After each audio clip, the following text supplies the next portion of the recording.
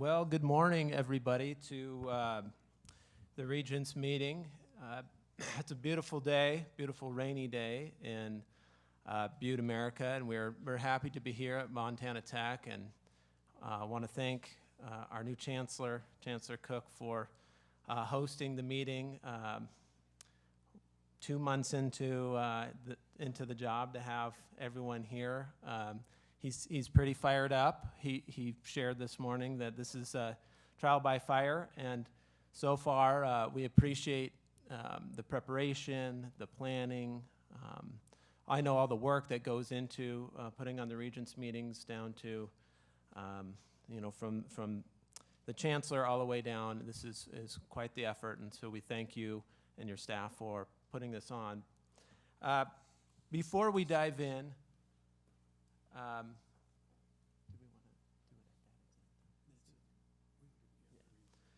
before we dive into some comments about the day and some comments about the agenda, today is September 11th, and I think it's appropriate for us to, as Americans, to have a moment of silence, to think about those that were lost on September 11th, and those who gave their lives after September 11th in the United States. So let's take a moment of silence and remembrance.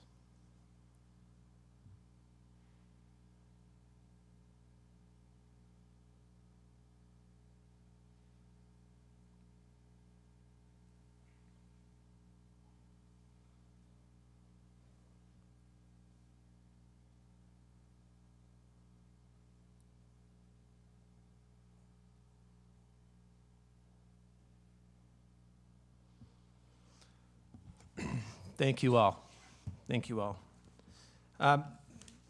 Today we have we'll have a busy schedule. We have an opportunity this afternoon to visit the new Student Services and Living Learning Center, which has been under the works for quite some time, and it's exciting to have the opportunity to go and check out the facility, which is really becoming the hub of the campus's social, academic, and cultural center. Innovative facilities like this help us support our students and position them for success, to deepen their sense of campus community, to grow and to learn together, and to expand the opportunities of inclusive support and collegialism. Student recruitment and success is something that really matters to all Montanans.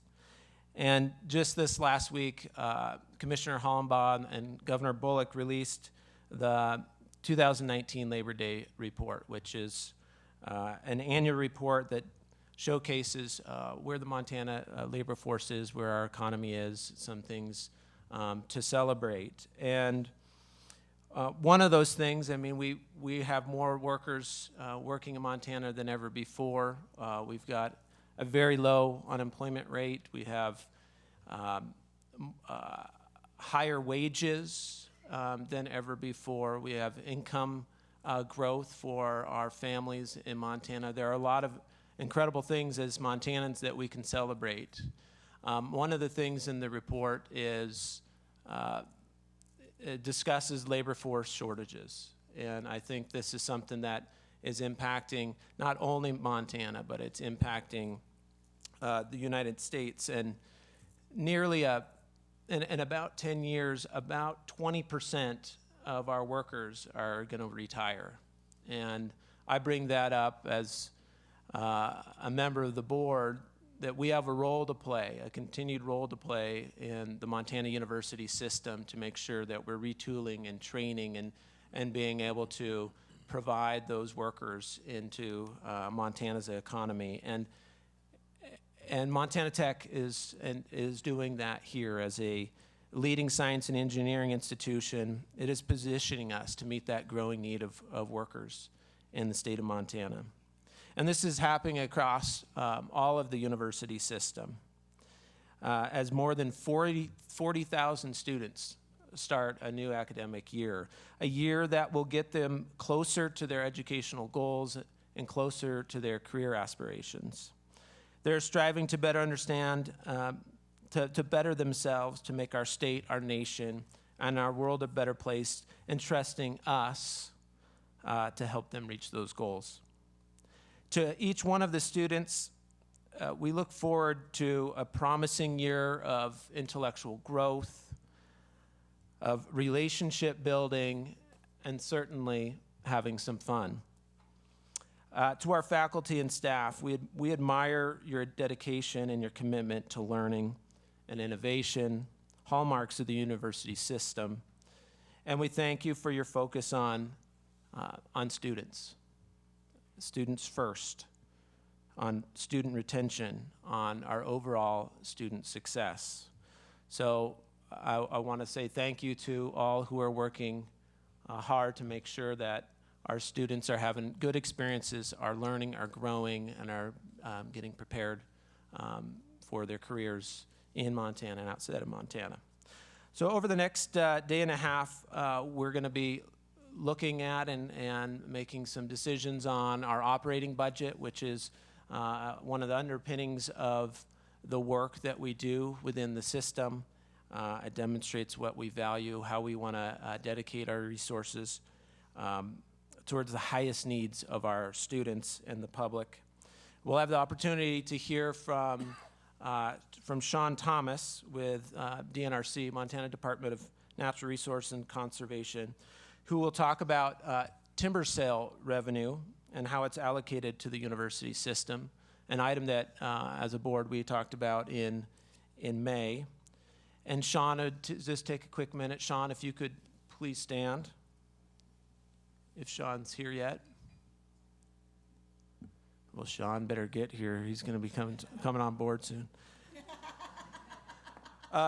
Also this morning, we're going to have 3 community leaders from Butte who are going to join us, and they're going to speak firsthand about the need for skilled workers in the local economy. And I'd like to introduce them if they're here and ask them to please stand. We have Stephanie Serini, she's the president of Butte Chamber of Commerce. We have John Wick, the owner of 5518, and Mike Cashel, he's the VP of Electric and Gas Transmission at Northwestern Energy. Well, they don't have that long of a commute to get to the meeting. Nobody's here. No one's here. And then as it relates to our committee work, we'll receive a number of committee updates and take action on our 2-year and community college committee. Will provide us with an update on how they're working to enhance resident student access through career and technical education, including some exciting updates on our progress on dual enrollment and the 2-year mission fulfillment, which includes engaging this board to support recruitment and underscore retention of our resident students. The Academic Research and Student Affairs Committee will provide an update on their work, including the innovative Montana Project 10, aimed at resident student recruitment and, again, retention, as well as our college access initiatives. We will also receive and likely act on a request to authorize the establishment of a master's degree in bioengineering at MSU Bozeman. We will be considering action in the ARSA committee today, unlike typically what we do is wait till we've gone through all the committees. Regent Nystuen and Regent Sheehy will not be with us tomorrow, so we'll be taking action. There is no action in the 2-year committee, but there's action to be considered in the ARSA committee. Moving on to tomorrow morning, we'll get into the nuts and bolts with the budget, audit, and enterprise risk committees. A number of authorizations and consent items will become before us for action, ranging from labor agreements to facilities improvements, and certainly approving our 2020 operating budget. So we have a full day, a full agenda for the next day and a half, so I'm going to turn it over to Chancellor Cook who would like to extend a welcome on behalf of Montana Tech. But before we do that, I think we need to take a roll call. Heather? Here. Here.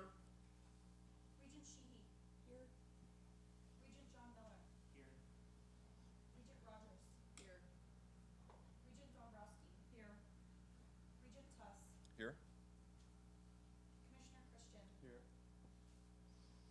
McCall Flynn. Here in for the governor. And Superintendent Artsman. Here. Thank you, Heather. Chancellor Cook.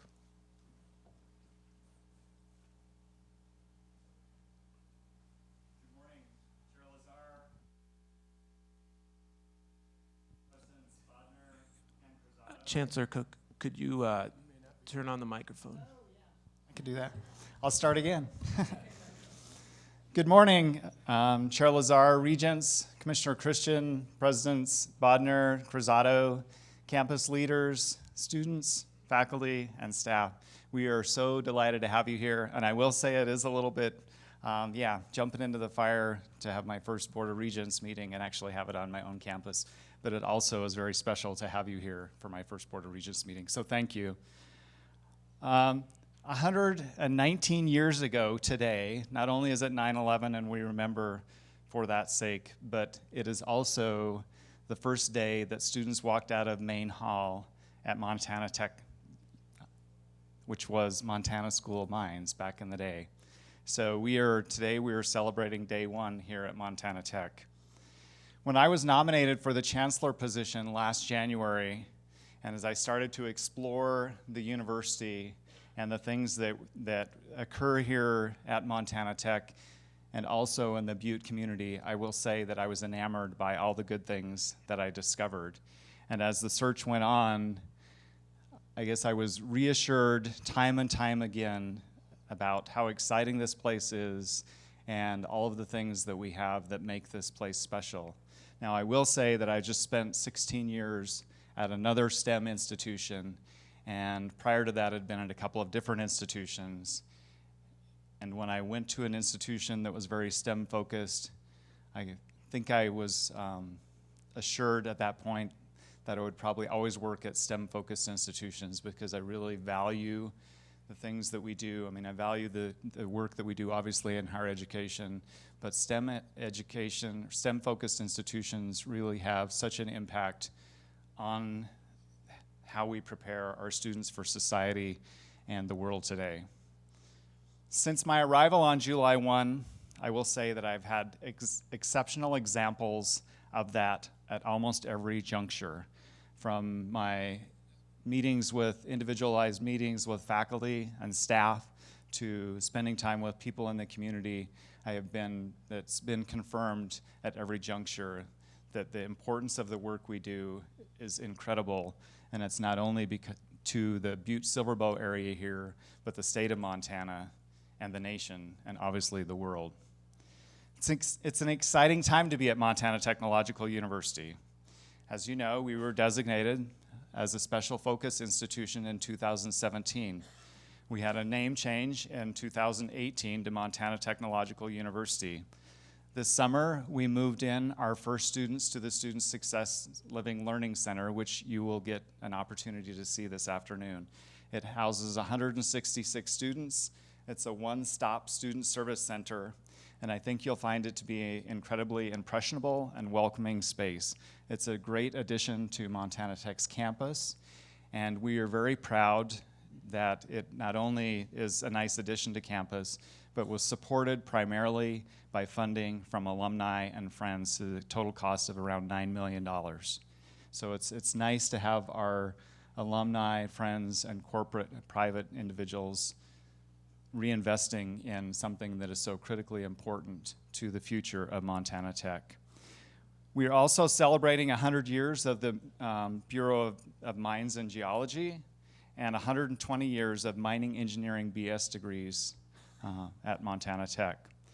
One other thing that I'd like to comment about is we celebrated 25 years of our Upward Bound program this summer. And Upward Bound, as you know, is a program that's sponsored, it's a TRIO-funded sponsored program that is primarily geared towards first-generation socioeconomically disadvantaged students and is designed to help those students to be successful in college, go on to be successful in college. I'm happy to mention that we have 3,000 plus graduates of our program, the Upward Bound program.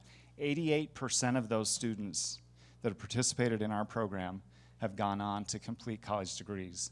And I think that's critically important as we think about workforce development and opening up opportunities for students that might not necessarily always think about college. 3 weeks ago today was move-in at Montana Tech, and I will say it was quite quiet around campus until that time. And for me, as you know, my background is spent most of my life in student affairs, work, and the whole student life. And so having students back on campus is completely energizing. Like many of my colleagues, I immersed myself in the move-in activities. And after spending much of the first day with helping these students get moved in and convocation, and then riding a bus, school bus, mind you, with a group of them to the Lady of the Rockies the following Saturday, I can assure you that our students have a lot of enthusiasm, intelligence, and ambition. You're on a campus that was recently named the #1 best value engineering school in the nation, and this is for the second year in a row. Our nursing program was ranked #1 in Montana and 38th in the nation, and we are ranked the #6 STEM university in the country. We're also consistently recognized for having some of the highest return on investment. Over 90% of our students applying to medical, dental, and other professional schools get accepted each year, and we had a 93% career placement rate for students 3 months after graduation.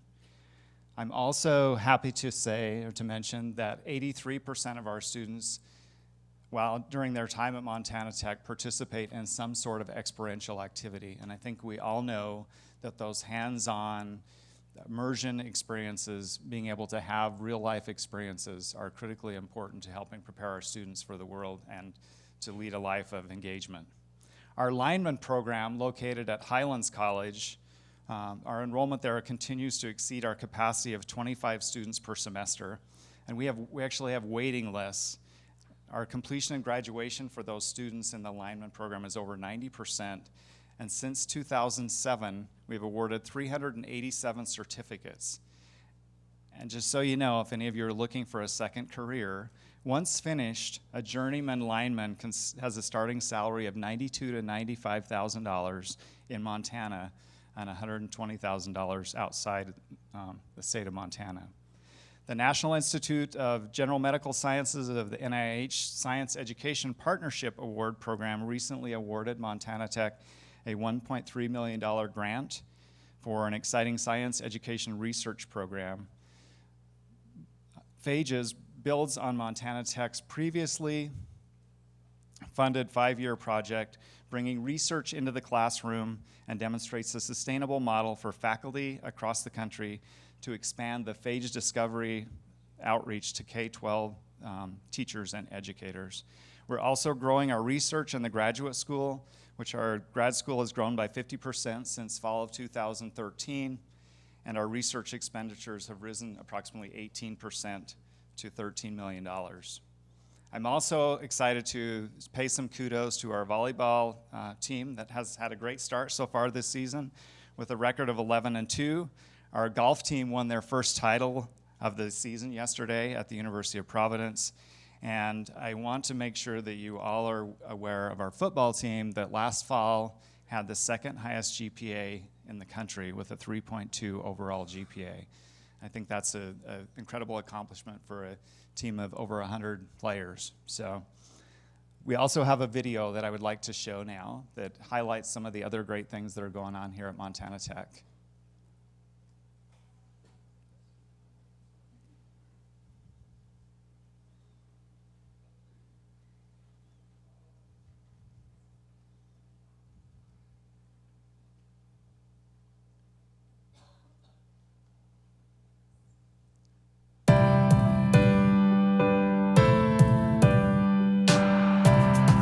Montana Tech has a long history of preparing students and graduates for lives of consequence. We embrace our rich heritage and are prepared to continue to transform the future.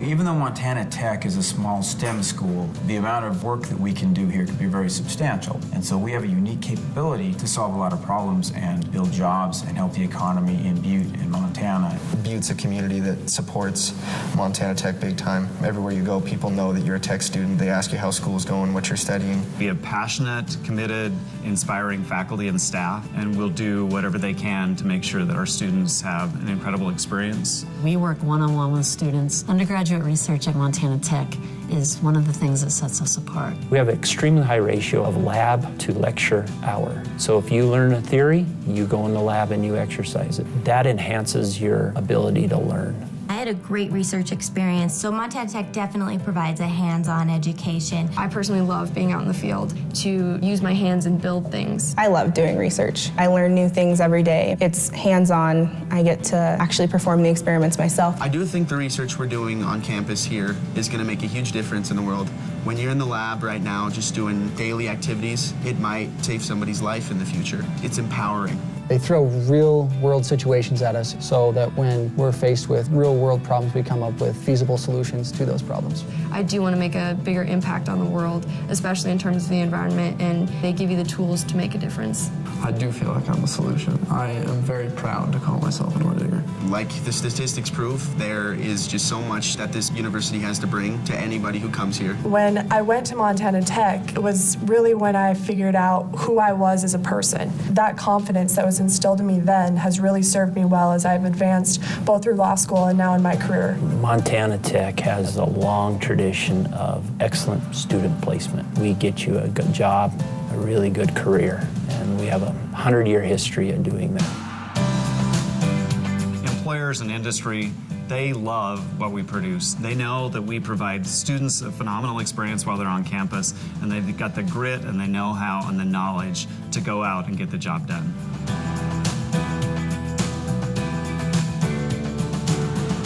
Montana Tech makes a difference in the lives of our students, our community, the residents of Montana, our nation, and the world.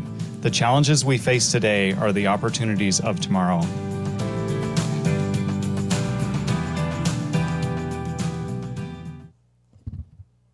Montana Tech is at an interesting time in our history, and as going forward, we're really focused on student success, obviously, and are going to hopefully make a difference in their lives to prepare them to go out and be in this world. Our vision for the year ahead is primarily to focus on students and their success, and to really look at our enrollment structures and the pieces that we have in place, to focus on student success and the experience, and to share our story and make sure that others are aware of who Montana Tech is and where we're going and what the good things that we do. We're also going to be focused on positioning ourselves for the future.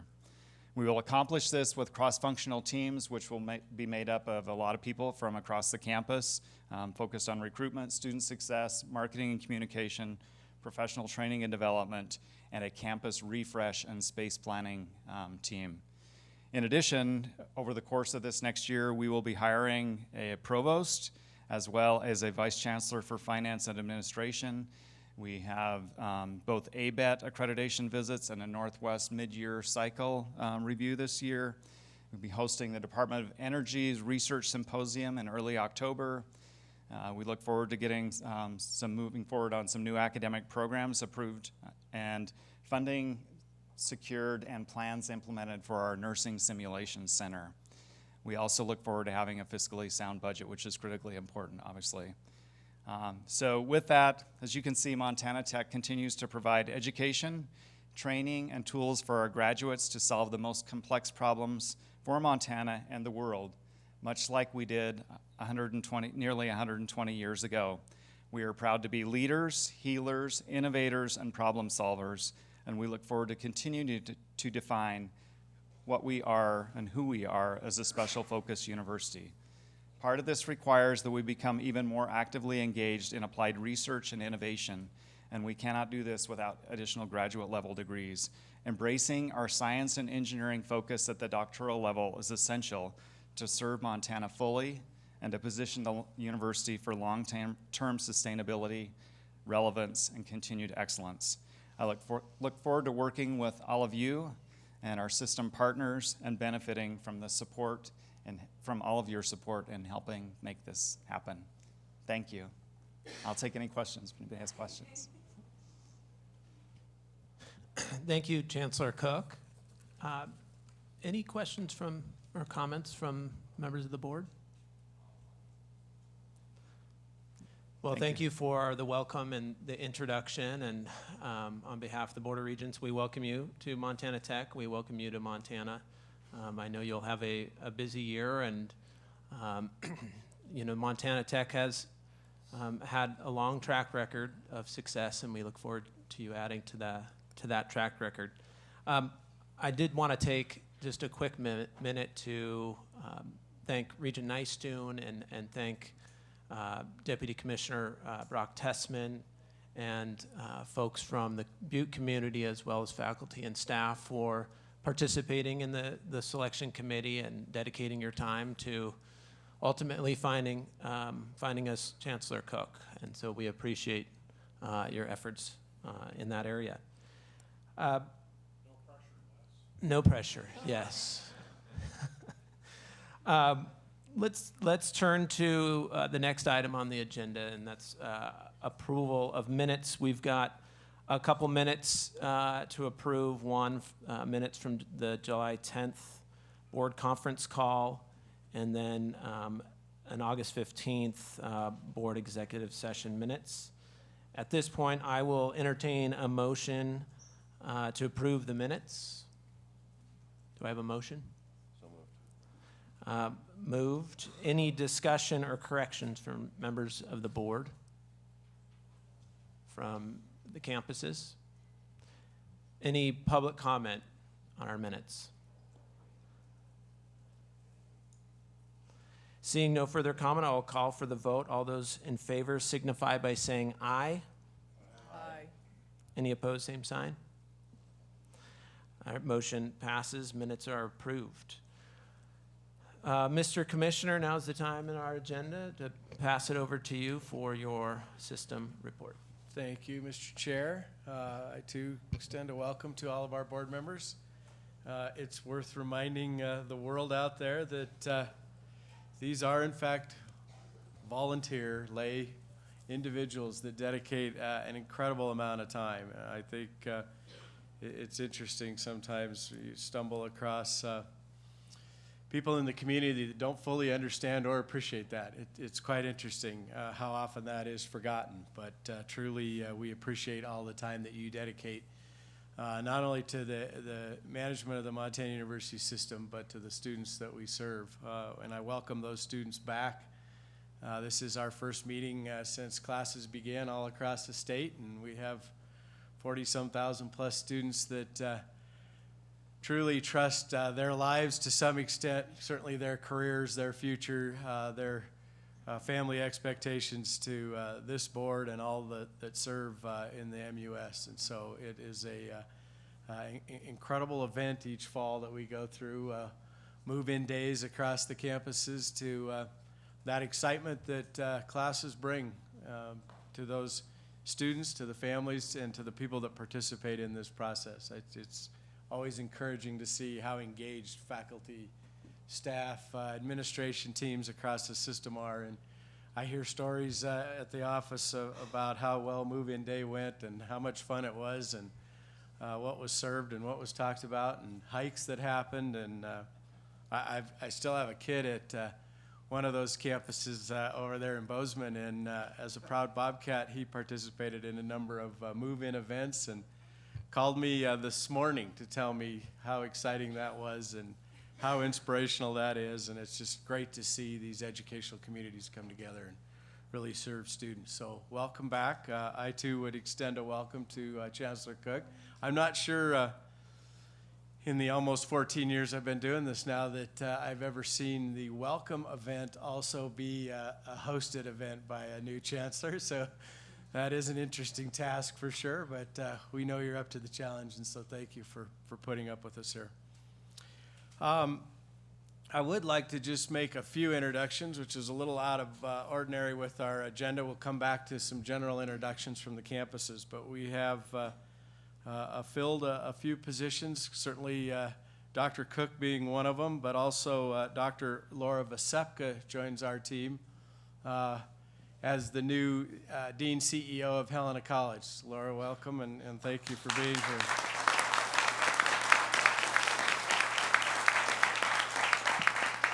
Dr. Vasepka comes to us from College of Science and Liberal Arts at Kettering University, Flint, Michigan, where she was the founding dean of that department. So again, welcome aboard. I'd also like to welcome Aaron, who maybe it's not a welcome, but Aaron Klingsmith to his interim president role at Miles. Certainly appreciate you stepping into that role and grabbing the reins there. Thanks, Aaron.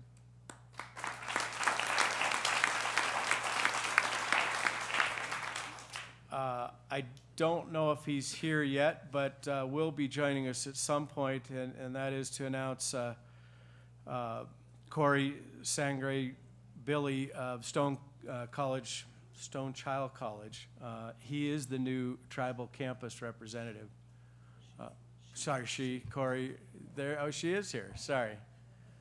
Welcome. Sorry for the botched introduction there, but we are very appreciative of the time that the tribal colleges and their representatives put into these board meetings. Appreciate you being here, and know that at any point that you want to share some thoughts or participate in this, you're more than welcome to join the conversation, and we do appreciate you making the effort to be here. It's that relationship between the tribal colleges, our community college partners, and the MUS as a whole is incredibly important to the mobility of students, and so we appreciate that relationship. Corey, thanks for being here.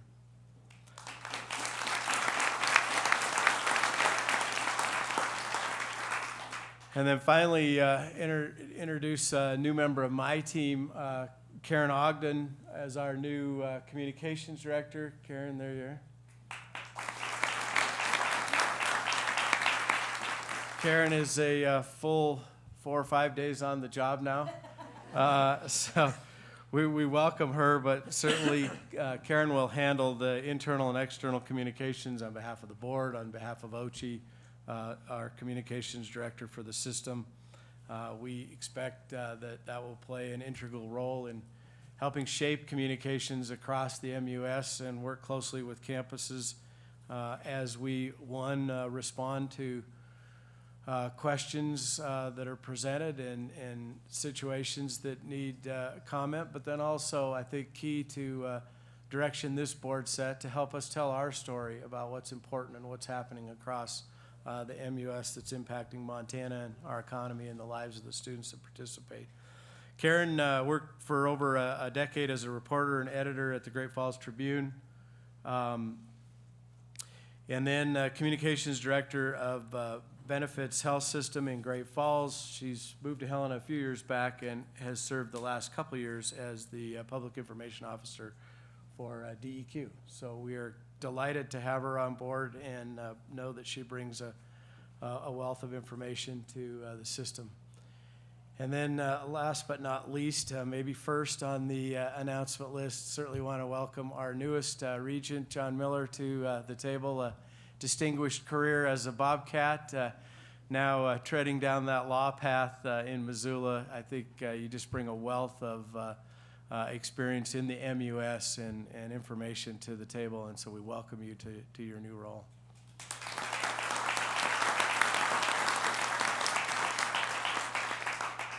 So a few updates, I guess, across the MUS, things to report out.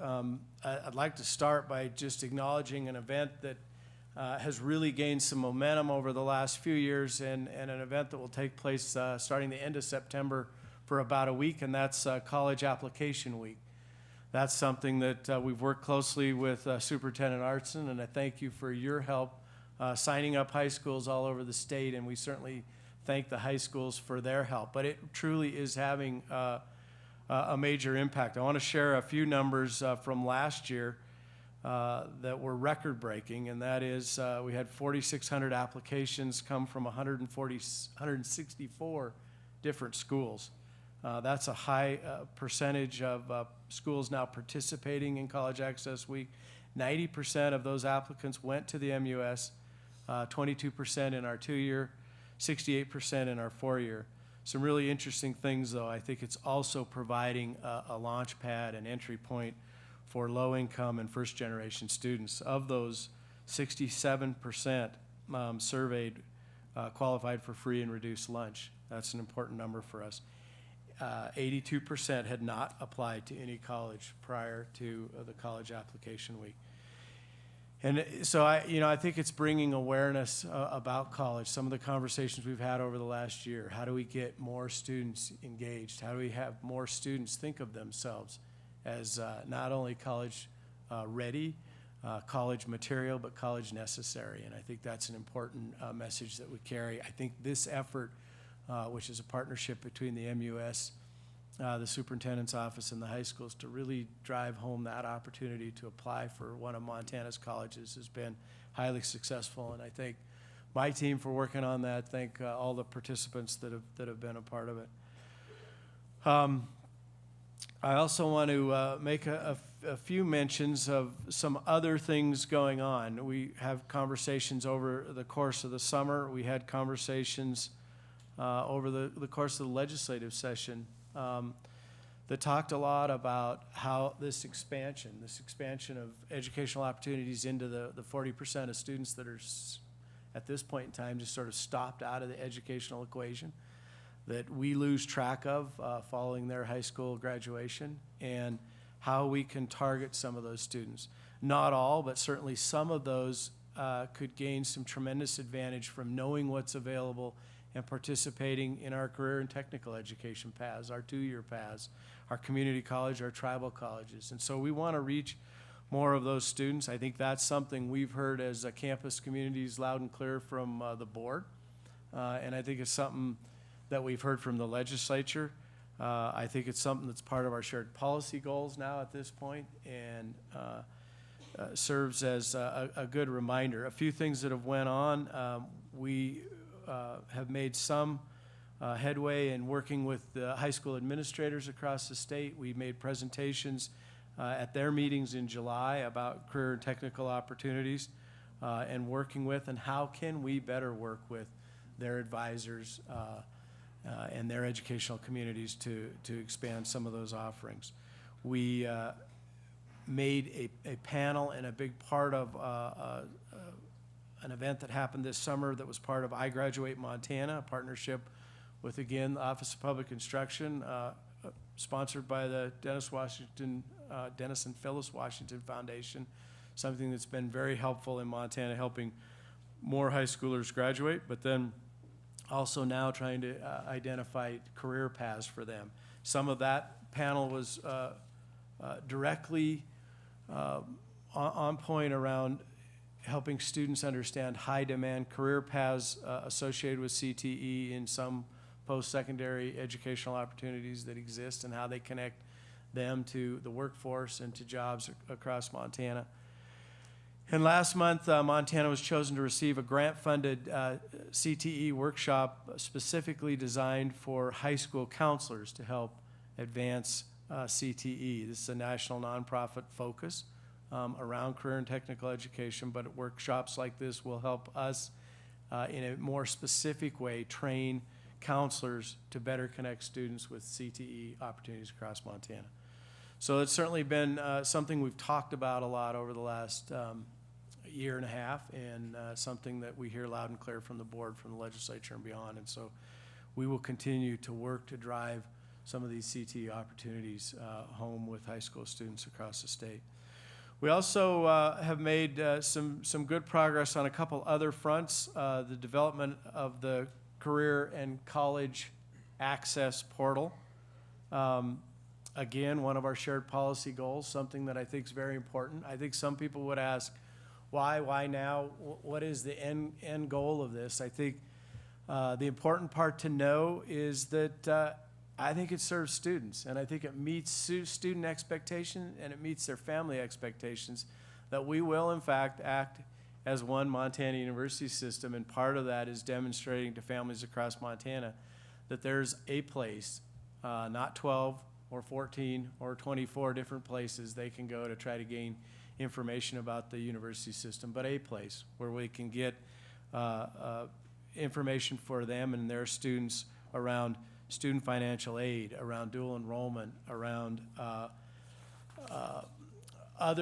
other services available, and eventually we see this developing into a common access portal, a common application space where we will be able to, and we're working on through a RFP process now, to actually a student can have some deliverables from there. They can apply in one place and broadcast that application in some common format to any campus across the MUS that serves them. I see this having future phases to it, which would also incorporate some aptitude and some Department of Labor industry information that would tell you what jobs are available in Montana, what are high demand fields, what's the expected likelihood of a job on the other end of this education, what do those jobs pay. And so I think there's a lot of work going into the portal. I think it's the right time for it, and we'll bring further updates as this develops. But we see it as a one-stop shop for student resources across Montana. And then lastly, make an acknowledgement around some changes that we will be bringing to this board very shortly on the academic approval process. As most of you know, I spent some time on this board before. I've always thought that approval process has some awkward lumps to it. Sometimes it doesn't leave room for incredibly important input from the board and conversation from the board and the community of this state that the board represents in that lay capacity, to bring questions to what is it that we need to do as a state, who are we serving, how do we serve them, through what degrees, what programs, what institutions will we serve them. I think that's a part that has just been sort of awkward within the current approval process. It comes too little too late with somewhat higher stakes, little room for input, and I think often been characterized as sort of a fait accompli to the end of a process, when I think board members need to weigh in at the beginning of a process. And so we've asked Deputy Commissioner Tessman and his team to really bring some focus around that academic approval process. We want to accomplish really three things. We want to be responsive to the needs of Montana, first and foremost, in terms of developing and bringing programs to fruition as quickly as we can to serve the needs of Montana, to serve those workforce shortages and the students that are interested in those career paths. Second, as I mentioned, we want to have an incredibly different and meaningful level for the board to engage in that important conversation. What will we do? Where will we do it? How often will we do it? Those types of questions that I think has been challenging in the current format. And then last, I think somewhat new, although we talked about it a bit a year and a half or so ago at a board meeting, and that is to have a much more developed accountability process associated with the approval of these programs. We've talked for years, going back to Lila Taylor as a board, of what's the business plan? I mean, it's not all business, but these have to make some sense for Montana to invest state taxpayer dollars in it. It has to have sort of an end goal in mind. So we will ask campuses to fully develop those plans, those business plans, make some commitments in the approval process to what these programs will bring to the table in the future and what they do for Montana, and then develop a review process to come back a few years later and say, how are we doing? And if we're doing well, excellent, that's what we're supposed to be doing. If in some instances we're not, we see developing some levels of where in some cases we may ask the board to extend that window to say, how are we doing? And in some cases we may say, you know what, it just didn't turn out the way that we thought it was gonna, and those programs will go away to leave room for other programs to be brought forward. And so I think adjusting that is something that really needs to happen.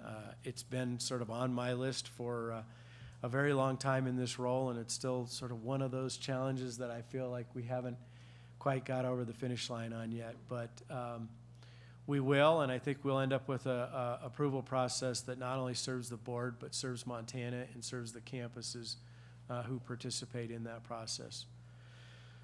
With that, Mr. Chair, we'd move on unless there's some questions about those updates. I'd be glad to answer. We'll move on to the campus reports and introductions. Okay. Any questions from the board? Regent Sheehy. This isn't a question, it's an add-on to the introductions. It's important to note who's not here, Amy Unsworth. Without Amy, I think we are highly susceptible to a wide variety of malfunctions today, just explanatory. That is true. We do have the capable hands of Heather here, and we appreciate Heather stepping into this role as of about a few hours ago. Amy's ill. We wish her a speedy recovery, but we will try to muddle our way through today. So campus reports, again, are listed. I personally find them to be a wealth of information. I encourage all members of this community to take a look at those, see what's happening on other campuses of importance, and digest those. We used to kind of read through them. That seemed like, especially in the context of higher education, we should be able to read those on our own. So we don't read them to you now, but I don't want to diminish the importance of those. Introductions. I know that we have a few scattered around. We have a few more at Ochi, and I'd like to ask Brock to make a few introductions from our team.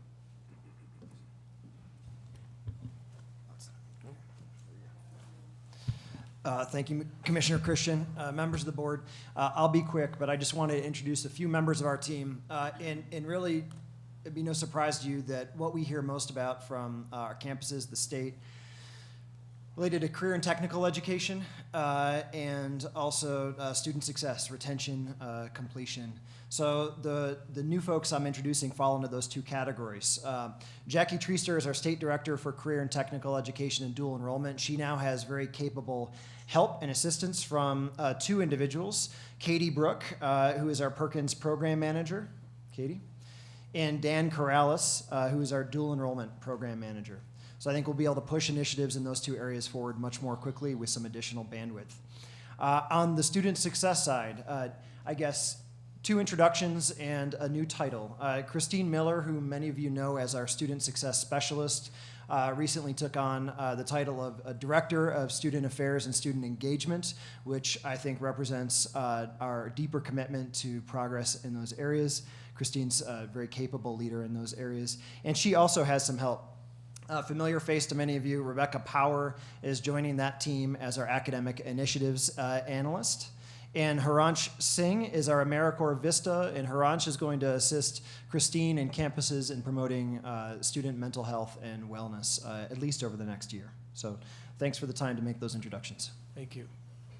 Are there other introductions? Madam President. Yes. Mr. Commissioner, members of the board, I'm delighted to make two introductions for the MSU Bozeman campus. The first one is Mike Trotter. Mike is our new Vice President for Information Technology and Chief Information Officer. He came to us. Actually, it was a long story. Mike has been working at some universities like Purdue University, and then he also spent a lot of time in the private sector.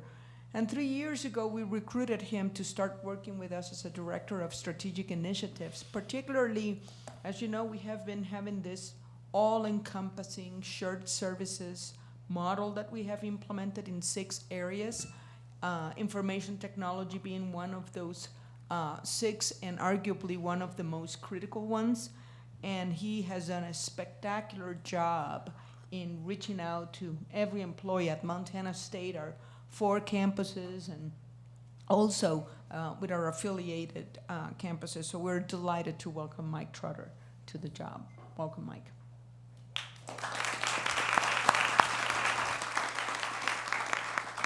And following on the thread and the theme of Michigan, recruiting in Michigan in general, and then at Michigan Technological University in particular, I'm delighted to tell you we conducted a national search for our Vice President for Research. We have changed the title now. It's Vice President for Research, Economic Development and Graduate Education, or VPR EDGE for short.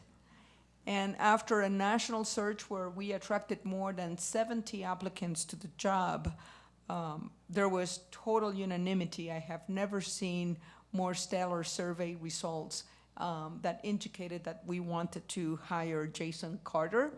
Dr. Carter comes to us.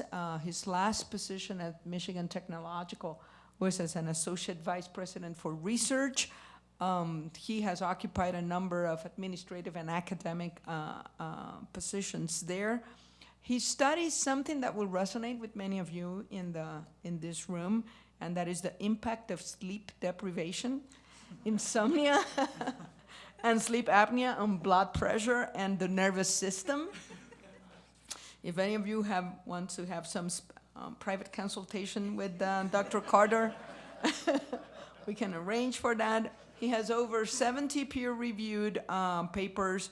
He's an elected fellow of the National Academy of Kinesiology, and he and his wife Kathy and his daughter Peyton have been welcomed with open arms. So welcome, Jason.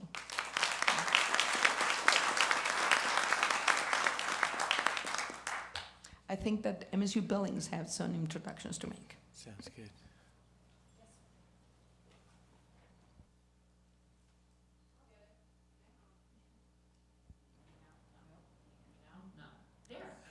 Greetings from MSUB. I'm obviously not Chancellor Edelman. He does send his regrets. There was a family emergency today that precluded him from being here, but I am thrilled as Provost of MSUB to introduce several people. Get your popcorn, we have a few. So first, if I may, Christine Scherer, please stand up. Christine Scherer is our new Interim Associate Provost. She's been with the Montana system since 2012. Started as the Dean of the College of Education, Arts and Sciences, and Nursing at Northern, and became the Dean of Arts and Sciences at MSUB in 2014. So she's doing dual duty. Thank you, Christine. Kim Hayworth, if you may. Kim Hayworth is our new Vice Chancellor of Student Access and Success, also from Michigan, just for grins and giggles. Moved from Michigan to Montana in June, has 29 years in higher ed experience with admissions, student success, retention, and freshman year experience programming. She has an MBA and a PhD in higher ed leadership, so thank you, Kim. Susan Simmers, not from Michigan, but from Colorado. Susan is our new Vice Chancellor of Administration and Finance, and she comes to the position with excellent experience in both public and private higher ed. She joined us in mid-August. Maureen Brocky. Maureen. There's Maureen from Utah. Maureen previously worked for the Utah System of Higher Ed and most recently at the University of Utah in Marketing and Communications. She's been in Montana 4 months and has an MPA from DePaul. And last but never least is Brett Weitz, who is truly the infrastructure of MSUB. Brett is our new Director of IT, and he's an alumni of MSUB, has 14 years in IT, the last 6 at MSUB, holds 9 different Microsoft certifications, and has a wife and 3 beautiful children. So we have completed our administrative team here at MSUB, and we're thrilled to have everybody on board, so thank you.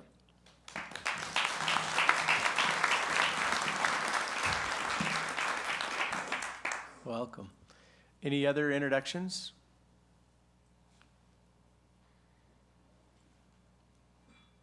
Kevin, we know you. All right. Well, I think seeing no further introductions, we have the next item on our agenda, which is a request to approve or amend our own bylaws around a name and the committee names. I guess what's in a name, Heather, if you can you open that? So a couple things. Some is just getting this up to speed. We had, as some of you may recall, 4 committees in our bylaws, still had staff and comp in there. We've had some conversation with board members and board leadership around what committees do we need, and where will they be, and what will they be called. And so we're going to pull staff and comp with this change out of the structure, and we're going to slightly change the name of the budget committee to be Budget Administration and Audit, which will handle all financial matters moving forward. Mr. Chair, glad to answer questions around that, but this didn't fit nicely into one of the committees, so we thought we would deal with it right here, and I think it's ready for action. Thank you, Mr. Commissioner. Before we entertain a motion, is there any conversation or comments from members of the board?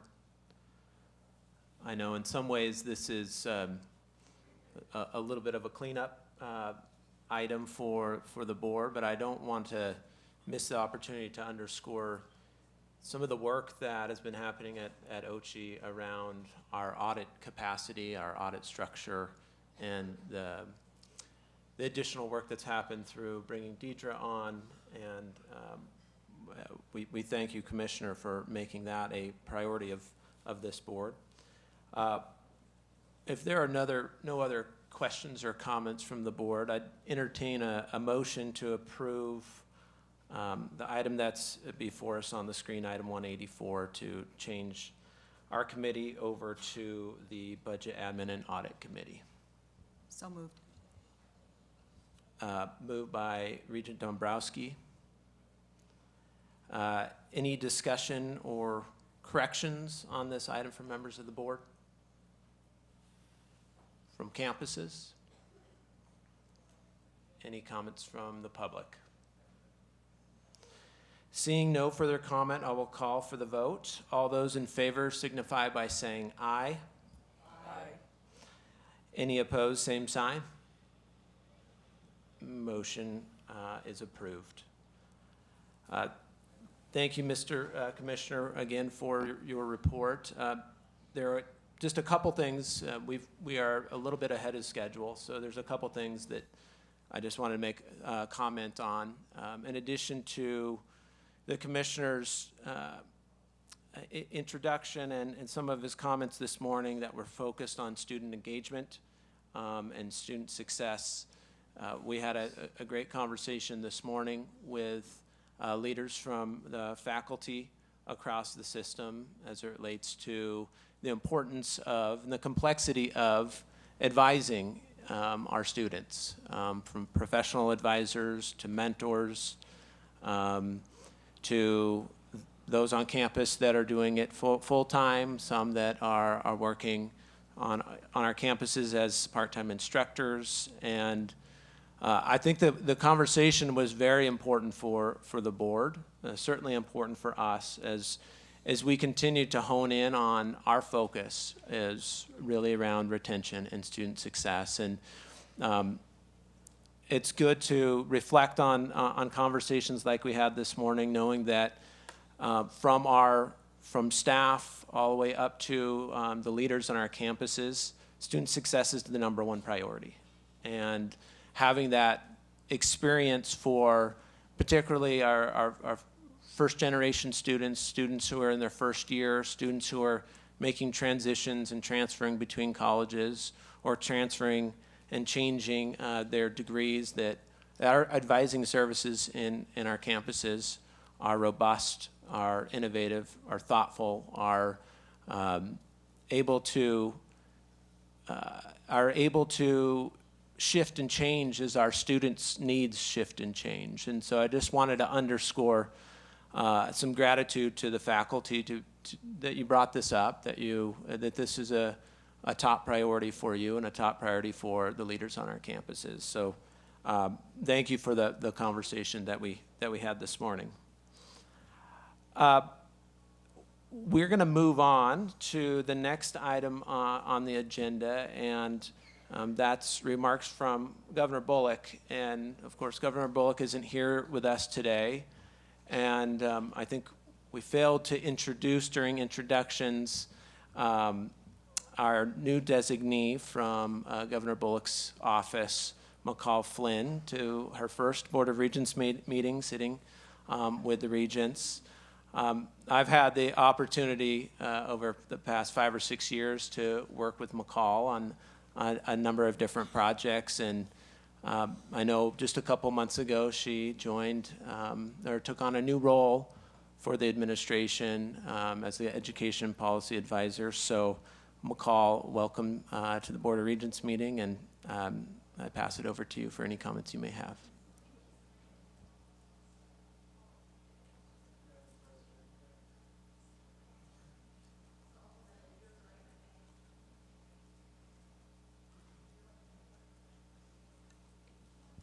Perfect. Thank you, Chair Lozar. I've gotten to know Casey over the years, so thank you for the introduction. Like he said, McCall Flynn, Governor Bullock's new Education Policy Advisor. I have been on this job for a little over 2 months. So as Chancellor Cook said, kind of drinking from a fire hose still. Many of you knew Siri Smiley, so I know I have big shoes to fill. But I've been fortunate enough to know many of you and to meet many of you through my former role with Lieutenant Governor Cooney, and prior to that, then Lieutenant Governor McLean, and have also been in the governor's office then since 2013. Commissioner Christian spared me from giving a report today, so thank you for that. But I do look forward to meeting with you all again in November and talking about all the great things that the governor is working on in education. And then look forward to meeting you all on breaks. And if you have any questions for me, happy to take them. Thank you. Thank you, McCall. And we'll turn it over to Superintendent Arntzen for your remarks.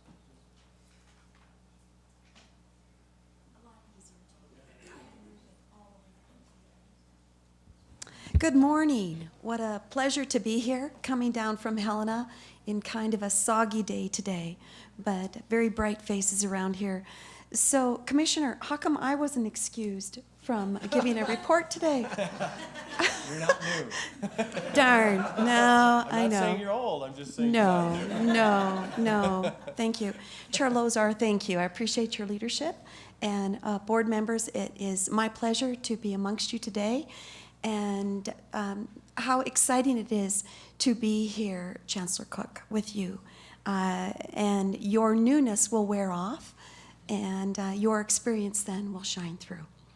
So one of the things that I would like to say is, as you are opening all of your doors across Montana, our 821 public school doors have been open now for 3 weeks to 2 weeks, depending on where you are across our state. 148,000 students have been embraced by 15,000 teachers who in their heart have student success from the moment that they see those shining faces all the way to the end of the school year. So school safety is one of my middle names, and I'm very pleased to see that our bus schedules, our bus routes. So as we travel across our state and our communities, please acknowledge those buses as they carry our very precious cargo. I also wanted to say thank you for your opening remarks for 9/11. It's 18 years, so our graduating class of this year may not even have been a thought when the towers fell. So it is our duty as Montanans and Americans to remember and to remind. We have 5 standards that we are dusting off and revitalizing. One of those is our social studies. Social studies is geography, it's economics, but it's also civics. And within that compartment, we can unwrap what happened, why, and hopefully never again. So when you embrace those students that are coming onto your campuses with 9/11 and understanding our civic duty to not only our beautiful great state, but to our wonderful nation, civic standards is something that we can all embrace in all of our communities and across all of our campuses and in all of our public schools in Montana. So with safety still in mind, I want to say thank you very much to the University of Montana. We are in a strong partnership with a Stop Violence grant that occurred from Congress, and I want to give a shout out to Dr. Lee and his leadership. We're talking about social-emotional health for students. Mental health is something that teachers not necessarily are prepared to teach, but the awareness of that must happen. We must be known for our great beauty in our state, not for our suicide rates. So it is something that I'm very strong partnership. And I also want to thank you very much, Dr. Casado, for allowing us to partner in a grant for rural Montana for counselors. And I encouraged, when they came to me, because we're proctoring the grant, when they came to me at the agency, I said, but this is about Montana. So the leadership that was shown from MSU came over to the University of Montana. And together then, we are going to enrich the lives of students, not just in career education and their pathway to success, but most importantly in mental health. So I'm very, very pleased for that. Thank you for that leadership. I also want to give a shout out to MSUB. And I know that the Chancellor is not here, but thank you very much, Provost. We are partnering with the SAMHSA grant. They heard my pleas to say we need to house a grant for Native American achievement for mental health awareness on our tribal lands. And rather than having them somewhere else, what a best place for them to be on campus.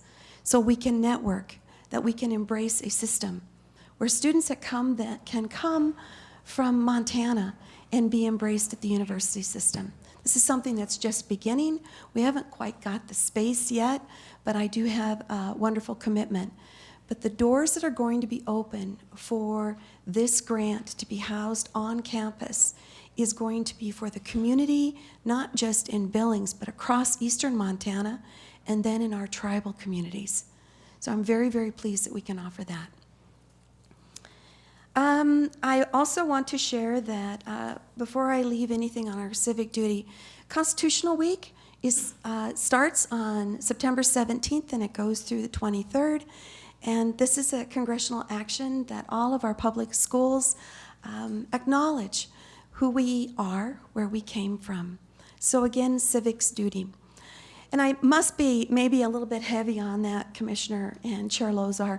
My father was an American history teacher for many, many years, and I think that's where I get my civic duty, not just from my classroom experience, my legislative experience, but from my kitchen table experience of what it is to be a Montanan.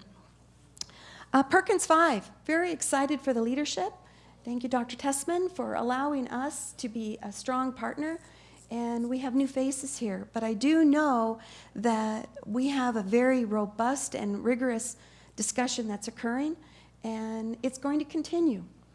You know, when students enter elementary school, whether it's at a 4-year-old level or a 5-year-old level, and when they exit, we have to have that vision from the moment they come in.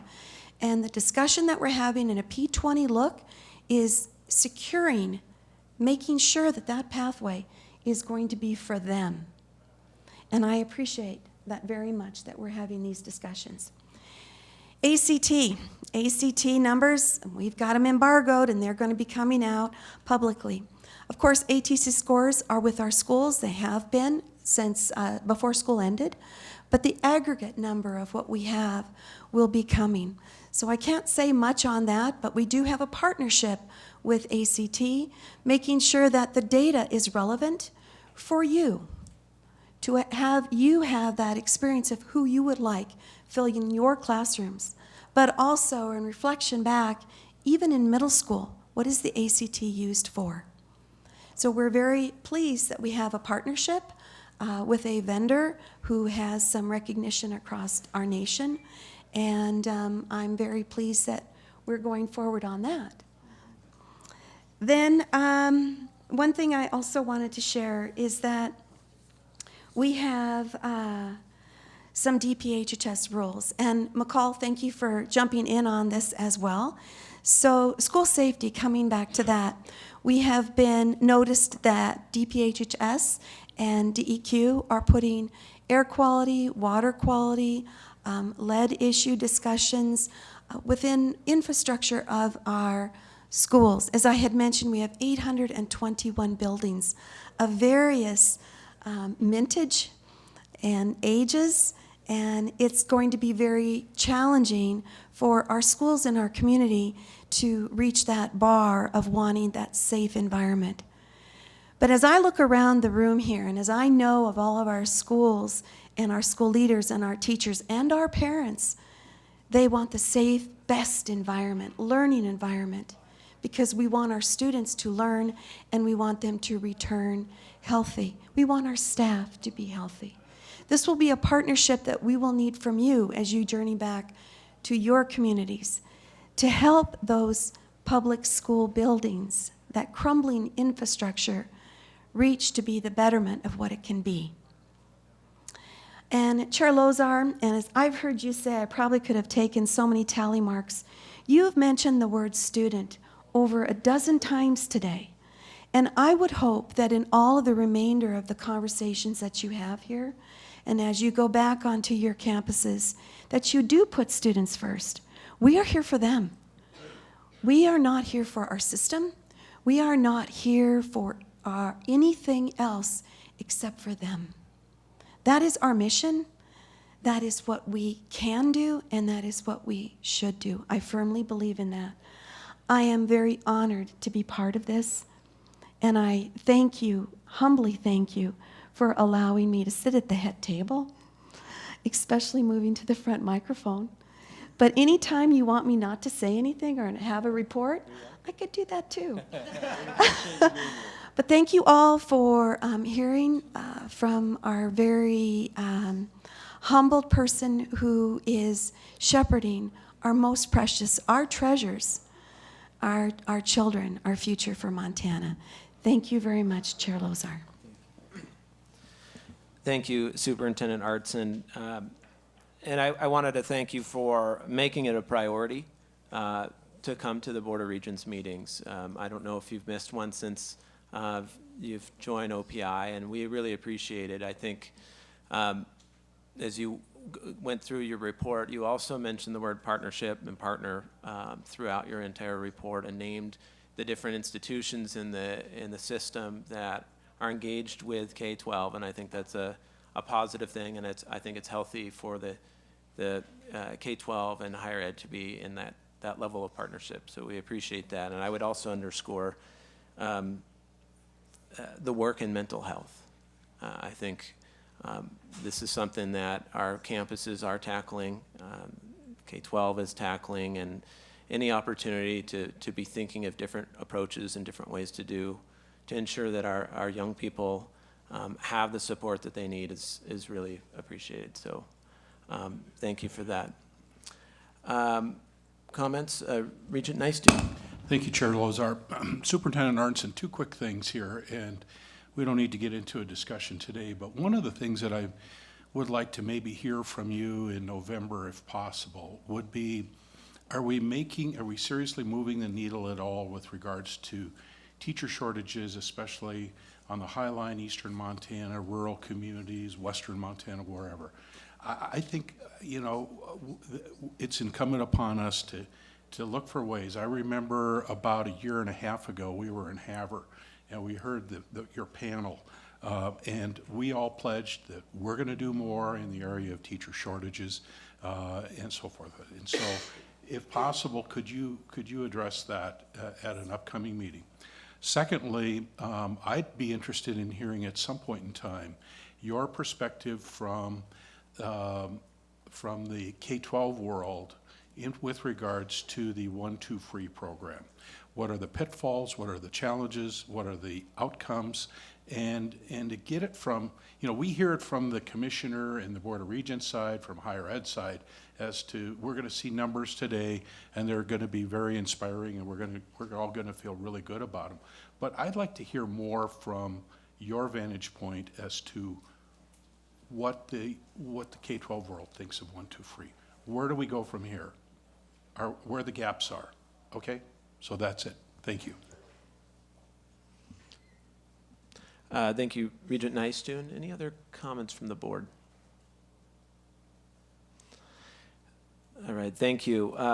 We are identifying the folks to come in for our next item, What's Up Butte. So we're going to take about a 10-minute break right now. It is 9:45. We'll take a break and start back up at 9:55.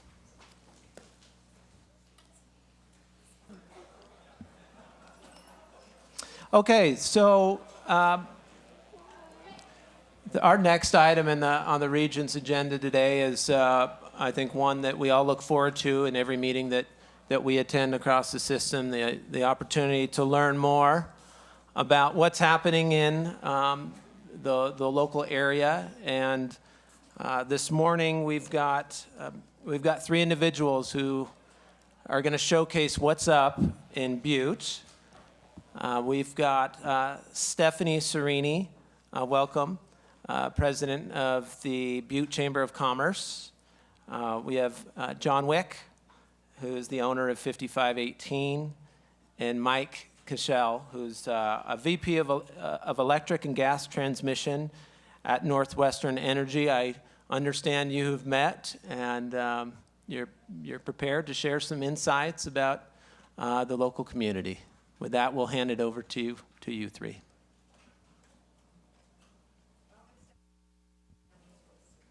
Thank you. I am Stephanie Serini, and I am the Executive Director President of the Butte Chamber of Commerce. So I'm very fortunate to be able to work very closely with Montana Tech in our community. I also sit on the Montana Tech Foundation Board of Directors. So I feel very fortunate and very honored to be here today. Butte being a community of just under 35,000 people, we are a community that is a stable community, but we are anxious for growth. And our whole thought is if we grow Montana Tech, we'll grow our community. So we are finding different ways to incorporate getting Montana Tech, partnering with them even more so than what we do, and getting them into our community. There are many different projects that we're working on together. We're lucky to be able to have Dr. Cook be part of Montana Tech and to be part of our chamber and our community. And he has certainly started off with a bang and getting involved, excuse me, right away. One of our projects that is very important to us as a chamber, as a community, and for Tech is to help this Park Street corridor and to improve that. What we realize is the people that are coming up here, whether it is the Board of Regents, the Foundation Board, the community, or families dropping off students, that we really need to make this, the appearance of Montana Tech even better. So we are working very closely with our city county government and met with them last week on how we can do that. So that was very important to Dr. Cook as well when we have met. So we're looking forward to doing that as a project here in the upcoming months.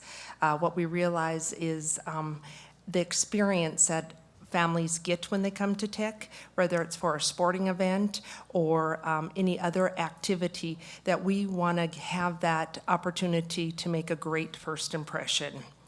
Trying to think of some other things that we're working on together with Dr. Cook, the Tech, and the Foundation, is really trying to create experiences for the Montana Tech students, getting them into the community, getting them involved in different events, and having them be part of, truly being part of our community. We realize that's how we're going to, as I said earlier, grow this community. So that's about it for me until we add more things. I'll go next. That's cool. Hey, everybody. Thanks so much. Welcome to Butte. What's up, Butte? My name is John. My name is John Wick. I'm the founder and owner of 5518 Designs. We are one of Butte's few creative agencies in town, and we started in 2012 as just graphic design, visual design, and we've grown our brand of apparel into a retail store that we've opened up on Main Street about 3 years ago, just about 3 years ago. One of the things that I'm most proud of is that I'm a 2012 graduate of Montana Tech. I got my master's in technical communication here, and through that, that's kind of how I started doing everything that I'm doing now. One of the things I'm most proud of is the plaque hanging on my office wall that named me a Distinguished Alumni in 2015, which I think is really cool, and I'd like to share that with a lot of people. Another thing that is kind of a neat experience for me is that we get to design and create Montana Tech apparel and sell it in our store. And some of the neatest experiences that I have is when alumni and current students walk in and they see our tech gear and they get excited to wear copper, right? And I think that's really important. And that's something that I can contribute to. The tech, and kind of to piggyback a little bit what Stephanie said, was that tech and Butte are intermingled, but there is a sense, and I think over the last handful of years, that we've kind of coexisted a little bit. You guys do as good as you can do, and the businesses in town, and we can do as good as we can do, and that means we're both doing well. What I think is if we can increase community engagement and partnerships with businesses, I think together we're gonna achieve more. And as tech grows, as Butte grows, and vice versa. And I think that's a really important thing that we can strive for. I don't know what that looks like. If there's a particular position or department of community outreach or however that may pan out. But I think putting forth more effort to work within our own community together, we can strive and achieve more. One thing that I always think of, and as a student up here, the student experience is great. I love it here, but I think that's one thing that we can focus on is improving student experience here. For a few reasons. One, I think we should continue to strive to instill pride in our students of going to school here, not just because they're going to get a great job and a well-paying job, but because they love being here and they love being in our community. I also think that it creates, it's an investment in the future where we have more engaged alumni and we have advocates out in the world selling Montana Tech to others just through word of mouth. And that way we can call on them when we need them for things like donations, for whatever else may creep up in the future. But I think one of the big strategies that we can focus on is community engagement to create an improved student experience. I see Montana Tech as the third university in the state, and I think the crossroads of this community and the crossroads that we have happening right here on Tech are very important, and I think this is a really great time to be a part of both of it, both town and this university. So thank you guys for all your work and helping us create what we've got going on and moving into the future. Thank you, John. Mike? Good morning, and first of all, thank you, Chancellor Cook and the Board of Regents for allowing us to come here today and address this group. I'm going to speak today kind of through the lens of a longtime Butte native. I was born in Butte, graduated from Montana Tech in 1986 and with an engineering degree. Other than a short stint living in Portland, Oregon, I've lived in Montana and Butte all my life. I went to work shortly out of school for Montana Power Company, and now I work for Northwestern Energy. I've been with Northwestern Energy for 33 years. So I've seen Montana Tech grow and change in that period of time. And as an employer in Butte, we have a view of Montana Tech that's very, very positive. So a little bit about Northwestern first so you can understand what Montana Tech means to us. We are a gas and electric utility. We serve customers in Montana, South Dakota, Nebraska, and also we serve the Yellowstone National Park, which is a great honor. Our largest operation is in Montana, where we serve over 573,000 customers, electric and gas. We've traditionally relied heavily on the Montana university system for our employees, and that's not going to change. We, like many industries, have an aging workforce. You can tell by the gray hair and the not so gray hair.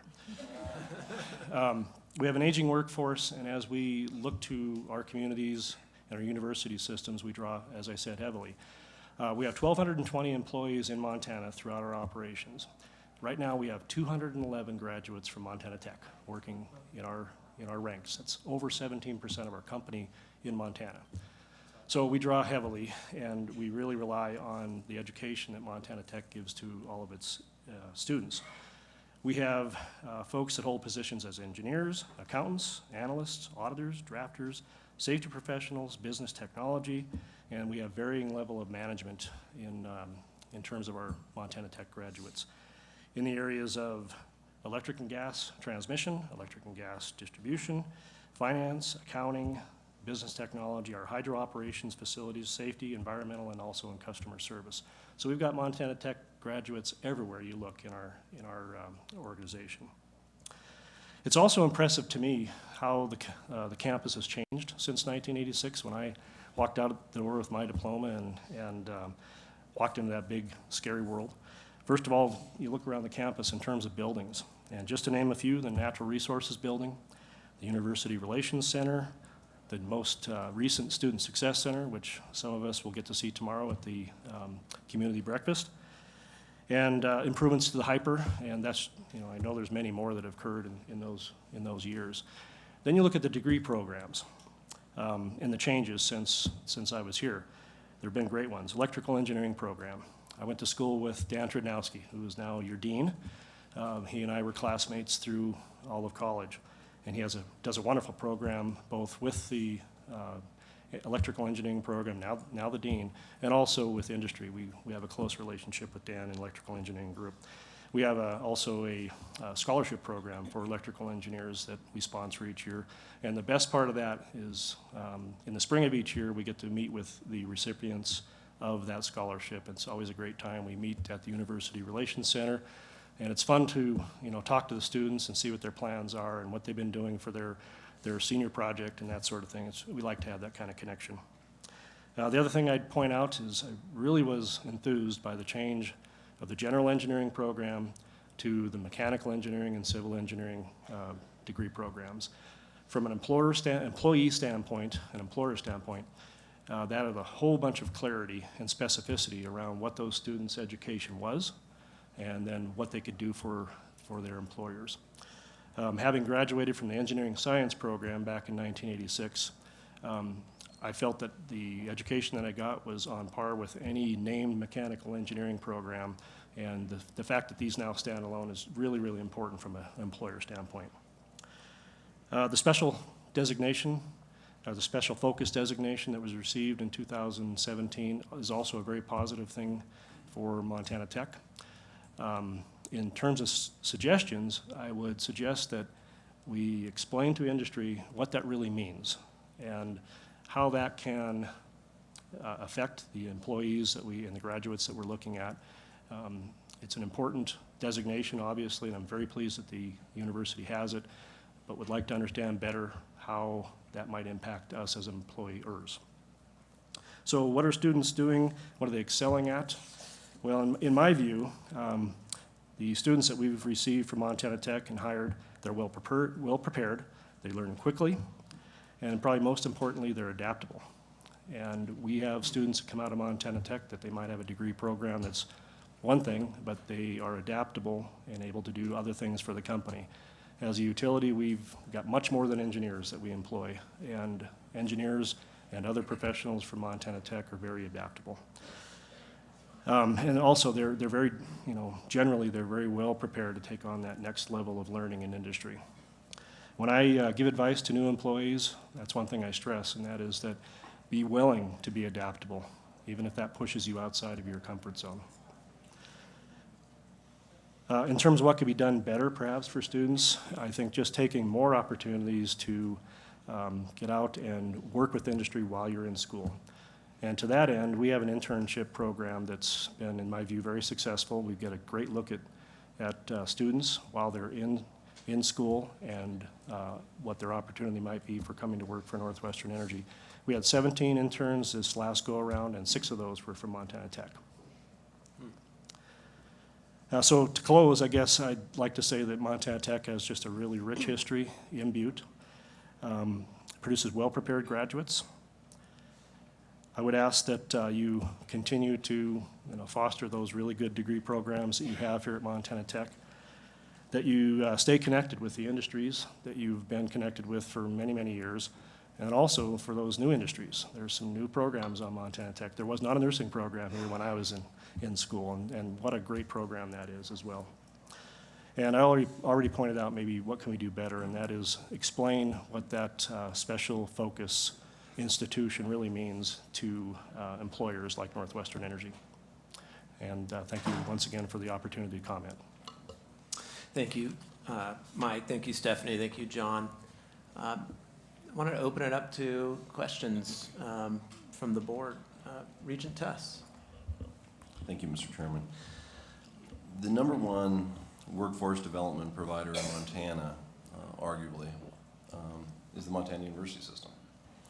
So representing the employer community, and John, you spoke already a little bit about this, but knowing we're not going to come back to Montana Tech for another 2 years, and you have a minute with the body that governs the Montana University System, representing that employer community, what could we be doing better? How could we be preparing students better for the world of work? And what is the employer community in your morning coffee classes talking about in terms of what they need, in terms of the product that we're producing from the university system? I'll start with the relationship that our community has with the university has been outstanding, especially with Highlands College. We are working very closely with Dean Juracek on getting students out into the workforce, and we've seen so much success with that, with a lot of our companies that we are partnering with. So our experience has been very positive on that level. And, we've been able to help create programs for these students to get into the workforce, like Montana Precision Products.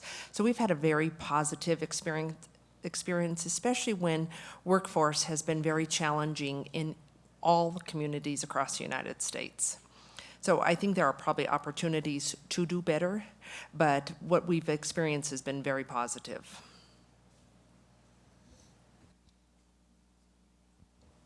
The one thing, of course, I missed an entire section of my notes as I was talking to you earlier. The one thing that I feel that Montana Tech does really well is its mission of educating people and creating that workforce. And I think the nuts and bolts of educating the student body here is second to none. I've had an internship program just through my little business for the past couple years, and it always impresses me the first or second day I have an intern to give them a design brief and let them rock and roll with it, and I have a product at the end of the day. And that's just proof that we're creating practical, real world, hit the ground running sort of students.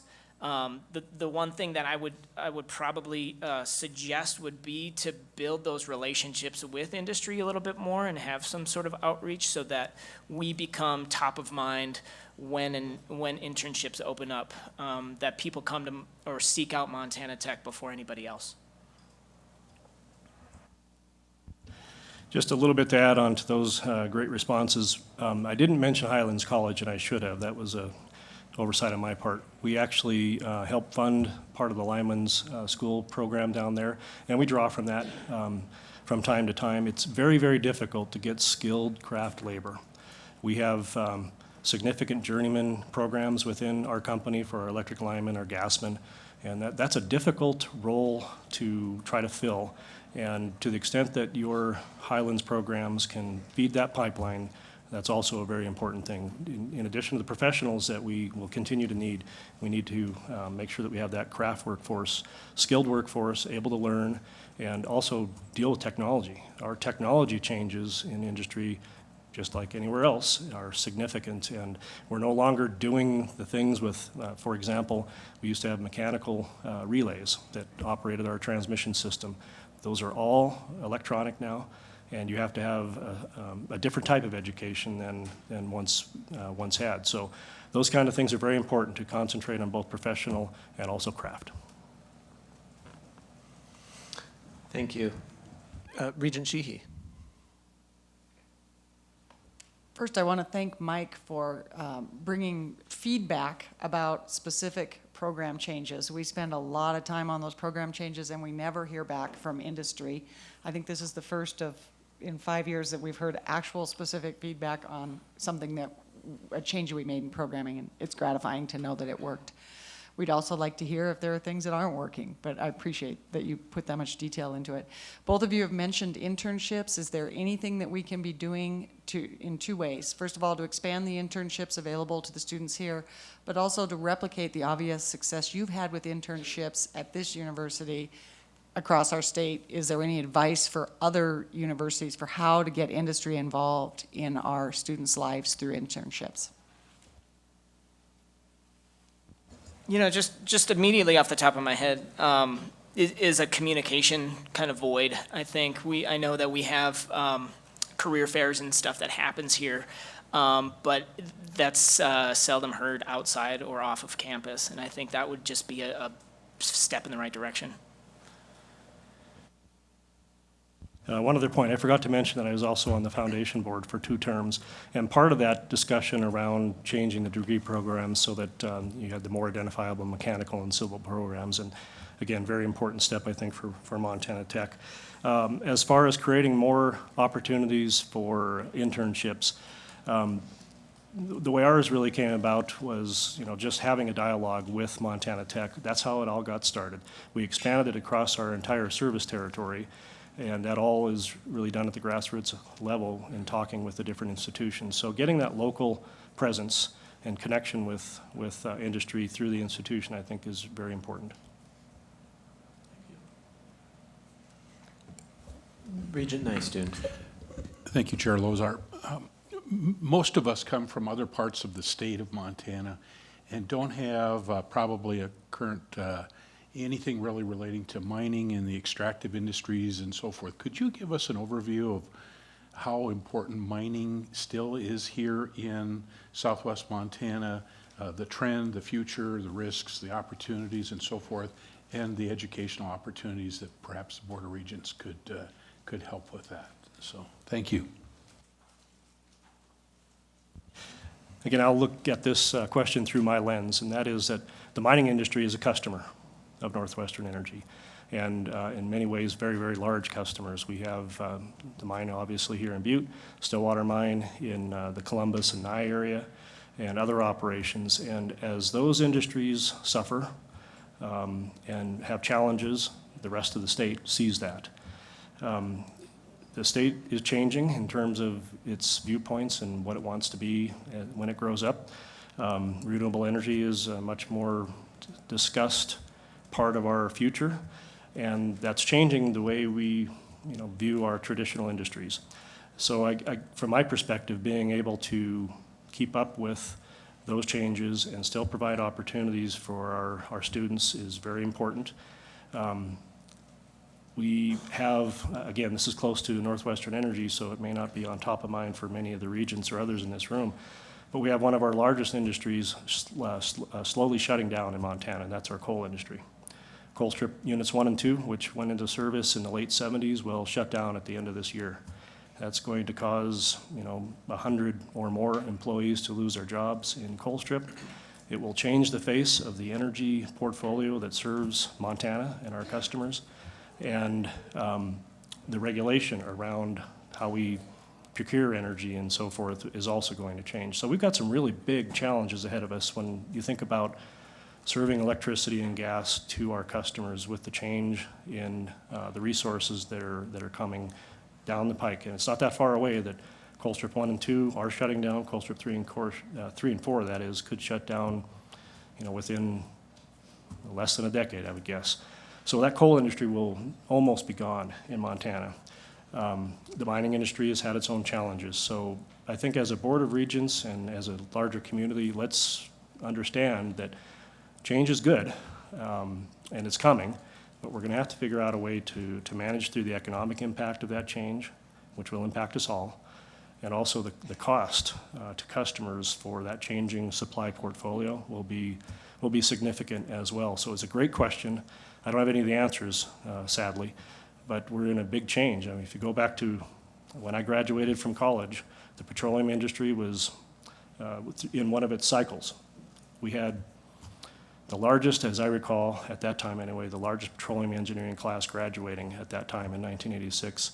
And my further recollection is that, unlike many years before that, there wasn't a single job that those graduates had when they graduated. They had to go do other things. So we do cycle in the energy industry, and that's going to affect all of us. So again, I don't have any of the answers, but quite a dialogue. I think. Regent Miller. Oh, Or sorry. did you have a? Stephanie. I apologize. What I was just going to add is, mining is our history. It's where, it's really, truly is what defines us here in Butte.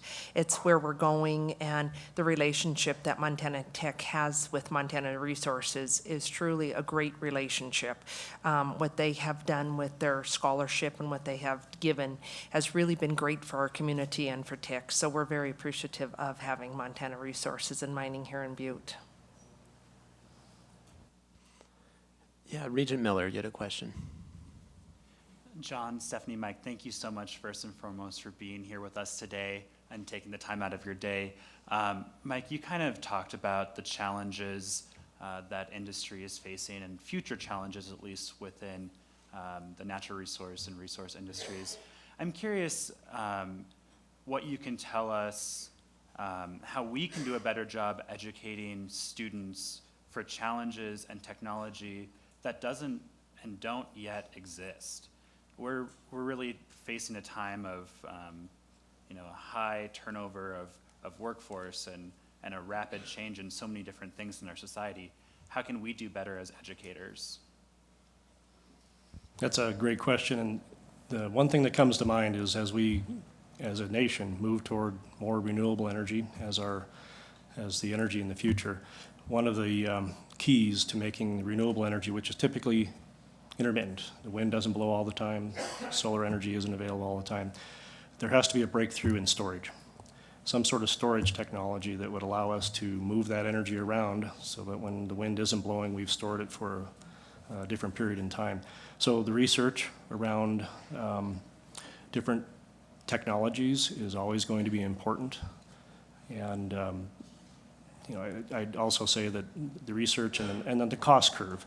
There are storage applications today, and those storage applications, the cost curve continues to come down. If you think about a handheld drill and the amount of power that an old battery, 10-year-old battery had, the old technology had, and the length of time that it would stay charged, well, that kind of technology is being used for larger applications, and that's all through research and development.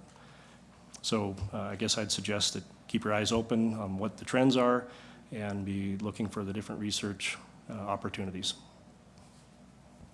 I actually think that's really, I think that's really important to kind of keep in the forefront of our minds as we move forward or look forward, because we're trying to educate people to solve problems that don't exist yet. And so to me, in my mind, we need to develop critical thinking skills.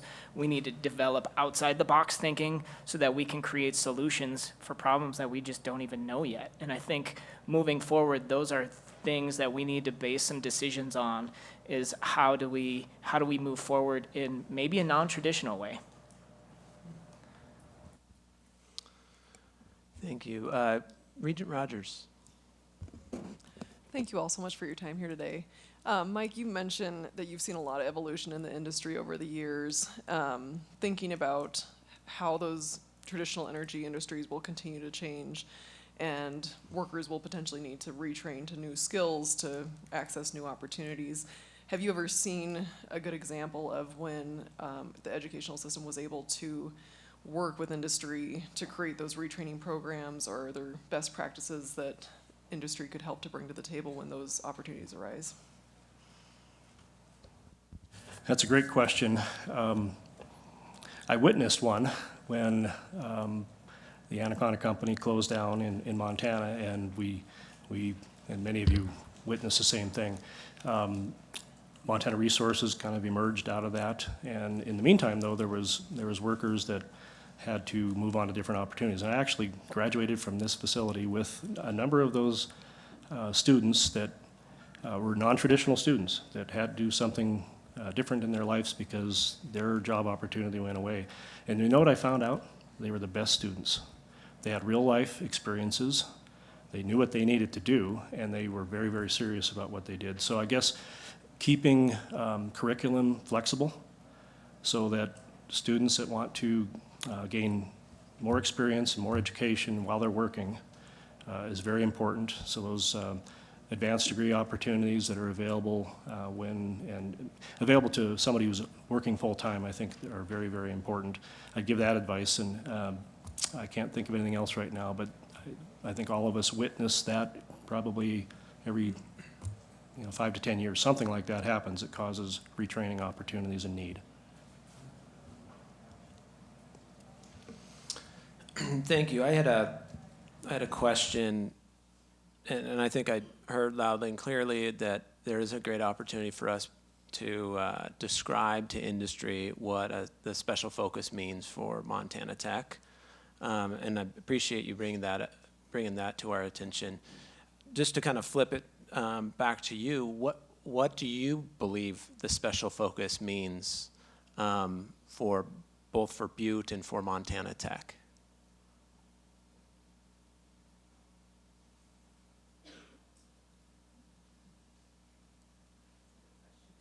So a little work to do there. Yeah. Mike? Well, I had an opportunity to look at Dr. Cook's comments, so I know what Dr. Cook thinks it means. But I do believe we really do need to get that word out. What is it? But I think that really what it is, it's a science and engineering emphasis, and that's the rich history of Montana Tech. And if I'm off base on that, I'd like to know, but I think that it really is that strength, that science and engineering strength. But what's important is, what does that mean to employers? Right. Well, thank you. Any other questions from members of the board from the campuses? Well, John, Stephanie, Mike, we appreciate you coming and educating us on what's happening here in Butte, and I certainly appreciate some of the guidance and the advice of areas that we're doing well and areas that we can improve, and we really truly appreciate you taking the time to be with us this morning. So thank you.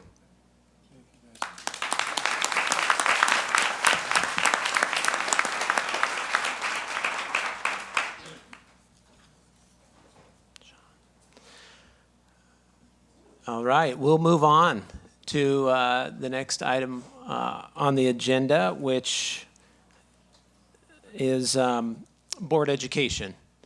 Board education typically follows a certain topic most of our board meetings, and this morning, assuming that Sean Thomas is here. Is Sean here? Sean is here. Sean is coming to us from Department of Natural Resources and Conservation, and will provide a presentation on our forest program and how the university system is engaged in that. So, Sean, the floor is yours.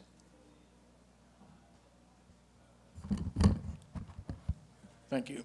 Thank you, Chair Lozar, members of the board, and other distinguished guests. My name's Sean Thomas. I'm the Division Administrator for the Trust Land Management Division of the DNRC. And I've got a PowerPoint, I believe, has been sent, if that would load up. Okay. But just in way of a brief introduction of what I'm going to talk about today, we oversee the management of school trust lands all across the state. And part of that trust holding that was granted to the state upon the entrance into the Union in 1889 involved some land grants to universities. And we've all heard of land grant universities, but most of the universities in Montana are the beneficiaries of other lands that were granted under the Enabling Act. We have the Morrill Land Act, of course, and other ways that these trusts were created. So we'll talk primarily, I was asked to focus a little bit on our cabin site sales program and some of the process that's gone into that particular asset. I will mention a little bit about our timber sale program and the way that the revenues get distributed. So in short, revenues can be sort of looked at two different ways. Sources of revenue that are from renewable sources, so timber, ag and grazing leases, things that continue to grow and come back every year, are usually distributed directly to the beneficiaries. So I know this board makes a decision every couple of years about what to do with timber revenue, and the choice is, do we put it in the permanent funds or do we distribute it to the various entities? So timber has the option of in this case, the Board of Regents to make that decision. However, non-renewable sources, so oil and gas royalties, coal royalties, the gravel sales, things that once we sell aren't coming back, land, those go into a permanent trust fund and they're managed by the Board of Investments. They produce interest income that the beneficiaries receive in perpetuity. So the idea behind these grants always was to basically create a permanent revenue stream for the various beneficiaries. Do I have a clicker?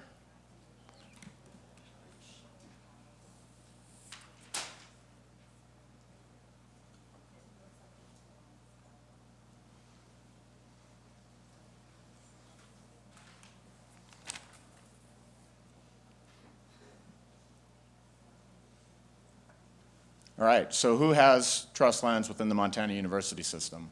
Of course, the land grants, Morrill grant lands to the Montana State University. Montana State University also has Enabling Act grant lands. We refer to those as second grant. University of Montana's land grant actually came prior to statehood. It was a territorial act that was granted land at U of M.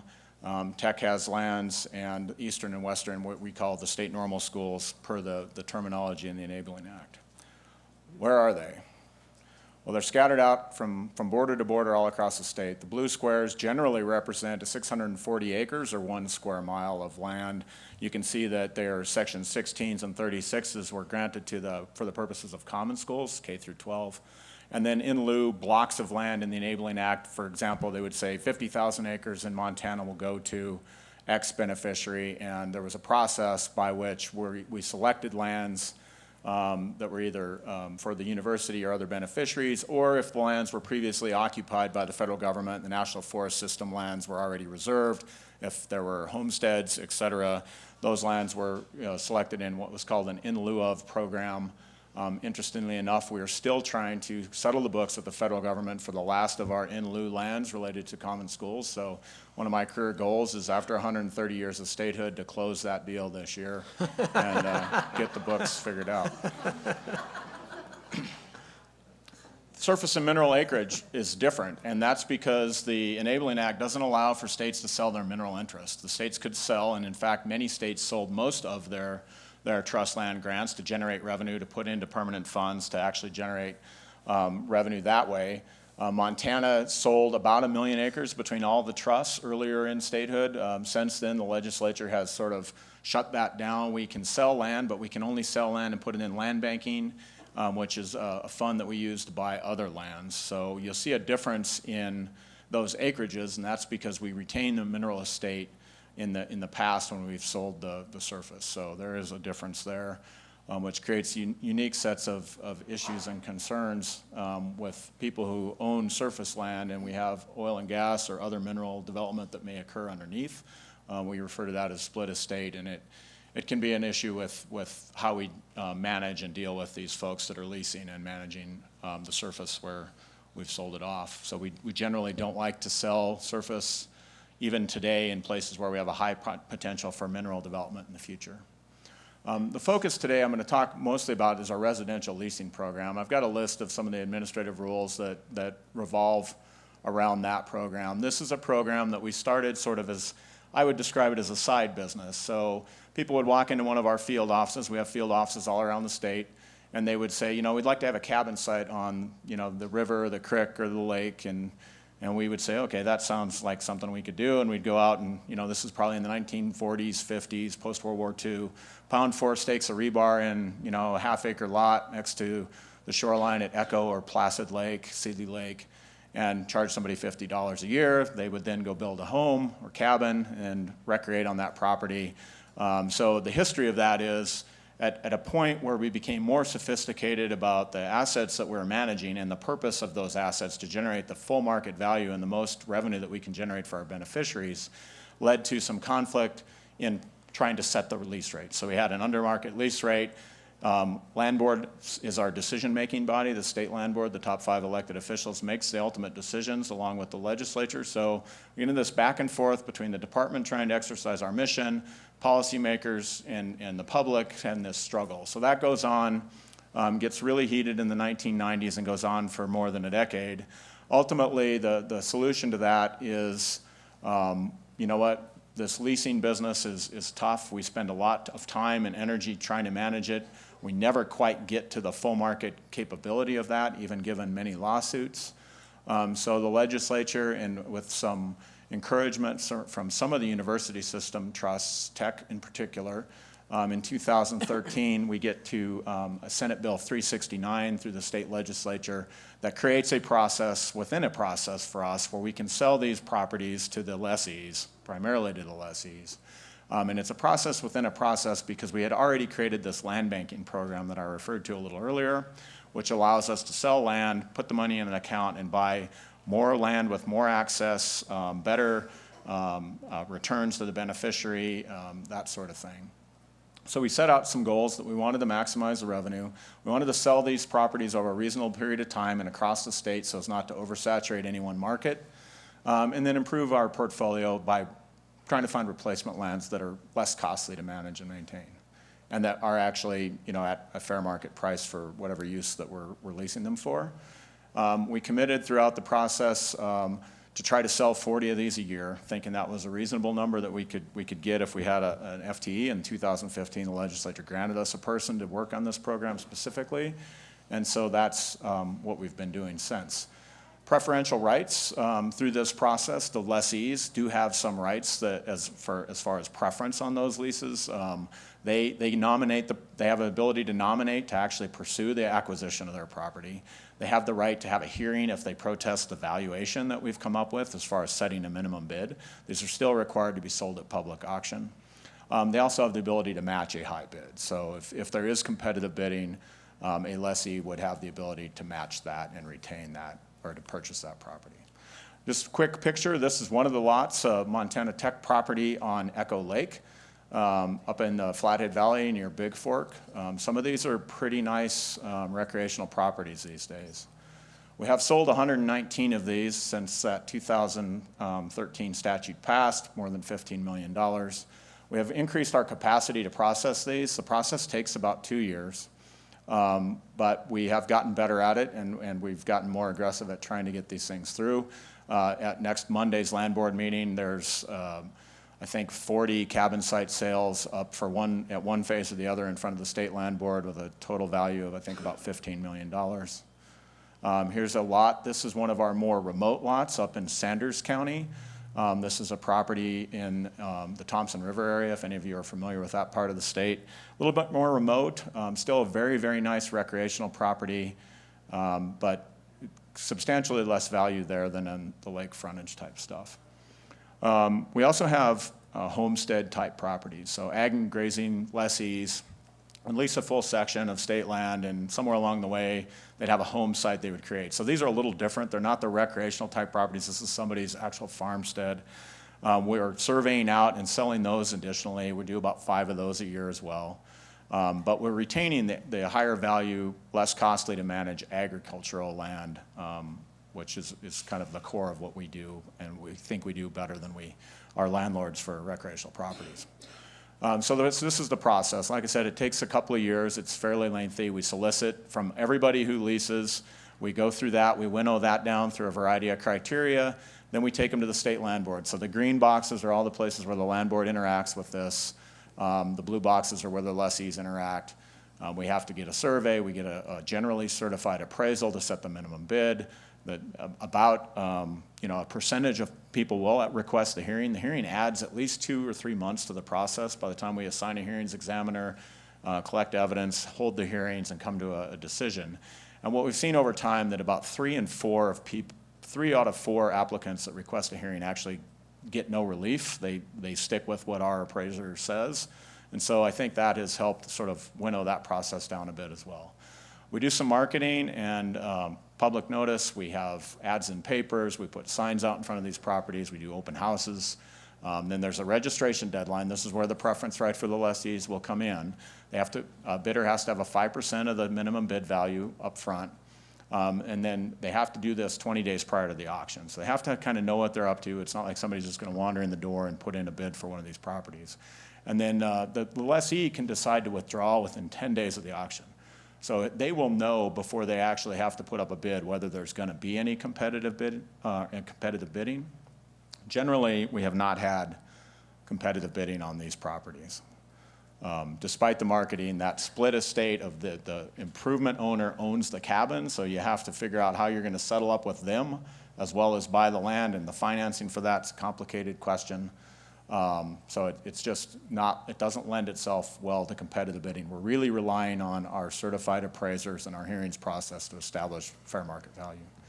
There's a picture of a lot on the Seeley Lake outlet. So this is Seeley Lake, of course, not too far from Missoula.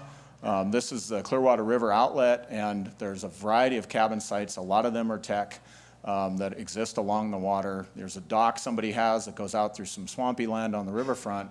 But there's oftentimes a boat lift and a nice dock on the river out at the end of this grassy, reedy stuff. And with a short boat ride, you're in Seeley Lake proper. A little farther towards the lake upstream, here's another example of a lot that we're going to be selling here in October.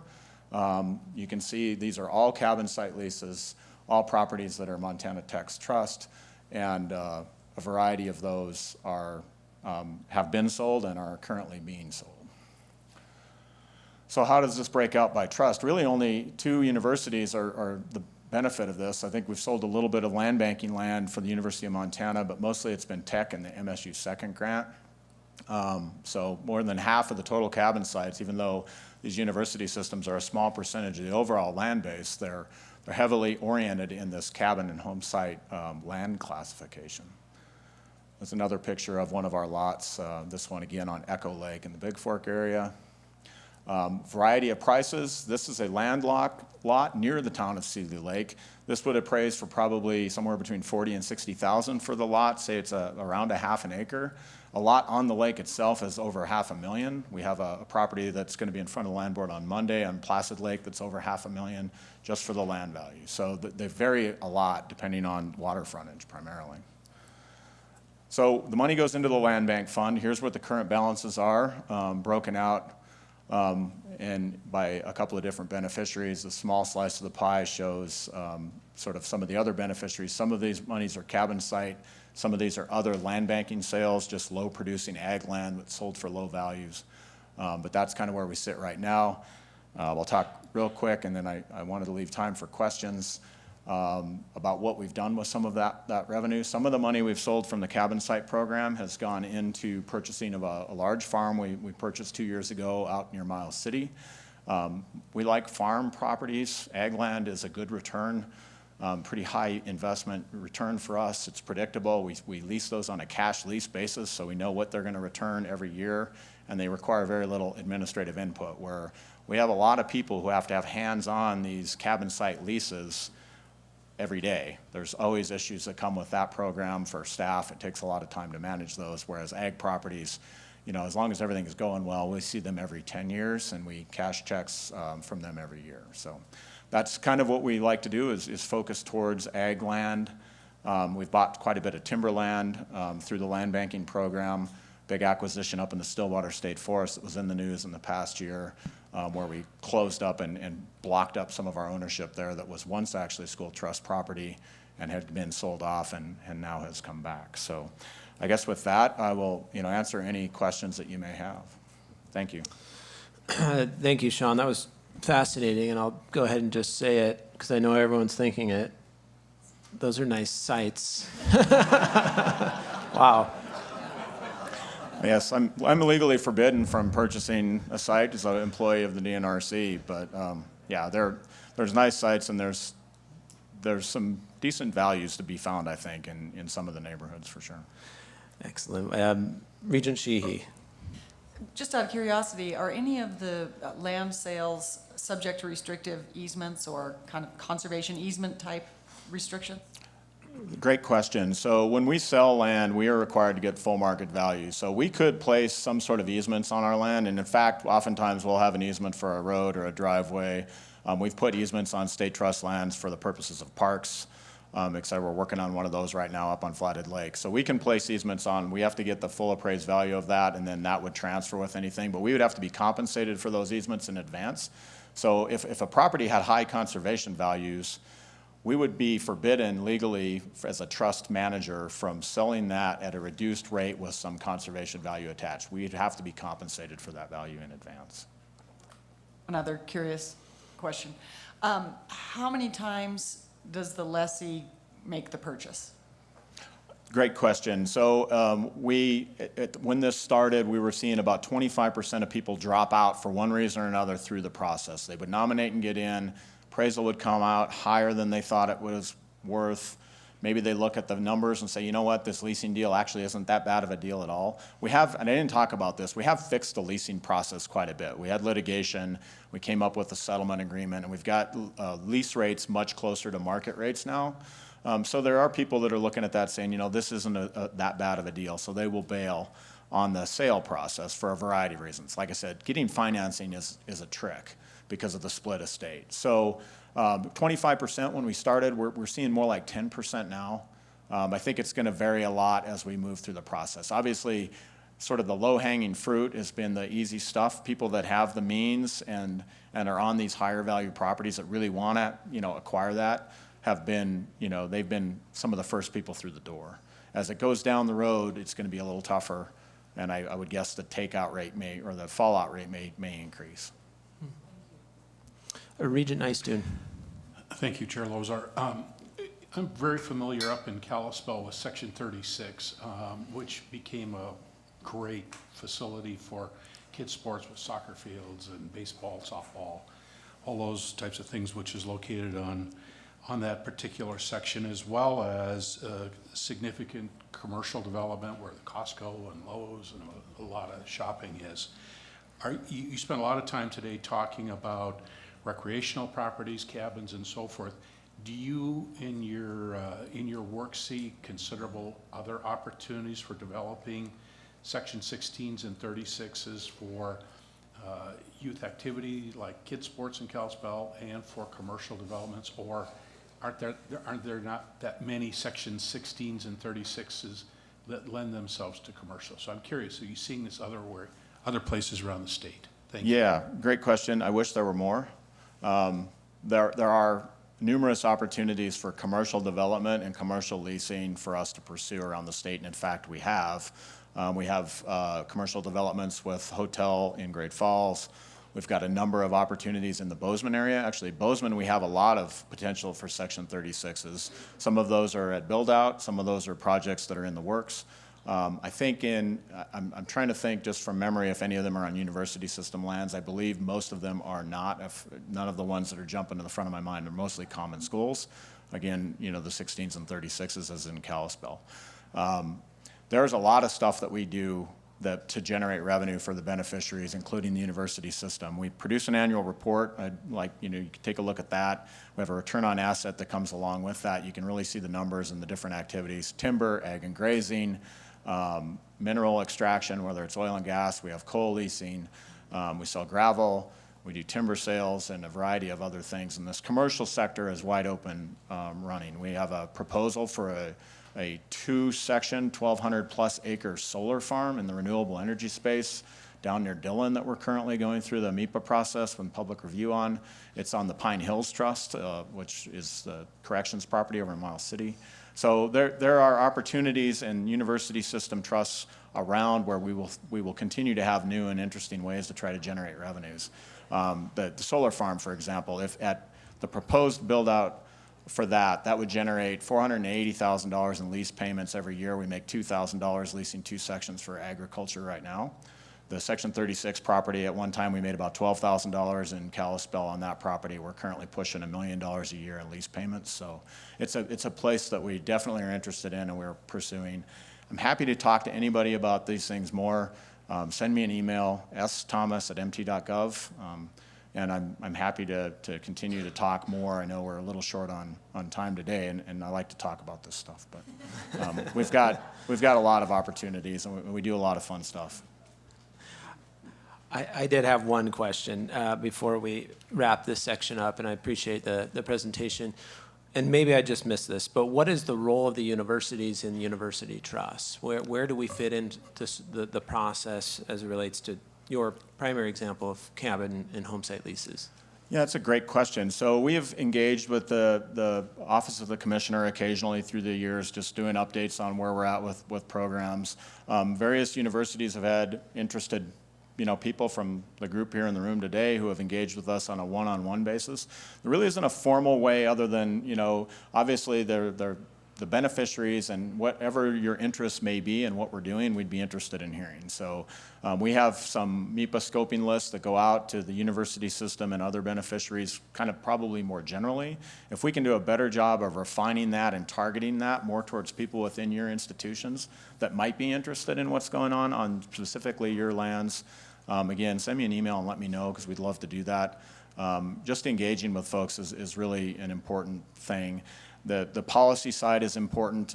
There's often not a lot of people that are representing beneficiaries, whether it's the university system or K-12, that come when a bill gets proposed in the legislature that could potentially alter or impact the way that revenues are generated. There's often not a lot of folks that are there to, stand up for whatever the beneficiary's interest is. So I'd encourage folks to be paying attention to that. The cabin site thing is a good story. We had a lot of folks from Montana Tech at those hearings because they have a lot of these properties. There were students there making testimony about the leasing process and the sales process. So engagement on the larger policy issues are great ways to get more in depth into what's going on, and I'm happy to help with that if you would like that. Thank you, John. Commissioner Christian? Mr. Chair, just a couple thoughts. First of all, this money flows directly to us as the beneficiaries, and it hits campus budgets on an annual basis. Every other year, we come to you and you make selections whether that money would go into the corpus or we can spend that at a campus level. And so it's an integral and important part of the budgets. I would like to thank Sean in particular.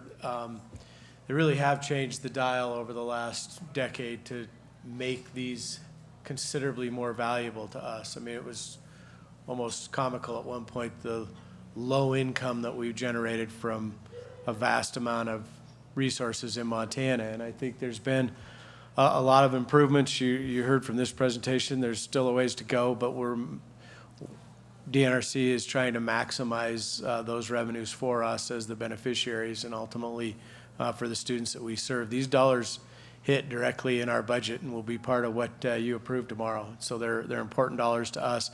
Maximizing those dollars means a lot to students and families on the cost of education.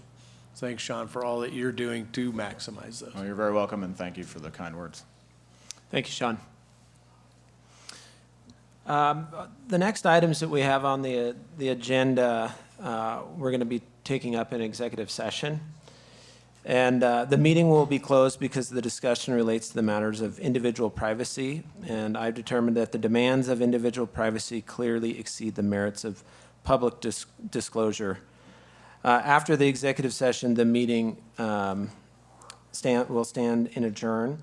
And one thing I wanted to note, though, is after the executive session, we will the regents will be meeting with students in the same place that we met this morning with the faculty.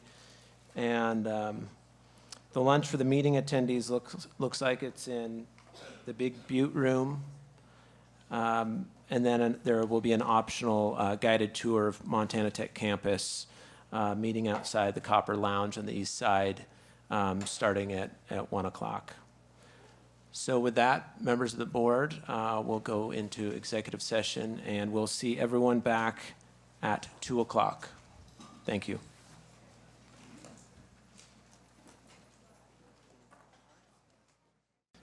All right, we're going to call the meeting back to order. Before we hand it off to Regent Nystuen and the two-year and community college committee, I wanted to thank the campus leaders for taking us on the two tours. Certainly some extraordinary things happening over at the Student Center. Some great innovation and a totally different way of thinking about living and learning in a community. So thank you for providing that opportunity to us. I'm going to turn it over to Regent Nystuen to run the two-year and community college committee. Regent Nystuen. Thank you, Chair Lozar. This afternoon, first I'd like to do is I'll kind of apologize to the group that tomorrow I'm going to be gone. Our company president called a bank president's meeting in Kalispell months ago, and it turns out it's tomorrow, and so I'll miss the evening festivities, the ever popular community breakfast, as well as the budget committee as well.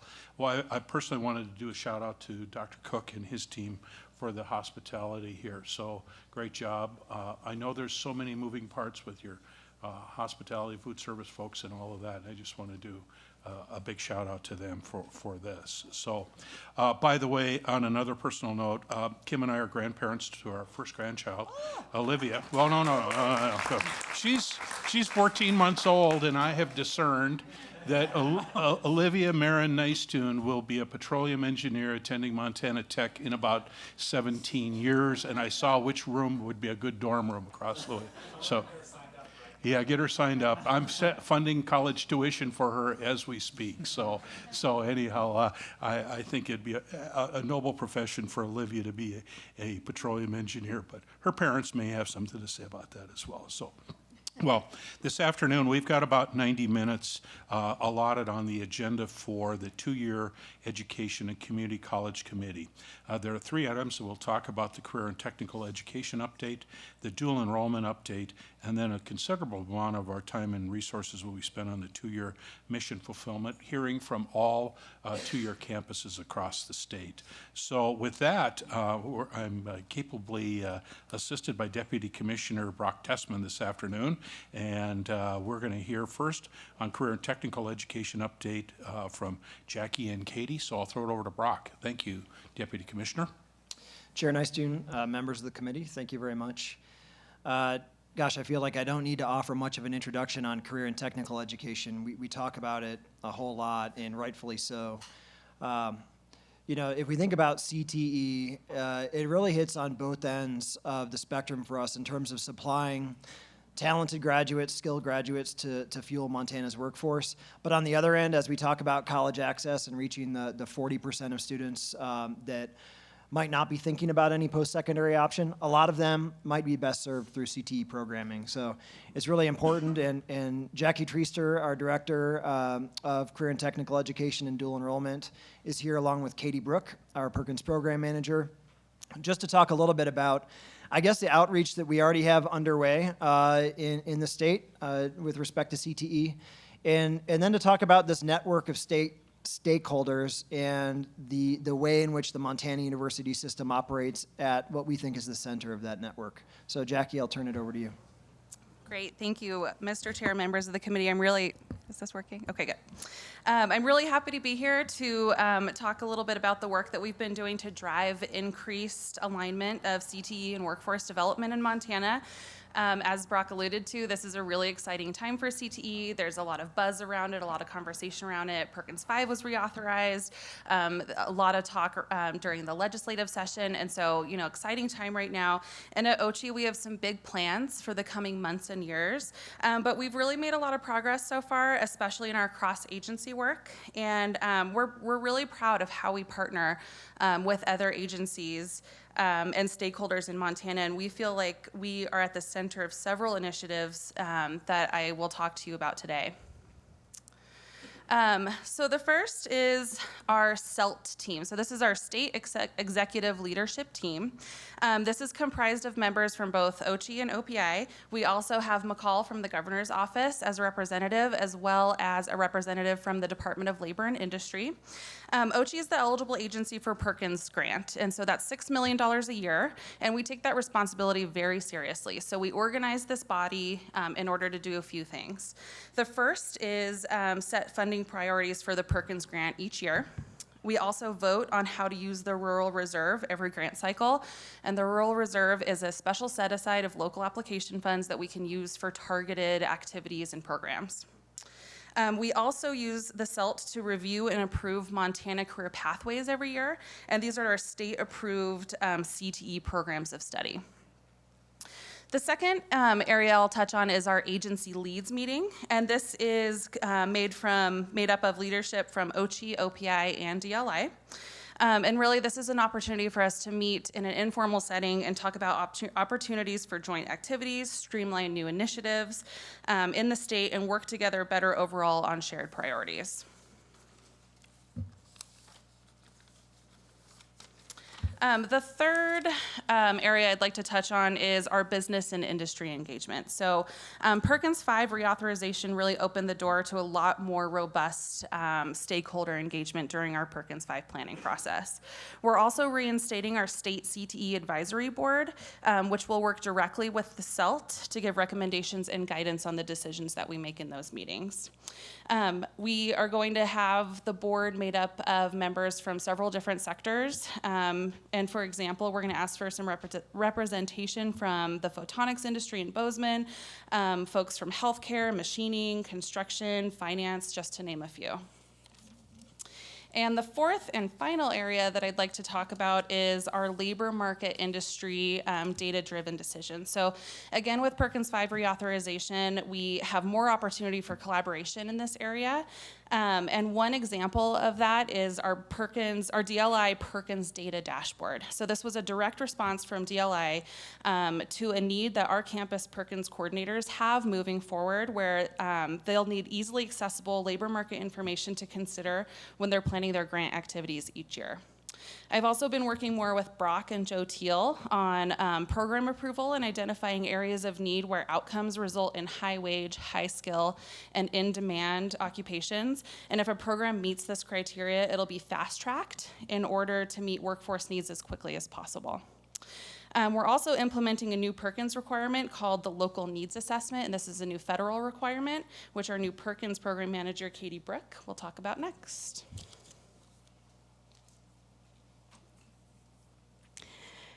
Thank you, Mr. Chair, members of the committee. As Jackie said, my name is Katie Brook. I'm the new Perkins program manager.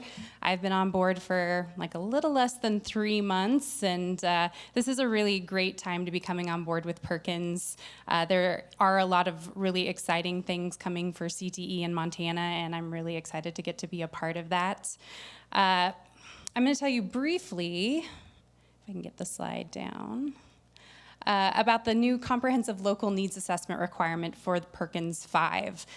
So this requirement is going to allow us to have a much more robust connection between industry and our education partners in a way that is comprehensive across the system. So Perkins funding has contributed to the growth of CTE, enabling a lot of program expansion and equipment purchases that keep our state on the cutting edge of career and technical education.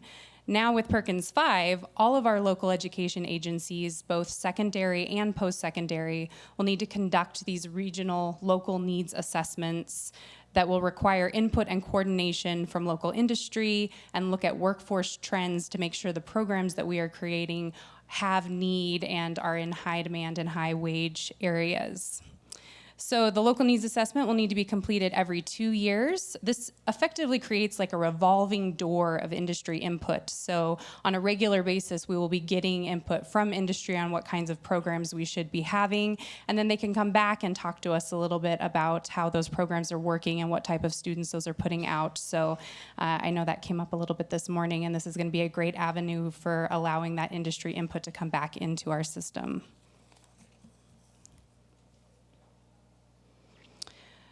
So the local needs assessment requires that campuses engage with a really broad spectrum of stakeholders. This is a lot more robust than was required in Perkins 4 or any previous activities that we've done that were similar.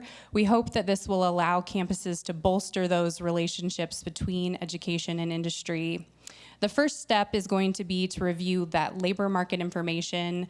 As Jackie was talking about, the Perkins data dashboard is going to make that a lot easier for our campuses to do and creates that partnership at the level with Department of Labor and Industry. Once those high demand, high wage fields have been identified in each region, campuses will tap into existing relationships first, like advisory boards that have already been created. And then depending on what level of engagement already exists for that specific industry and region, campuses may go on to conduct surveys, hold focus groups, community meetings. We have a whole list of different ways that they can work to engage additional stakeholders, and that will be a big part of our technical assistance on the OCHI side. We'll be engaging those different regions in the way that makes the most sense for their industries.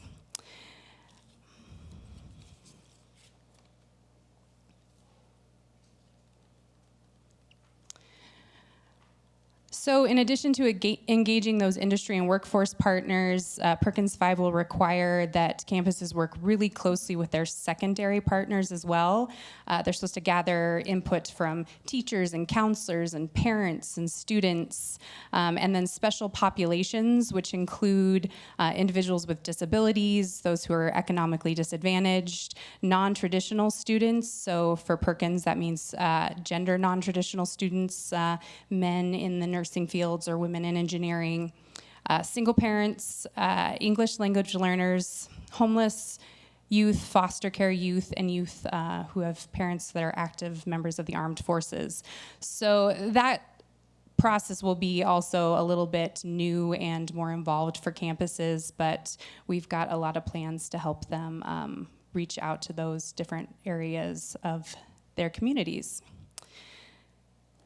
So the end product of this local needs assessment is going to be a series of questionnaires that come out that show the different ways that they have engaged industry and stakeholders to identify these high wage, high demand fields.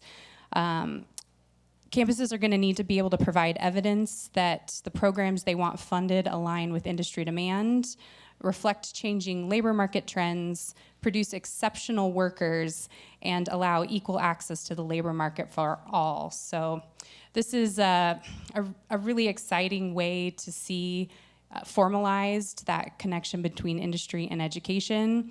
Never before have we had such a direct connection between funding and CTE programs and the labor market and workforce needs. So we're really excited to see how this rolls out and to work with our campuses to make sure that it is a smooth process and something that's beneficial to them as well as to us as a state. So thank you. We're happy to take any questions now. Very good. Questions? Question from the regents? From the Chair Lozar. Thank you, Chair Nystuen. I had a question as it relates to industry engagement. Montana being a smaller population state where we do have fewer stakeholders within industry, I'm curious how we go about tapping our industry partners and not over tapping industry partners so they stay engaged in the process when we're looking at assessments that are to be done every couple of years in each of these communities. Thank you, Regent Lozar. This has definitely been an issue with this initiative and every initiative I think we've had around CTE in the state. The nice thing about Perkins is because it already inherently spans secondary and post-secondary and requires those partnerships to happen at a level before we reach out to industry stakeholders. I think that's going to streamline that process kind of natively, I suppose is the best way to describe that. So the way the system is set up, the education partners have to come together first. They identify a lead and they'll have kind of an outreach model to follow with their stakeholders. So, and it is regional. So in theory, at least from a Perkins standpoint, you wouldn't be reaching out to people in different regions. So it's always a tricky thing to make sure we're not working our business partners. But I think the way that this model is set up actually identifies that just kind of as part of its process. Thank you. Any additional questions, comments from the regions, from the campuses? Regent Rogers. First, I just want to say how exciting this is. I'm really excited to see the outcomes of it, and I apologize if I missed this. What's the timeline on the needs assessment? Yeah, thank you for your question. The timeline for this is attached to the local application process for Perkins. So every year campuses receive their allocation for Perkins, and then they have to fill out an application to identify how they're going to spend those funds so we can make sure that it's appropriate uses. And that happens generally in the spring, March or April. So the local needs assessment now will be a requirement when they're filling out their application that they tie back any funding they want and show that it was identified as part of the local needs assessment before they can ask for funding for that. So realistically, there's some wiggle room for campuses as far as whether they want to do that, you know, in December or January, but they're going to need to have it done probably before April at the latest if they're going to get it into their local application for next year. Anyone else? Well, thank you, Jackie. Thank you, Katie. Any other comments, Deputy Commissioner Tessman? Thank you, Chair Nystuen. Members of the committee, I would just note that in terms of getting our graduates ready to contribute to the workforce as quickly and as effectively as possible, I think we'll see a transition. Even if we imagine an economy that slows down a bit and moves us away from this world in which we're trying to produce sort of more skilled graduates faster everywhere, I think identifying kind of gaps in the workforce from the graying population, identifying folks who may need some retooling if there's some downsizing across industries, and then looking at skills gaps that emerge with automation. It's going to be even more complex down the road to meet workforce needs. So I'm glad we've got a running start with Jackie and Katie and our partners on the ground. So thank you. Thank you. Well, let's move to dual enrollment update. Deputy Commissioner Tessman, or should we just throw it over to Jackie? Thanks again, Director Treaster. Sure, thank you, Mr. Chair, members of the committee. So at this time, I'll go over a little bit, just briefly, a dual enrollment update. If you remember in May when I spoke to you last, I did give some information about the success of the first year of 1-2 free, but those numbers weren't based on final count at the time. And so since then, we've hired our new dual enrollment program manager, Dr. Dan Corrales. And since he's been with OCHI for about 2 months, he's jumped into processing data for dual enrollment and has focused particularly on rural and CTE dual enrollment. So in addition to some of the data that we have worked on so far just for reporting, we've also started using our data to talk about informing our strategic plan moving forward and talking about next steps for dual enrollment. We're also using data to learn more about 1-2 free and think more about what we can do to ensure quality, as well as learn more about converting our dual enrollment students into degree-seeking students at our campuses. So these are just some numbers for you. I'm not going to go through all of them because I have some charts that will help explain them just a little bit better. So as you can see, this is our concurrent enrollment count from 14-15 to 18-19. And I want to just make a note about these numbers. They are concurrent enrollment. So this is, these are students that are taking courses in their high schools and earning both high school and college credit at the same time. So we chose to use this these students because I think it gives us a better picture of what's happening in the state overall, and we can just capture a really specific group of students. So we do have an upward trend over the last 5 years. Bless you. And so this slide shows just a comparison between our larger schools, our AA and A schools, compared to the B and C schools. So obviously we're at 100% with our AA schools, near 100 with our A schools, and we're working on getting closer and closer to that 50% for B and C. And I'm going to go through that slide quickly because this is a little bit of a different view for you. If you can just kind of focus your attention on our B and C schools, you can really show you can see how much significant progress we've made by focusing our efforts on making sure that concurrent enrollment is an option for those students. And so the growth has been 158% for B schools and 160% for C schools over the last 5 years. Again, these are classes taken in the high school, and this is important. This is why we're focusing on our rural schools. It's important because we're connecting directly to the high schools. We're giving more students the opportunity for access to post-secondary education. They're earning college credit, building confidence, and they end up having better outcomes. So again, just a little comparison. We're pretty proud of the progress that we've made in these smaller schools over the past 5 years. So this is what our map looked like 5 years ago with the schools, the B and C schools that we served with concurrent enrollment. And this is what it looked like the past year. So I think that we've seen some pretty significant growth. We still have a few pockets in there that I think that we can do a better job. But this type of map that Dan created for us helps us understand where we could be doing better. This chart shows a breakdown of the career and technical education concurrent enrollment subjects that our students are taking. I'm pretty happy with the way that this looks because I think that the areas that we see the most workforce needs are being focused on by our students. So welding, fabrication, health services, computer technology, that takes up most of the classes that our students are interested in taking.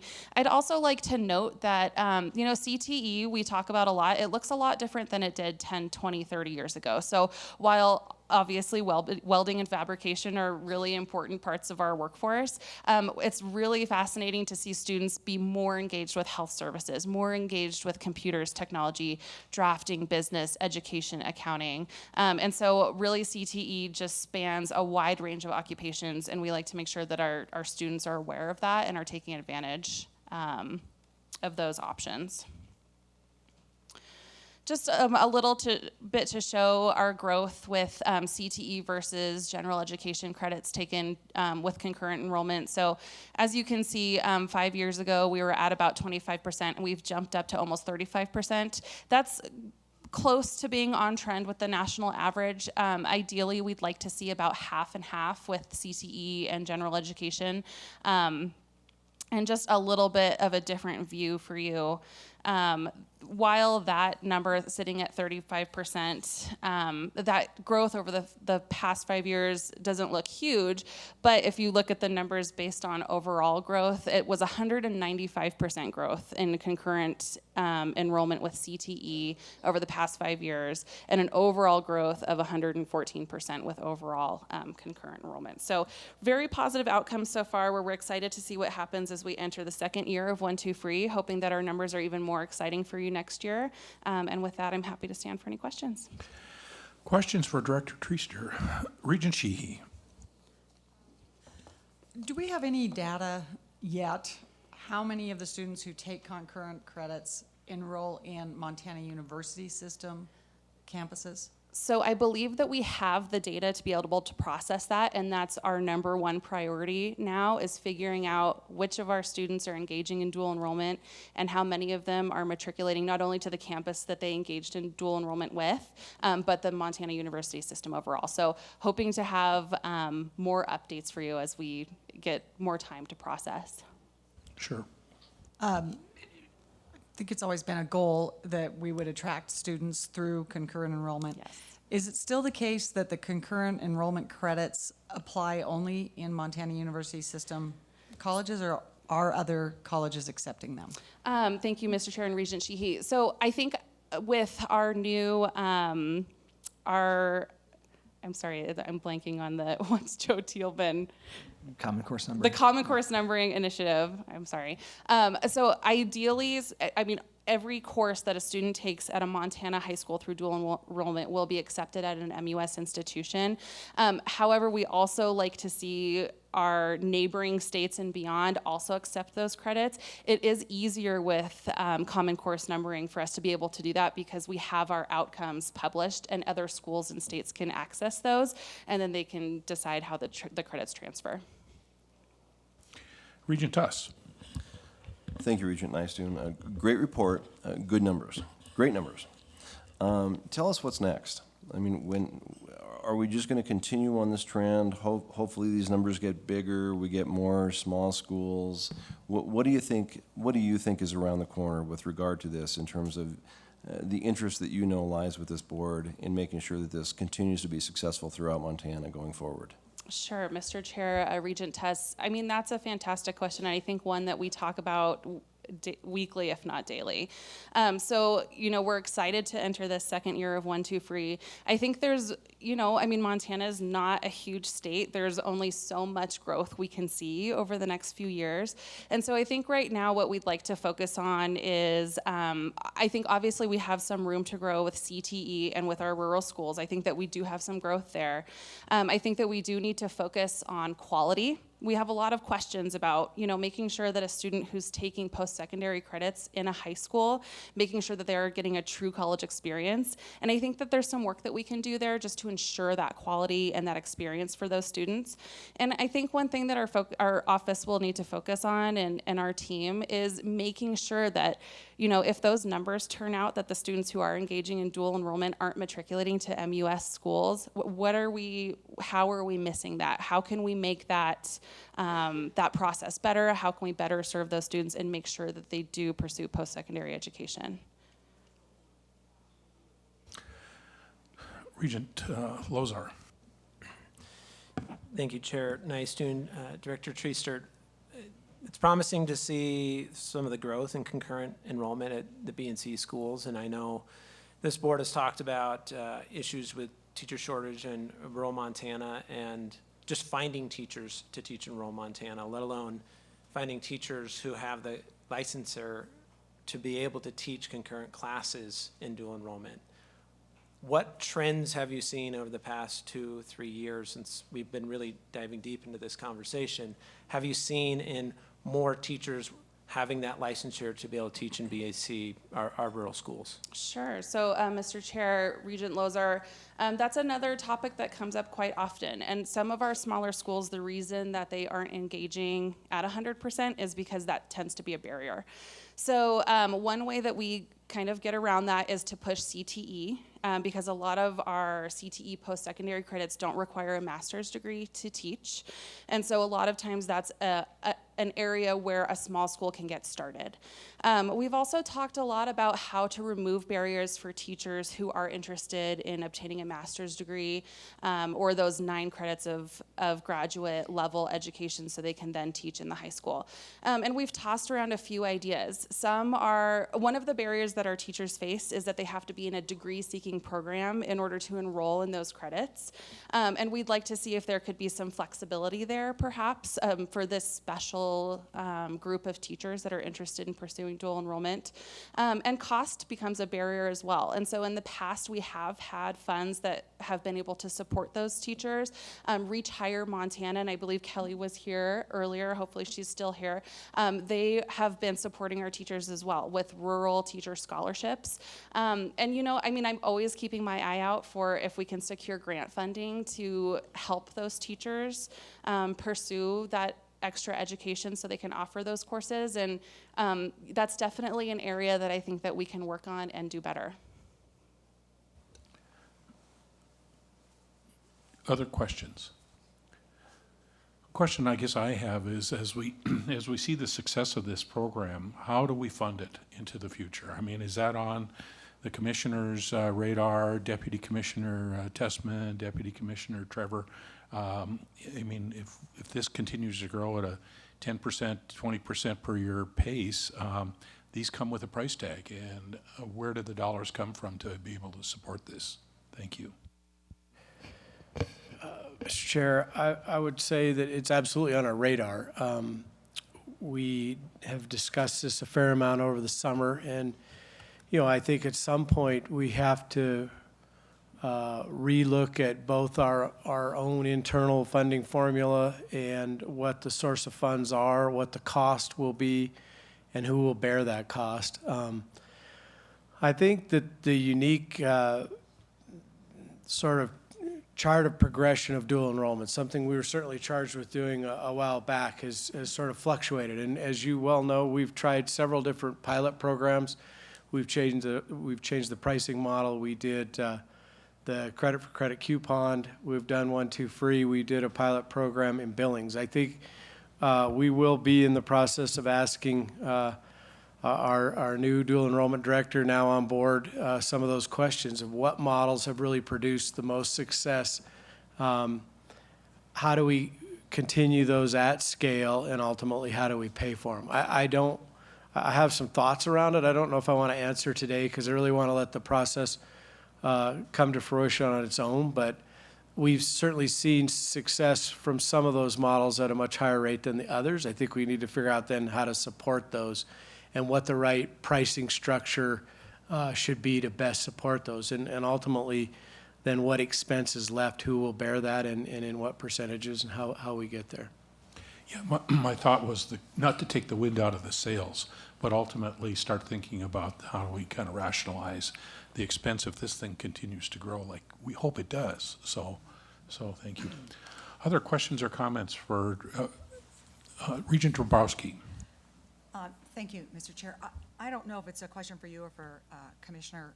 Where does this fit in the retention conversation, this particular? So we fund it, we do it, and then are we prepared, or will we have a sort of a long-term thinking around the retention? Mr. Chair, Regent Dombrouski.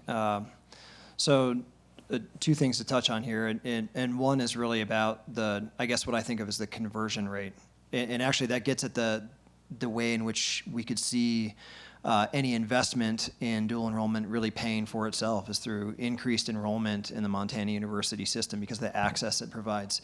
And then I would note that we know decisively students that take concurrent enrollment courses are more apt to be successful. They retain at a higher rate, they're more likely to persist and complete, and with higher GPAs, better outcomes. And so I think this is a piece of that retention puzzle, and it's actually one of the earlier pieces in the puzzle. So I think it actually strengthens the students' first-year experience if they've had some college work headed into their time on one of our campuses. Any other final questions or comments? Regent Tuss. In the glossary of higher education language, is dual the same as concurrent?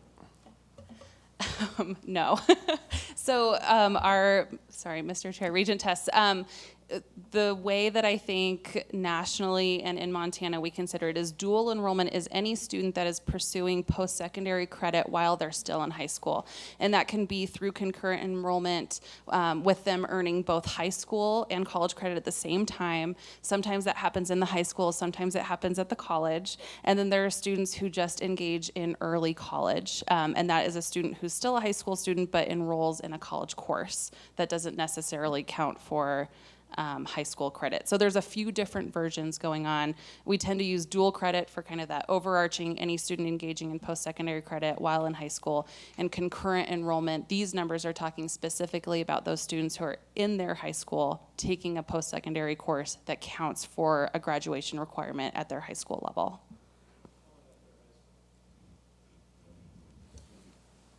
Any other questions, comments? Regent Sheehy. So following up on Paul, in the Venn diagram of higher education lexicon, is concurrent credit a contained subset in dual enrollment? Yes, that is correct. Got it. It sounded rather collegiate, so all right. Any other final comments? Director Tessman? Excuse me, Deputy Commissioner Tessman. Director Treaster, sorry. Thank you, Mr. Chair. And no further comments from me. As we move to the next presentation, I would ask for the clicker from Director Treaster so I can move the, yeah, but nothing from me. I'm ready for our next. Okay, very good. Well, we've allotted a considerable amount of time for the two-year education discussion here in Montana. We've got about 40 minutes left on our agenda this afternoon for this, which I know in the spirit of things could take an entire half day or day-long discussion and so forth. What I want to make sure is we have ample time for Q&A and to set a direction as we go forward with this. So we're going to be hearing from virtually every two-year campus leader from the MUS system as well. So with that, what I'm going to do is throw it over to Deputy Commissioner Tessman to queue up our two-year education in Montana overview. Thank you. Mr. Chair, members of the committee, thank you very much. And you'll notice our two-year leaders are going to kind of move to the center of the room here. We have a little less time, actually, than we initially allotted for this segment, so I'm going to cut out some of my presentation. I think the whole point of this agenda item is actually to bring two-year voices more front and center. I think we've done a good job of engaging two-year leaders as we plan throughout the system. But there have been times in my first year in this job where I've wanted to hear more directly from the two-year leaders in this kind of setting. And so this is what will happen today. And my role is really just to provide a little bit of a backdrop in terms of what we'd like to accomplish over the course of this year, over the next 4 meetings, I suppose. And I guess just give a brief snapshot of what the two-year system looks like in Montana. I don't mean to assume that there are those in the room who are ignorant at all, but I do think we need to remind ourselves exactly what the two-year system looks like and sort of how it's built and how it came to be. And again, I'll be real quick here. And I guess I need to forward the slide, which should be, okay. Oh. There we go. Okay. So I can move through that. This is a map, actually, that one of our staff put together, Sam Garrettson, who actually works as part of our Gear Up team. We're still ironing out little wrinkles, so I'm sure all of you are sort of laser focused on your institution, and we'll find some mistakes. But it's actually a helpful way just to look at the landscape of higher education in Montana. And I bring this up now to highlight the range, both geographic and actually the range of structure in our two-year system. We do have our two-year tribal college partners, and then we have really a set of two-year institutions across the state that are meant to serve the different regions of the state and do so quite effectively. Among that group, there are very different types of two-year entities. There are standalone two-year colleges. Great Falls College and Helena College fall into that category. We have 3 community colleges, very well established, Dawson Community College, Miles Community College, and then Flathead Valley Community College.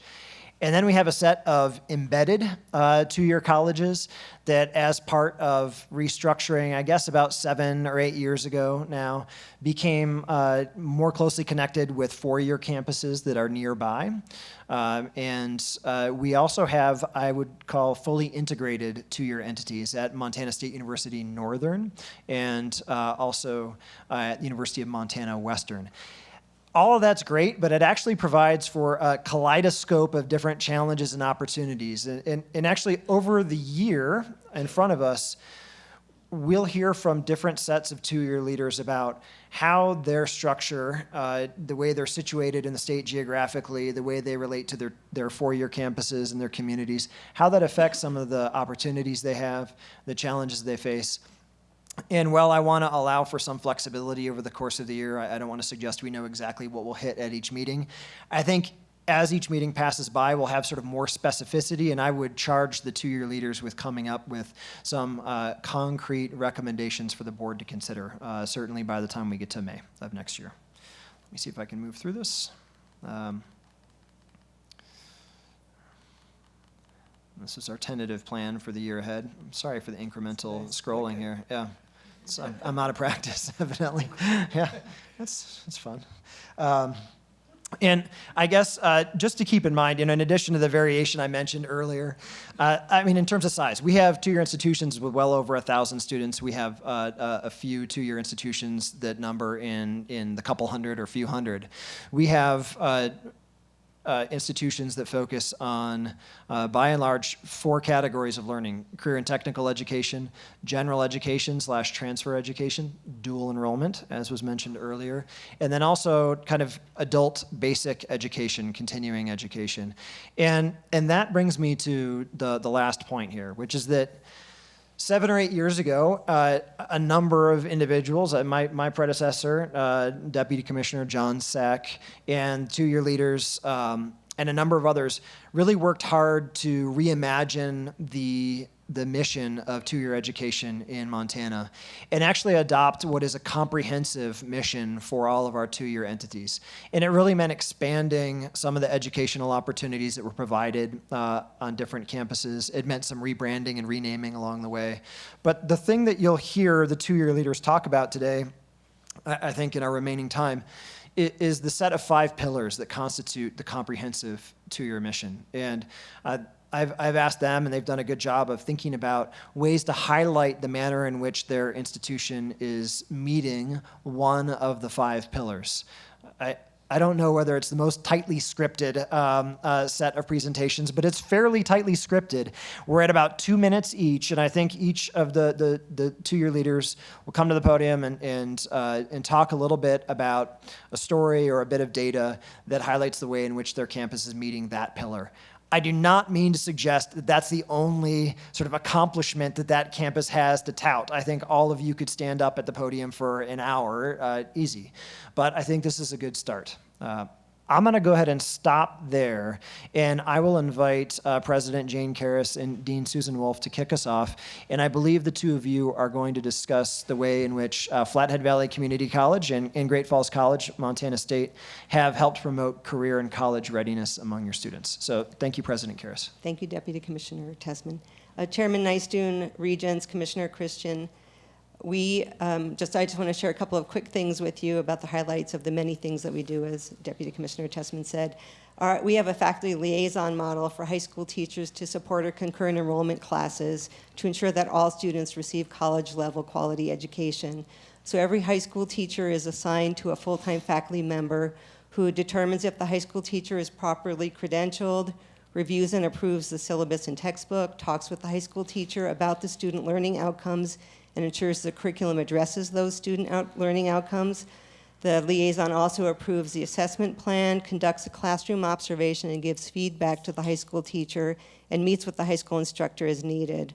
All faculty liaisons meet with our chief academic officer at the beginning of the semester to assure consistency as well as to review their roles. For our Math 115 and Stats 216 classes, for example, we actually have 6 different high schools offering those classes. In this case, all of the high school instructors come to FECC's campus in August to meet with the liaison, and then together they discuss the curriculum, create a homework plan, and develop a common assessment to ensure that really true college-level learning occurs for all students in the concurrent enrollment classes. And they do get college credit, and just to respond to a question that was asked earlier, those college credits transfer anywhere in the country, just like they do within the state of Montana. Another change that we've made at FECC to address some of our career and technical education students to help them, because so many of them work like many of our other students, is we've guaranteed our career and technical education students a Tuesday, Thursday only schedule, and they get that for 2 years, and both employers and students are appreciating that. They can work a work schedule around it. Next year's first-year students will have a Monday, Wednesday schedule. They'll be guaranteed that for 2 years. There are optional classes on Fridays, as well as night classes, and we're already seeing an increase in our career and technical education enrollment because scheduling for the students while they're working has truly made a difference. So thank you.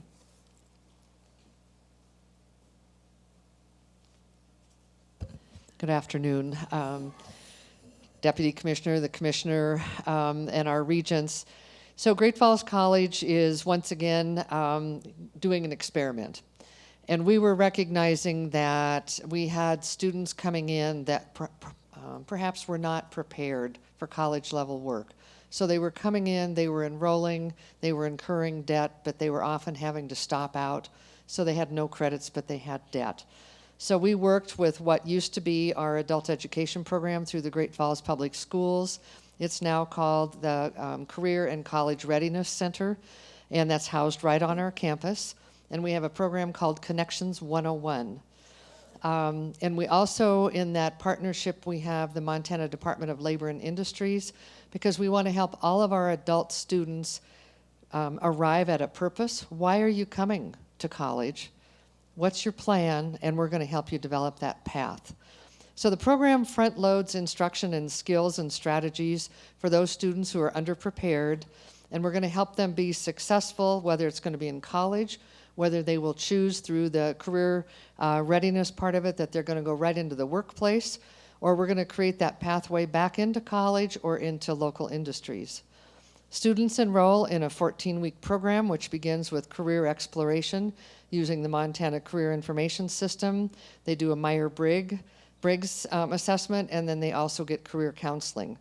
The students receive instruction to build their math and writing skills, as well as computer skills, work ethics, and behavior, because we keep hearing from our employers, will they please just come to work, show up on time, dressed appropriately, and stay. So this is helping them get prepared for that. And the program prepares students to be successful without them attempting to take college credits, and they might not be successful, but they have accumulated debt, and they're risking financial aid and academic probation. So we're looking at this through the students' eyes. What is best for our students? Thank you very much. Thank you very much, President Karis, Dean Wolf. The next set of leaders will be addressing the second pillar, which is all about transfer education. We have Dean Dave Kruger from Montana State University Northern approaching the podium.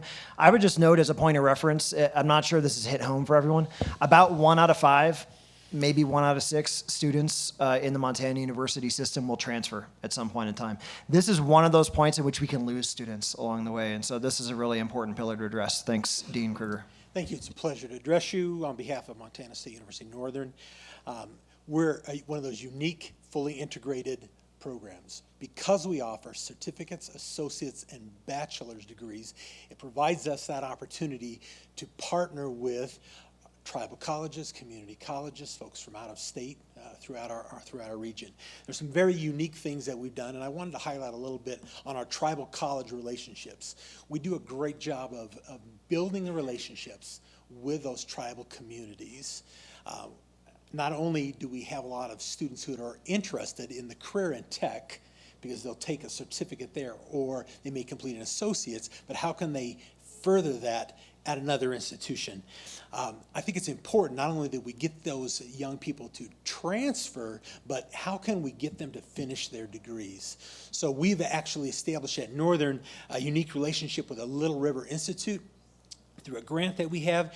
Very interesting, where we actually work with these young people coming to the campus. Because of the work that the one-on-one we do with all these students who are coming there, we've had this past year 86% retention rate fall through spring.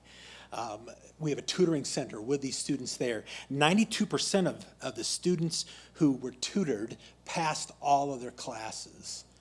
And in the last 3 years, because of the efforts we're doing with these students and transferring them in, we've raised our total number of Native American students on our campus from 12% to 18% in the last 3 years. So there's some phenomenal things we can do working with those particular programs. Just to highlight some of the few things we're doing, yes, we do business transfers. We've got great students coming in with associates, AAS degrees, who will take the full AAS, and they can get a BAS degree in their related field with us.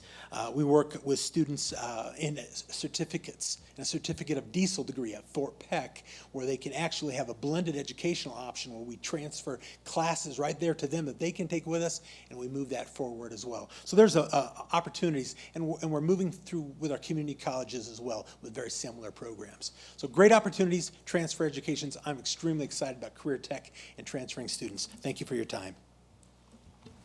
Thank you, Dean Kruger. And next we have our new CEO, Dean at Helena College, Laura Vesepka. Welcome, Laura. Thank you. I'd like to share some of our transfer successes with you. Helena College has a 25% 3-year transfer rate, but that's right about at the national average, so we're proud of that. Even better, our transfer students have an average first semester GPA in the MUS system of over a 3-point. And over 81% of them are in academic good standing after that first semester, and we're extremely proud of that. However, our 6-year graduation rate is a sobering 10%, and we're working really hard to address that. So why do you think it's only 10%? Well, actually, it's because transfer is really, really hard. It's more confusing than you think. If you go to a 2-year school website and you look up an AAS degree, you'll find a very clearly defined pathway for the program. You'll get a series of courses in a correct sequence that you take in order. So nursing, aviation maintenance, it's all laid out right on the website. There's little choice for a student to make at all. But that's not true for transfer. See, transfer is major specific and it's school specific. General education transfer isn't general at all. But we treat it like it is and like it's a cafeteria style menu of courses that you can just pick whichever one fills the category. But that's not true. For example, all transfer students are required to take a social sciences course for general education. But because of ABET, engineering students have to take economics. Other STEM majors don't. How's a student supposed to know that? And how can we help them navigate it? Well, we do this through pathways. At Helena College, we're designing clear pathways that students choose early based on their career interest. Our model is integrated, institutional-wide, with intentionally designed clear, coherent, structured educational experiences. We're creating program maps with sequences, milestones, and very clear outcomes. It's really hard work because there are so many variables to consider, and a pathway has to be completed in 2 years. At Helena College, we're 2 years into this process, and we're collaborating with MUS to map our pathways to others. Our goal is ultimately to support student success, and for transfer, frankly, success is completing your bachelor's degree within 6 years. I'm pretty certain that our pathways are going to work well, and they're going to result in very significant improvements to our completion numbers, and that is ultimately going to be successful. Thank you. Thanks a lot. That's really exciting, Dean Visepka. Next, we have President Aaron Klinging-Smith from Miles Community College. Welcome, Aaron. Thank you, and thank you for the warm welcome this morning. It's good to be home in eastern Montana. Although there are myriad of stories of transfer success at MCC, I want to focus on our campus and community's concerted effort to advance eastern Montana's #1 industry, agriculture. Let me tell you about 2019 agricultural program graduates Justin Dahl, Casey Anderson, and Kamira Miller. During their final semester this past spring, this group of sophomores became the first team from a 2-year institution to participate and win the Rangeland Cup held annually in Minneapolis. They competed against seniors from national 4-year colleges and universities and bested them with their poster project addressing the drivers of prairie loss and other land uses, and why permanent prairie conservation efforts lag so far behind conservation efforts of other biomes. I share the story with you because it speaks to the quality of MCC's students, and these 3 individuals also emphasize our effort to prepare students for success in agricultural fields at 4-year institutions. Ag transfer success at MCC can be directly attributed to our faculty, intern partners, and new facility. Completed in 2017, the Ag Advancement Center was built upon a joint community and college vision to construct a facility that would grow ag and equine programs. The Ag Advancement Center is a 36,000 square foot facility housing the indoor champion arena, 3 classrooms, public event seating for 500, and a mezzanine and on-site student apartments. With this multi-million-dollar investment, MCC Ag instructors are better equipped to ensure students are prepared to advancement at 4-year institutions. In fall 2018, faculty member Kim Gibbs and her colleagues developed the Agricultural and Natural Resource Pathway degree. This degree was created to help students who want to start at MCC and transfer to a 4-year institution within Ag. This past spring, Kim also worked with the Range and Animal Science Department at Montana State University to have the department evaluate current Ag degree programs. MCC Ag classes with common numbering are now approved for transfer within the AS degrees. Outside of campus community, MCC intentionally sees that freshmen and sophomore students pursuing an Ag program degree are interning with prominent organizations such as Fort Keogh, Fish, Wildlife, and Parks, Natural Resource Conservation Services, and the Bureau of Land Management, and also the United States Department of Agriculture. Most of these organizations are working with interns that are juniors and seniors. These investments in student achievement and four-year preparation have hit a high watermark this year. This spring, we saw one of our largest ag equine graduating classes. Of those who graduated with an ag transfer degree, 77% transferred to a four-year institution. This fall, back to our Rangeland Cup champions, Casey and Camara are attending Dickinson State University, continuing their ag education in range management. Justin Dahl is enrolled in Montana State University, majoring in animal science. And I would like just quickly to note that none of these students decided to transfer to Colorado State, which interestingly enough took second in the competition in Minneapolis. With that, I think it's appropriate to our campus's tagline, "Start here, go anywhere." I wrap up this last pillar, the transfer. Thank you. Thanks, President Klingsmith. The next up, our third pillar, career and technical education, we'll revisit that again, and we have Director Victoria Clark from the Bitterroot College campus. Good afternoon. It's great to be here. And I'm going to be looking at career and technical education from the non-college side.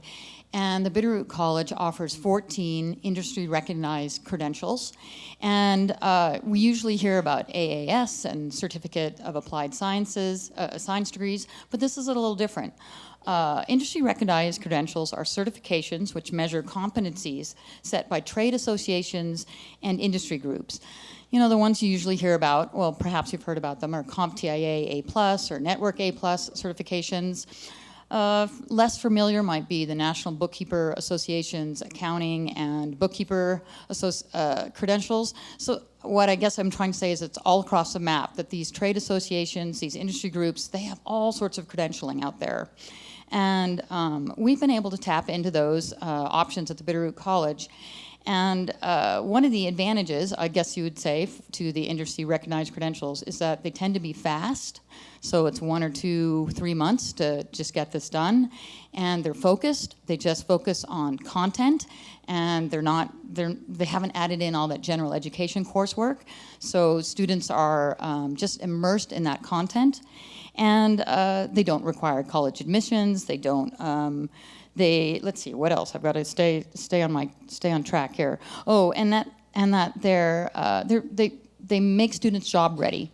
And so the student then can, after 1 month, 5 weeks, just enter the job market immediately, and not at the minimum wage job, but at that, at an entry-level job, but above minimum wage.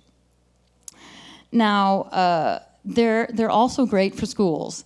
And why are industry-recognized credentials great for schools? Well, they're great for schools because the programming oversight is internal.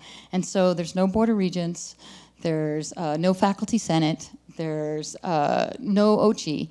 And so it allows you to be very flexible and very fast in turning over these programs. And that's a great thing for colleges that are looking for this type of option. When I look at the Bitterroot College and I think of some students that have gone through our industry-recognized credential programs, there's one student in particular that comes to mind.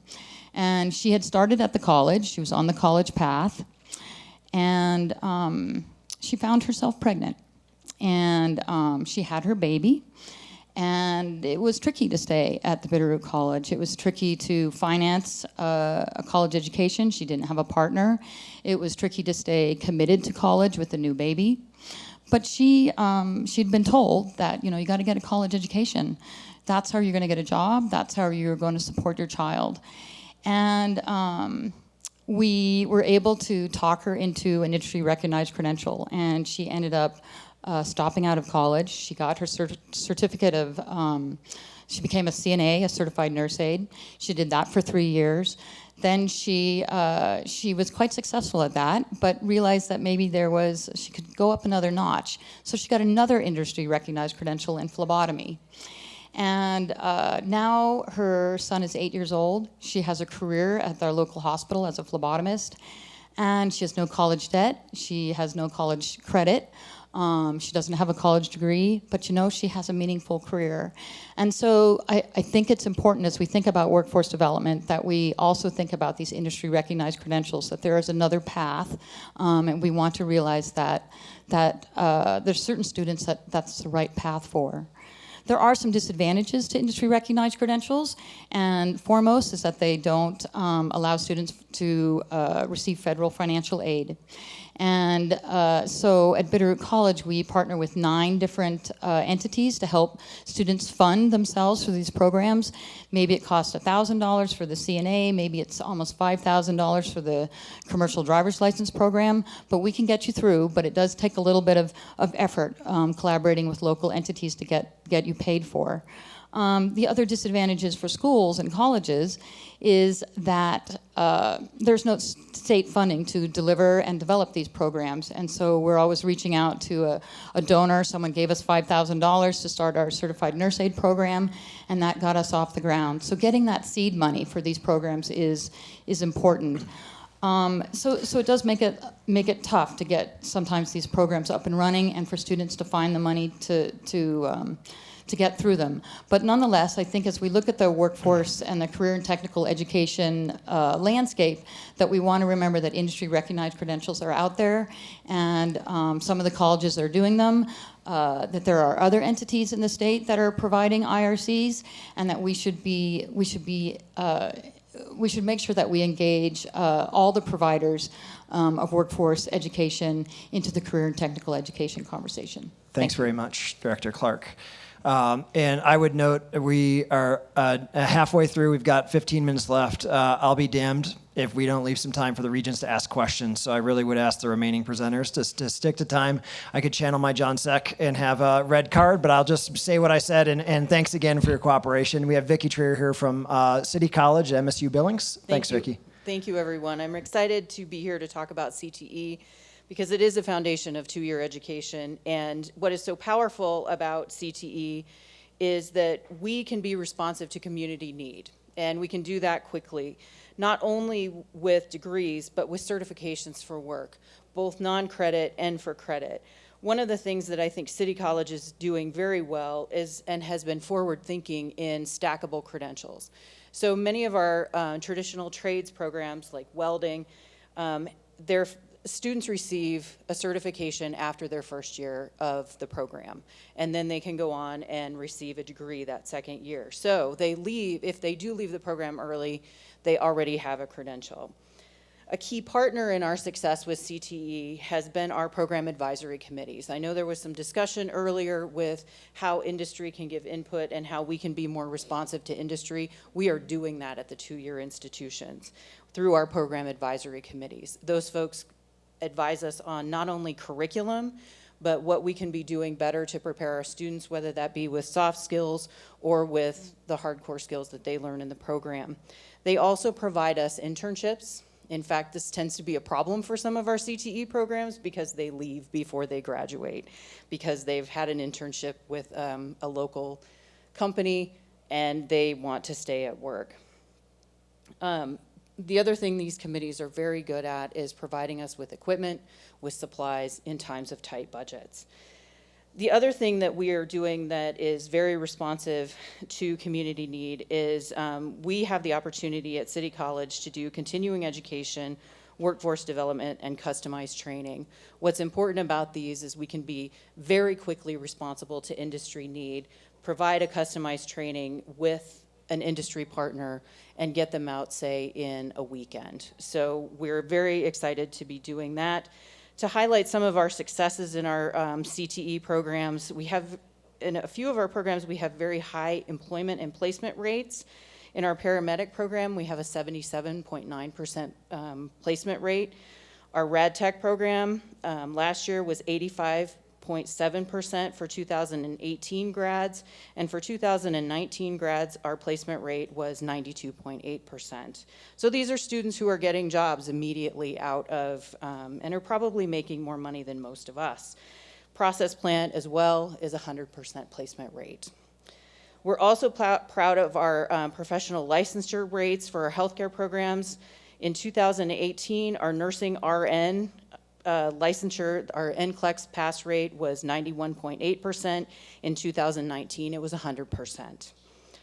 Our PN program, our practical nursing program, in 2018 was 90%, and in 2019 was 93.3%. RadTech was 100% for 2019 grads. The other thing we like to celebrate at City College is our nursing program. Our RN program received national accreditation this past spring. What this does for our students is it allows us to place students in more clinical sites, but it also allows those students to be eligible for employment in a lot more types of hospitals. We would not be able to do what we do without our partnerships. Specifically, we've been partnering with Great Falls College and the Billings Career Center, which is our technical high school, to offer a surgical technician program. And we also partner with the Billings Career Center to provide dual enrollment opportunities so that those students can transfer directly to City College, which, if you don't know, we are right next door to the Career Center. So we are doing a lot with them. But I think what's unique about City College being embedded with MSU Billings is then for those students who need a bachelor's degree, we can send them to the university portion of our institution and they can earn a BAS degree or some other health administration degree, whatever that might be. So if they need a further credential, they have that opportunity. Thank you. Thanks very much, Dean Trier. Now, as we head to the fourth pillar, again, moving quickly, meaningfully, we have Dean Dave Gerchek from Highlands College to talk about workforce, economic, and community development. I'm ready. I got the digital clock behind me.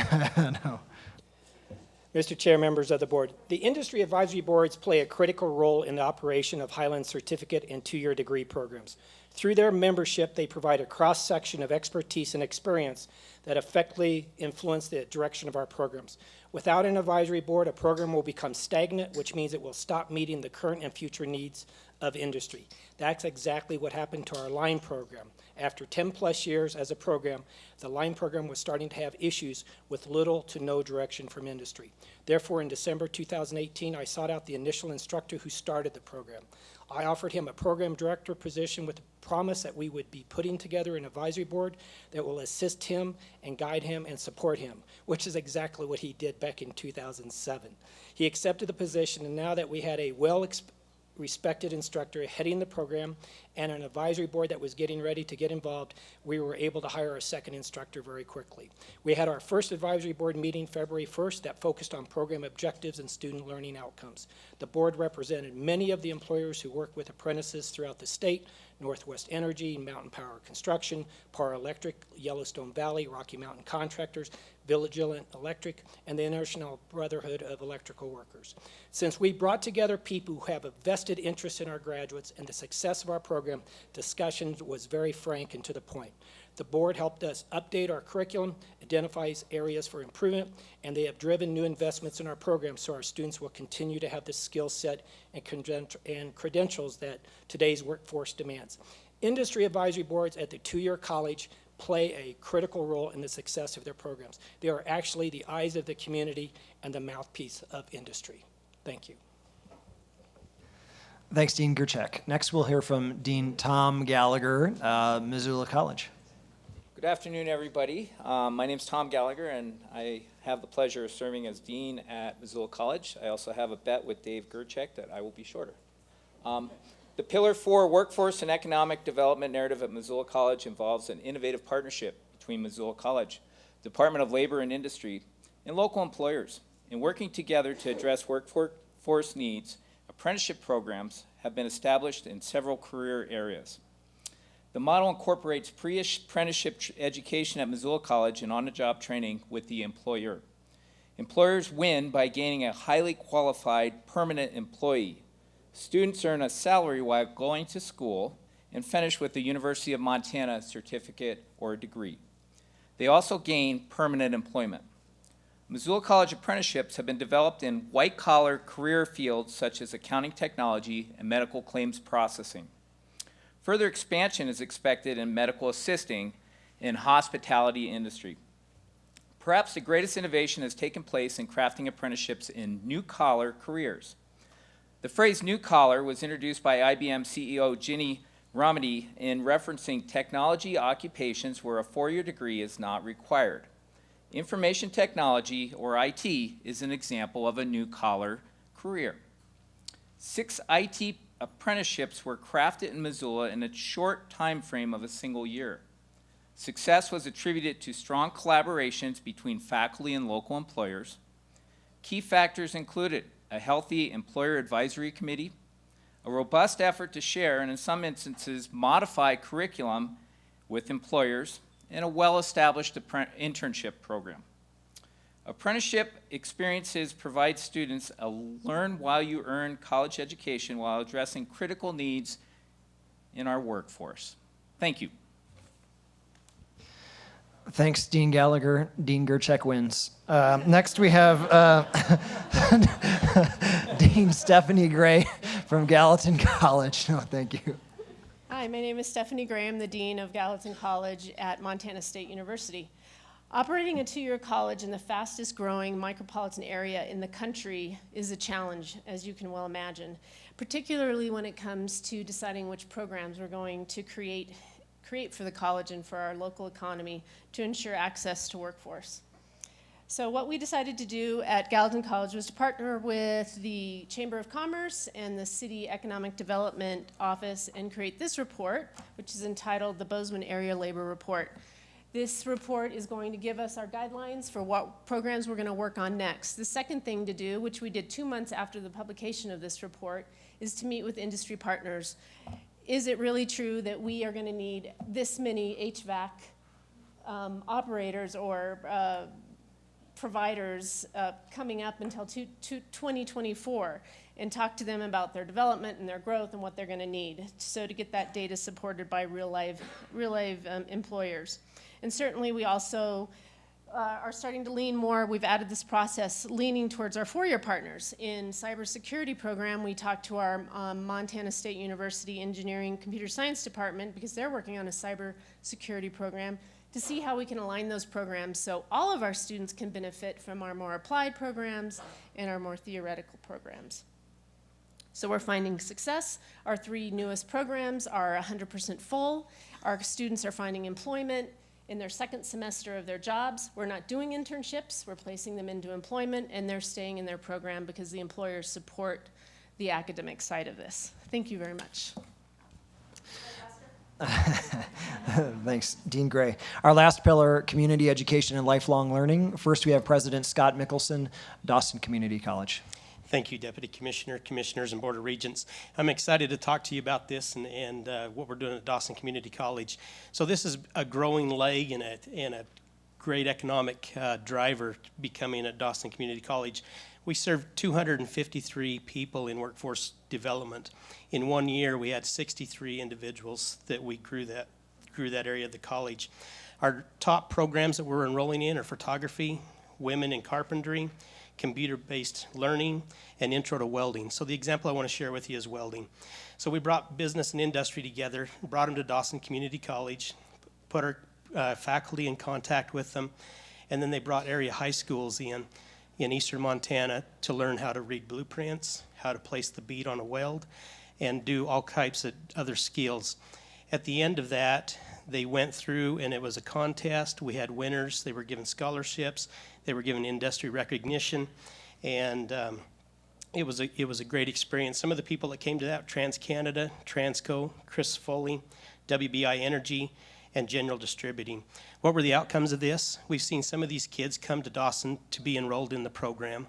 We got a verbal compliment from these people from business and industry that we have one of the greatest regional welding programs. And last but not least is it gave business and industry young people in high school to work with so that they could see their future workforce. Thank you. Thank you, President Mickelson. Our anchor leg, Dean Annalise Ripley from UM Western. Thank you. I will be brief, I promise. Thank you for this opportunity. It's really an unusual opportunity to get to come and speak before the board about a non-credit program. So much we talk about, for-credit programs. Montana Western has for 40 years been a partner with Elder Hostel Incorporated, based in Boston, Massachusetts. And they're no longer referred to as Elder Hostel. They're now referred to as Road Scholar, ROAD. This is a program that promotes lifelong learning adventures for adults, generally individuals 55 years and older, but they have a lot of different kinds of programs that include grandchildren and mid-adults as well, young adults. So as I said, we've been a partner with Road Scholar for 40 years this year. This last year, and the reason why I'm excited about talking about this is because this is a different kind of program. It's not about really serving the citizens of Montana directly. It's about bringing others and other resources to our state. So this last year, Montana Western had 68 programs that we offered around the greater Yellowstone ecosystem. We enrolled 1,200 participants from all over the country. The revenue that's generated from this program supports 2 full-time staff members, 19 instructors with advanced degrees, and 28 group leaders. And the revenue that comes in, last year we brought in over $2 million to the state of Montana that otherwise wouldn't come to Montana through tourism dollars. We spent $260,000 on personnel services with all of the individuals that we employ, $1.5 million on food and lodging to vendors, and $287,000 to transportation companies. So this is a type of program that often doesn't get recognition at this level at the Board of Regents, but it's the type of programming that we can offer through lifelong learning and self-support programs that have true economic impact to the state of Montana. So thank you for this opportunity. Thanks very much, Dr. Ripley, and thanks to all of you for sharing your highlights, your thoughts with us. We are not going to do this every meeting this year, but I do think it was really important to kick things off by hearing directly from the 2-year leaders. And I imagine as time goes on, we'll hear more about specific challenges and opportunities you face. But with that, Chair Nystuen, I would throw it back to you, and you can handle the remaining time however you like. I apologize, but I'm glad we made it through. Thank you, Deputy Commissioner Tessman. You know what? I think there would be general consensus around the table here that there's an incredible amount of pride, passion, and a sense of accomplishment from our campus leaders from the 2-year community. So this was just excellent. One of the things that maybe before we open it up for some questions is to continue the dialogue at our meeting in November around the 2-year mission. I know that our time is really up today, but one of the things that I'd like to do is to have a conversation about other ways to measure performance of our 2-year campuses. You know, last time we gathered in public we were in Great Falls. We talked a lot about performance funding, all the metrics that are out there, and we put a lot of stock in that. I'm a big fan of performance funding metrics. I also, tomorrow, unfortunately, will miss a lot of the conversations about all the financial metrics that Deputy Commissioner Trevor will present on everything from FTE to state share funding and all those kinds of things. But from my vantage point, having been on the board of FECC for 13 years, is community colleges, 2-year campuses are different in many perspectives. And their sense of accomplishment isn't always measured by some of the data that we use, that we see at every Regents meetings. The 2 years, it's a relationship with their communities, it's a relationship with their students, it's a relationship with the 4 years and beyond that I think that do we owe it to ourselves to have a conversation about different ways to measure performance of our 2-year schools than just some of the basics that we already currently have. And so I would throw that out to the commissioner, deputy commissioner, and the folks around the table, the 2-year and community college committee, to maybe have a deeper dive into measurements of performance beyond this, because you know, we can say, oh, look at enrollments dropping and all this sort of stuff and wring our hands, but yet look at the impact that these campuses are having across the entire state. So with that, what I'd like to do is open up for a couple of quick questions or comments, and then throw it back to Chair Lozar for the break. So Regent Sheehy. First of all, you can have a couple of my minutes from ARSA, because I think we're going to go quite fast, don't you, Brock? I believe so. I think we'll be fine. I think this was really important. We have several new board members. We get a little bit of 2-year, often, not often enough, but a little bit of 2-year. And it was time for us to hear a somewhat comprehensive review with every voice at the table. I thought it was very important. I'm wondering if this is in any way we can use some of this information and the gathering of it for the Senate Bill 754 review that's coming up, and how these things relate. How is that review related to what we've seen today? Other questions or comments from the regents? Chair Lozar. Thank you, Regent Nystuen. I'm scared to even talk because Brock might bat my head off, but I don't want to run too long. I do want to underscore what Regent Sheehy said, and thank Regent Nystuen. I think you're right. I think we tried to have a conversation, what was it, last November, and at University of Montana around two-year, and open the dialogue. And we didn't set the table well enough to have the voice of the 2-year at that discussion. So I appreciate you guys setting up this discussion, and not only setting up the discussion today, but I think this is a smart idea to walk through, as you have done, sort of this year of assessment, engagement, and planning, and to do it sort of strategically through the 2-year committee, and to embed it into the conversations that we're going to have on the study commission with some of our colleagues in the legislature. So I think this is very much fitting.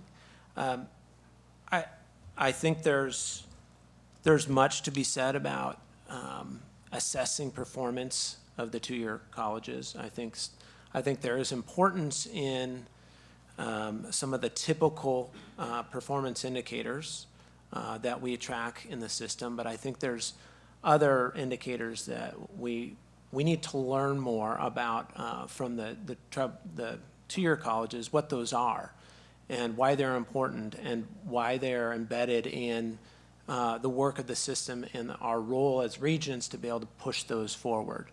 I spent several years working with the tribal colleges for the American Indian College Fund, and we had this same conversation that you just brought up, Regent Nystuen, is what does success actually look like, and what is the purpose of education? And it certainly goes well beyond retention rates and graduation rates. And I think there's a lot we can learn nationally. There's certainly a lot that we can learn from the tribal colleges, and there's certainly a lot that we can learn from each of the speakers and their institutions as we move forward. So I really welcome sort of broadening this discussion about what does it mean, what does 2-year really mean in Montana?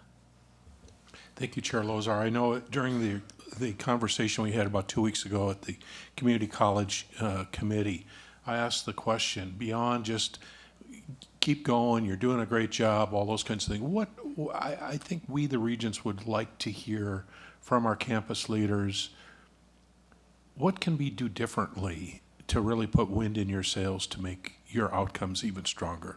More than just platitudes and slaps on the back and keep it up and all those kinds of things here. You know, I think it's incumbent upon us to hear from you and be bold, be progressive, be forward-thinking, and tell us what's really on your mind as to how do we leverage what we have here and so forth. As an employer in the private sector, you know, the future is all about technology, education, skilled workforce, all the things you talked about. But I want to know, what are the barriers that are in the way by virtue of old historic things, that this is how we always do it, this is how we view 2-year and technical education, this is the role you play. And sometimes it's overshadowed by the 4-year campuses and so forth. But I guess I would challenge our Deputy Commissioner Tessman, the 2-year committee, and the campus leaders to tell us what's really on your mind. How do we do more than just tell you, great job, keep it up, keep going? So I'd like to have those conversations at future meetings. Thank you. Other questions, comments? from the campuses? Anybody? I think you want a break. With that, Chair Lozar will throw that back to you for the remainder of the meeting. Thank you. Thank you, Regent Nystuen. Yeah, let's take a 10-minute break, and then we'll get going with the Academic Research and Student Affairs Committee at about 3:35.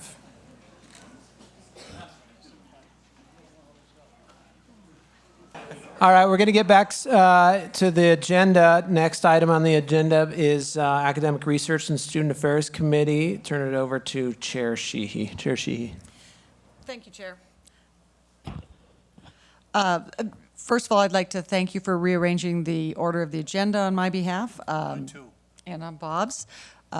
I too will be gone tomorrow. I'm attending a dear friend's funeral in Billings, so I'll be leaving after the meeting today. Bob and I have just realized that we are abandoning this entire table tomorrow to the new regent, Regent Miller. He will be sitting alone. So I'd like to ask the rest of the board members to, be a little kind to him. He's going to be all alone over here.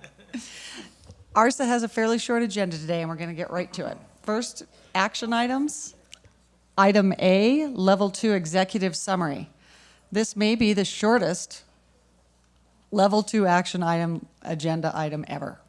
I know it has been in the last 5 years. So we have two items. They're both from Montana State University Bozeman. Deputy Commissioner Tessman, would you like to introduce those? Or introduce someone to introduce those?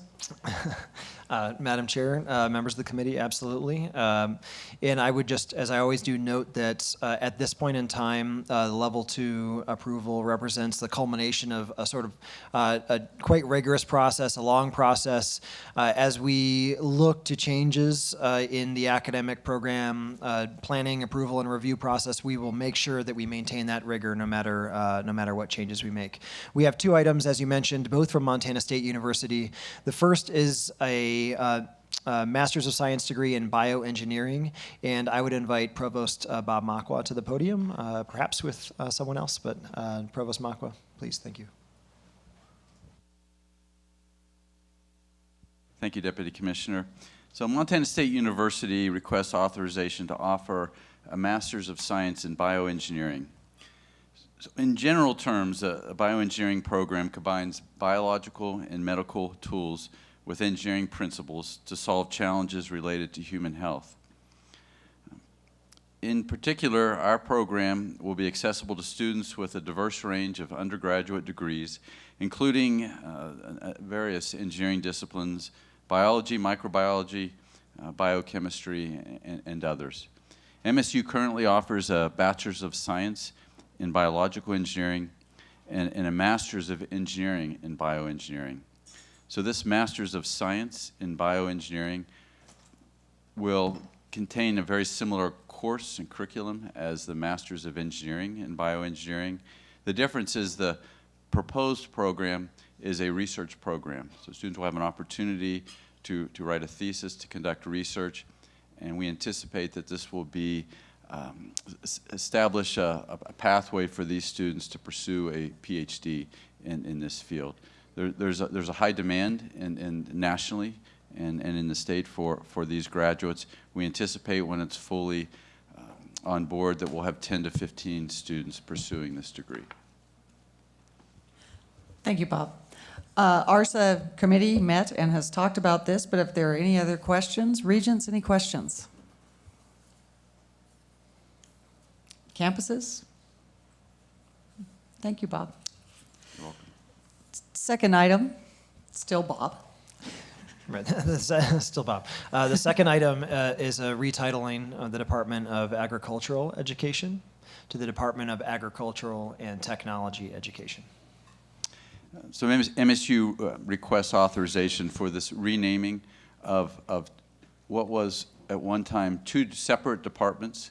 The Department of Technology Education existed in our College of Education, Health, and Human Development, and then the existing Department of Agricultural Education, which is in our College of Agriculture. These two programs were merged out of similarities and synergies between the types of degrees that are offered. And we are now requesting a renaming after the two areas have been combined. So there is no change in the academic programs, which include 2 undergraduate degrees with 2 options. It's simply a renaming of the program or of the department. Regents, any questions? No?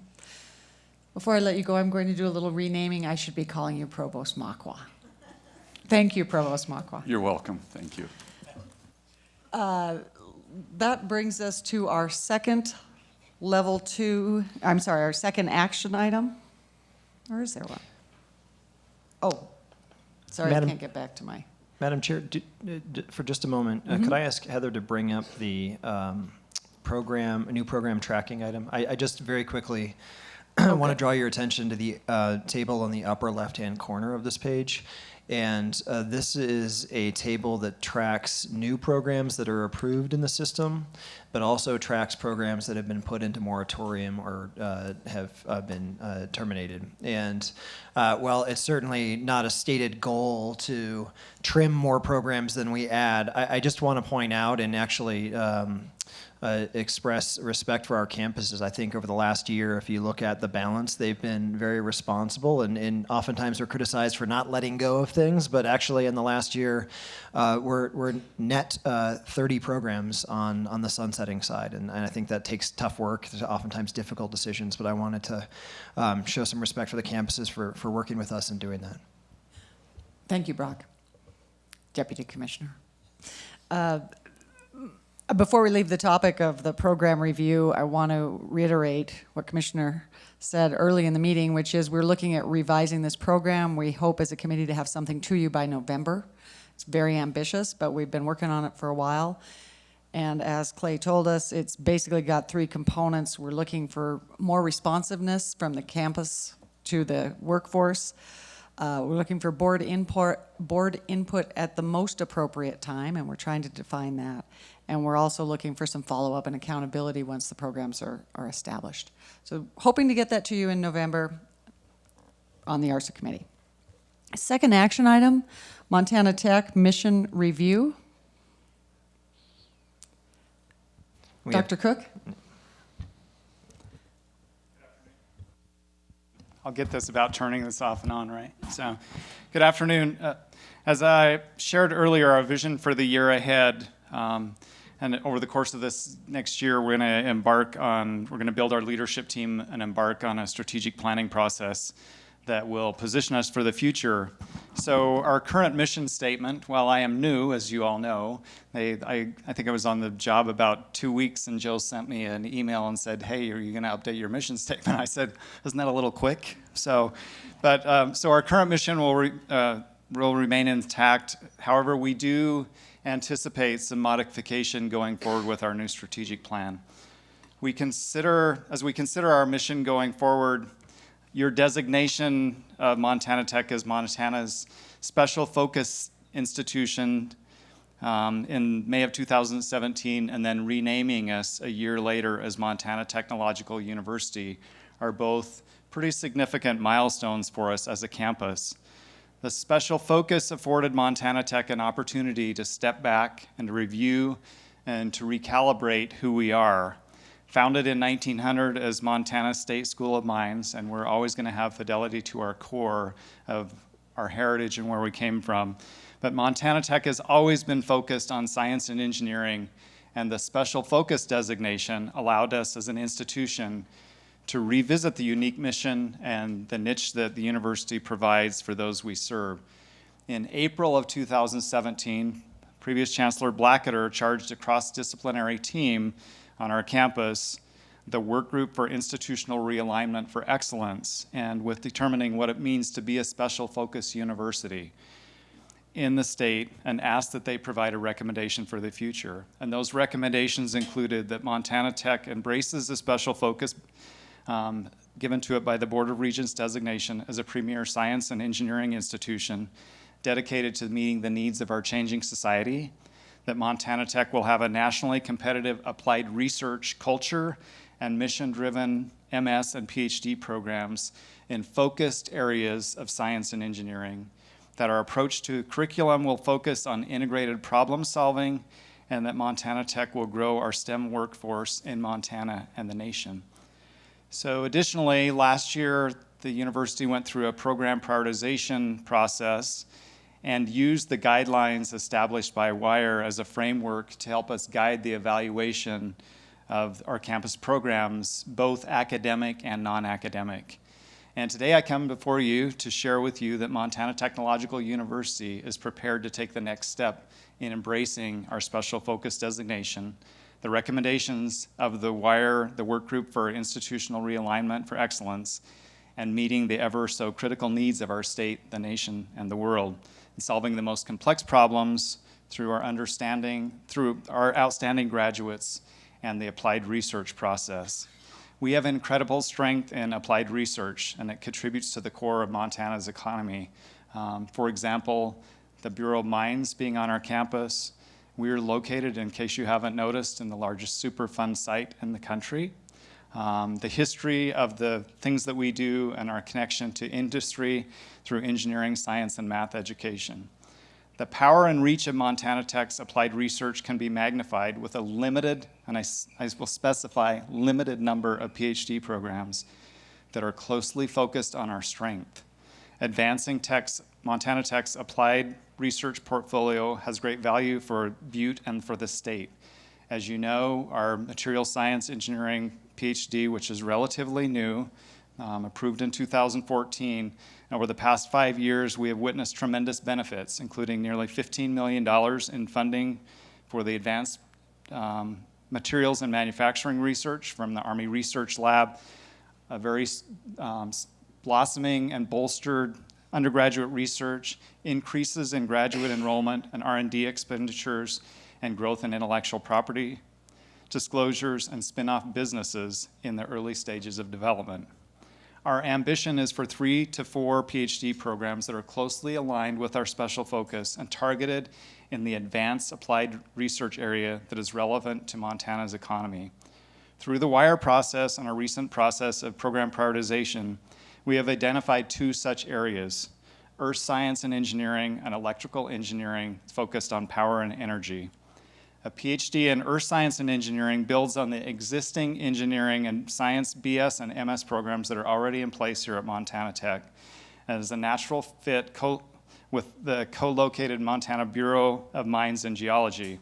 As it happens, our bureau is the only state geological survey in the country that does not already have an aligned PhD program on the campus where it resides. This degree has been in the works since 2017 and includes a commitment of a variety of faculty cutting across disciplines, 20 faculty members. Currently, there are 2 geoscience PhDs in the state of Montana. However, neither of those have the integration of engineering combined with it. The integration of earth science and engineering complements rather than duplicates the existing geoscience and the environmental programs at our sister institutions. It will foster academic and research collaborations among MSU Bozeman, UM-Missoula, and Montana Tech, and will help Montana to compete successfully for top research funds, faculty, and students, and other states and countries. The PhD in electrical engineering, power energy, was submitted for consideration last March, and you heard Mike allude to some of the challenges that are coming with energy. So the demand for PhDs focused in electrical energy is really significant, especially in the context of emerging challenges that are related to power and grid reliability and stability, power plant and transmission security, and the integration of rapidly growing sources of intermittent renewable energy. An aging U.S. electric infrastructure combined with substantial demand for renewable energy sources and energy storage has created a significant demand for these new technology solutions. Montana Tech has long shaped and advanced Montana's natural resource economy and its environmental sustainability. The next half century will see many new challenges for the state and the world, and will require Tech to continue to provide competent and ethical skilled professionals and timely, actionable research. These proposals are aligned with our special focus directive and will help us to collaborate synergistically across the Montana University system and enable the campus and Montana to attract the research funding, the industrial collaborations, and the high-quality students that we need to address the challenges that are facing our state and the nation. So I want to bring that to you. We, as I said, will be focusing on, looking at our mission as we go forward, and I appreciate your consideration. Thank you. Thank you, Chancellor. Any questions for Chancellor Cook? Chair Lozar. Thank you, Chair Sheehy. Not any questions, but more of a comment based on the very brief conversation we had this morning about a special focus and what that means to industry. I think the way that you articulated what your interpretation of special focus for tech was very clear, and you have a great opportunity to be able to take that out and, as you're developing relationships with industry partners, sort of clarify what that means for them and for partnerships. Thank you, Chair Lozar. Thank you. Any other questions? No. Thank you, Chancellor. Before we leave this item, I want to remind you that what we're voting on here, the action item, is the review of the mission statement. That's all that this is, which hasn't changed. Thank you. Next, we have our information items. First up is the Montana Project 10 update. Deputy Commissioner. Madam Chair, members of the committee, thanks so much. I think you've heard about Montana Project 10 before. I sit here, I'm only able to give real high-level comments on this, but I do want to emphasize how personally invested I am in this project and working with Directors Miller and Teal. I'm not an overly emotional person. I get a little emotional thinking about my late dad. Sometimes watch my kids run across the yard. A little teary-eyed Detroit Lions fan. They make me cry all the time. But honestly, and I think this holds true for almost everyone in this room, student success, and particularly when you hear particular stories about student success and the transformative experience that we can offer them, it's an emotional thing for all of us. This project, you're going to hear about some of the mechanics. This is not only a practical and strategic project, it's a passion project for everyone involved, and I look forward to continue sharing more with you as the next year goes by. But I want to welcome our new Director of Student Affairs and Student Engagement, Christine Miller, here to tell you a bit more. Thanks, Deputy Commissioner Tessman. Madam Chair and members of the committee, I am just here today to give you, as Brock said, an update about Montana Project 10.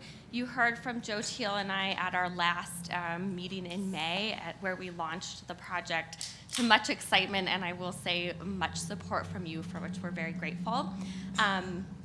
So I just wanted to give you an overview of what we have been working on since then and where the project is headed in the next few months. So you'll remember that Montana Project 10 is a student success pilot project aimed at increasing student completion and retention.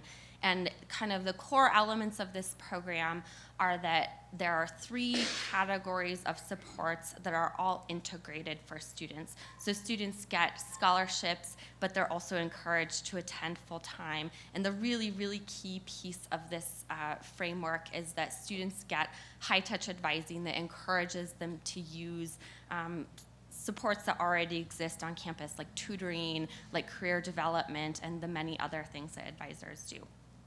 So just to kind of give you a recall of what this framework is, we'll be talking about it more and more. And certainly there's some nuances and some details that we're working through right now, but this is the core framework. Heather, do you want to go to the next slide? Thanks. So as an overview of what we've been working on, we've given ourselves quite a lot of lead time, though I will say, with the fall semester starting and knowing we're going to enroll our first cohort of students next fall. I kind of feel the pressure, and I think we all do in our office and on our campuses. We've engaged our key decision makers, that's many of you, and Commissioner Christian.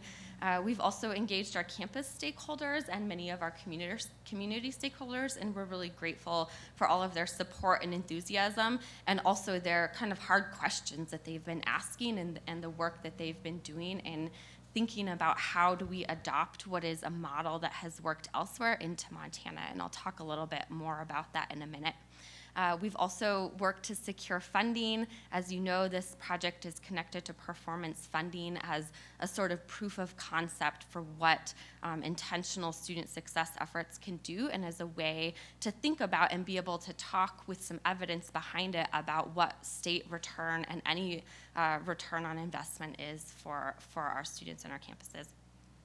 And finally, we've put together some, I have to say, stellar campus teams, and this is the real heart of the work that we're doing. And before I talk about each campus team that we've built, I'll also say that that little timeline that you saw, that's kind of where we've been, but it's also a good map of where we're going. We're always kind of going through that process, and though it was a straight line, it really probably ought to be a circle, because we're always trying to grow our community of stakeholders. We're continuously looking at other funding sources, and we're kind of actively pursuing some grant funding right now. We're always encountering decision makers of various kinds, and we're always building our team out. And again, I'll talk about that in just a minute. But our campus teams are the real core of this project. Again, you'll remember that the campuses participating are the University of Montana, Helena College, and MSU Billings. And we have sort of set up a structure where each campus has a project lead. And I am pleased to say that we could not have better or more competent or more knowledgeable people leading the campus teams. At University of Montana, we have Amy Capilupo, who is also the Director of Disability Services.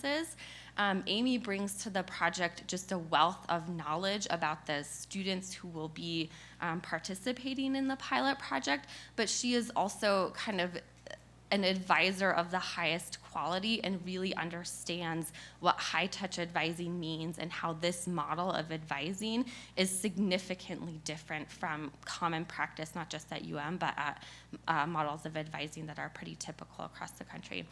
So we're really glad to have her as we build this project. And you'll see there's a whole group of people who are from Provost Harbor to Kelly Webster, to Emily Williamson. We have a whole group of people who are really committed to this and really dedicated to making this project work. Heather, could you go to the next slide? And at Helena College, our project lead is none other than our Associate Dean, Sandy Bauman. I have to say, when we were meeting with our campus teams kind of initially, everybody on the Helena College team was sort of looking to Sandy as we were trying to figure out who would be the project lead. And in fact, Associate Dean Bauman sort of right away volunteered to be the professor for the freshman seminar class that students will take as part of this pilot. So somebody who already has a lot going on but has a wealth of knowledge and amazing leadership for a really good team at this campus. And then finally, at MSU Billings, our project lead is Laura Giddings Carlson, who's also the TRIO director at MSU Billings. And this is another really important role because, as you know, and you'll hear more about TRIO in just a minute from other ARSA members, but TRIO serves students who are in profile very similar to the students that Montana Project 10 aims to serve. And so thinking about the ways that Montana Project 10 and TRIO can overlap and coexist on campuses will be really important. And Laura just brings a wealth of knowledge, and we'll have some really good insights into how to make that functionally work on the ground. And again, at MSU Billings, we have a pretty amazing team of people. So I just wanted to introduce you to all the groups and recognize all the hard work that people on campuses are doing. As we look forward, some of the things that campuses will be doing are working through implementation plans, and right now that looks like thinking about what recruitment and admissions for the program looks like. It means looking at our evaluation plan and doing an IRB so that we can have the kind of rigorous evaluation that I should say my counterpart, Joe Teal, who's not here, has been all along with this, and he would probably want to talk to you a lot more about the IRB process, but for now I'll leave that to him for next time. So these teams are really working through some of the fine-grained details of how to take Montana Project 10 from idea to implementation. So I also wanted to highlight for you some of the attention that Montana Project is getting, not just in our state. I'm sure many of you saw the series of Missoulian articles about the Montana University system, and also specifically that talked about Montana Project 10. So that was really exciting to see that happen. We've also had a platform in Complete College America. They're very interested in following this project. We've been a longtime partner of Complete College America and are an alliance member. And if many of you are kind of familiar with Complete College America, but some of the tenets of Montana Project 10 are based in some of Complete College America's game changer strategies, like co-requisite support, academic mapping, that kind of thing. And they've been really interested in following this project, primarily because it's a pilot, and it's at 3 campuses, and we're kind of working through some things that look a little bit different than it might have looked at in other places. We've also been talking with MDRC, which is the research center that kind of came out with some of the initial research on the CUNY ASAP program, which is part of what Montana Project 10 is modeled after. And finally, we've been in touch with CUNY ASAP, and they're very interested and supportive of this project, and curious to see how it goes in Montana. And I think that part of the reason why we are getting so much attention, and Heather, could you go to the next slide? Thanks.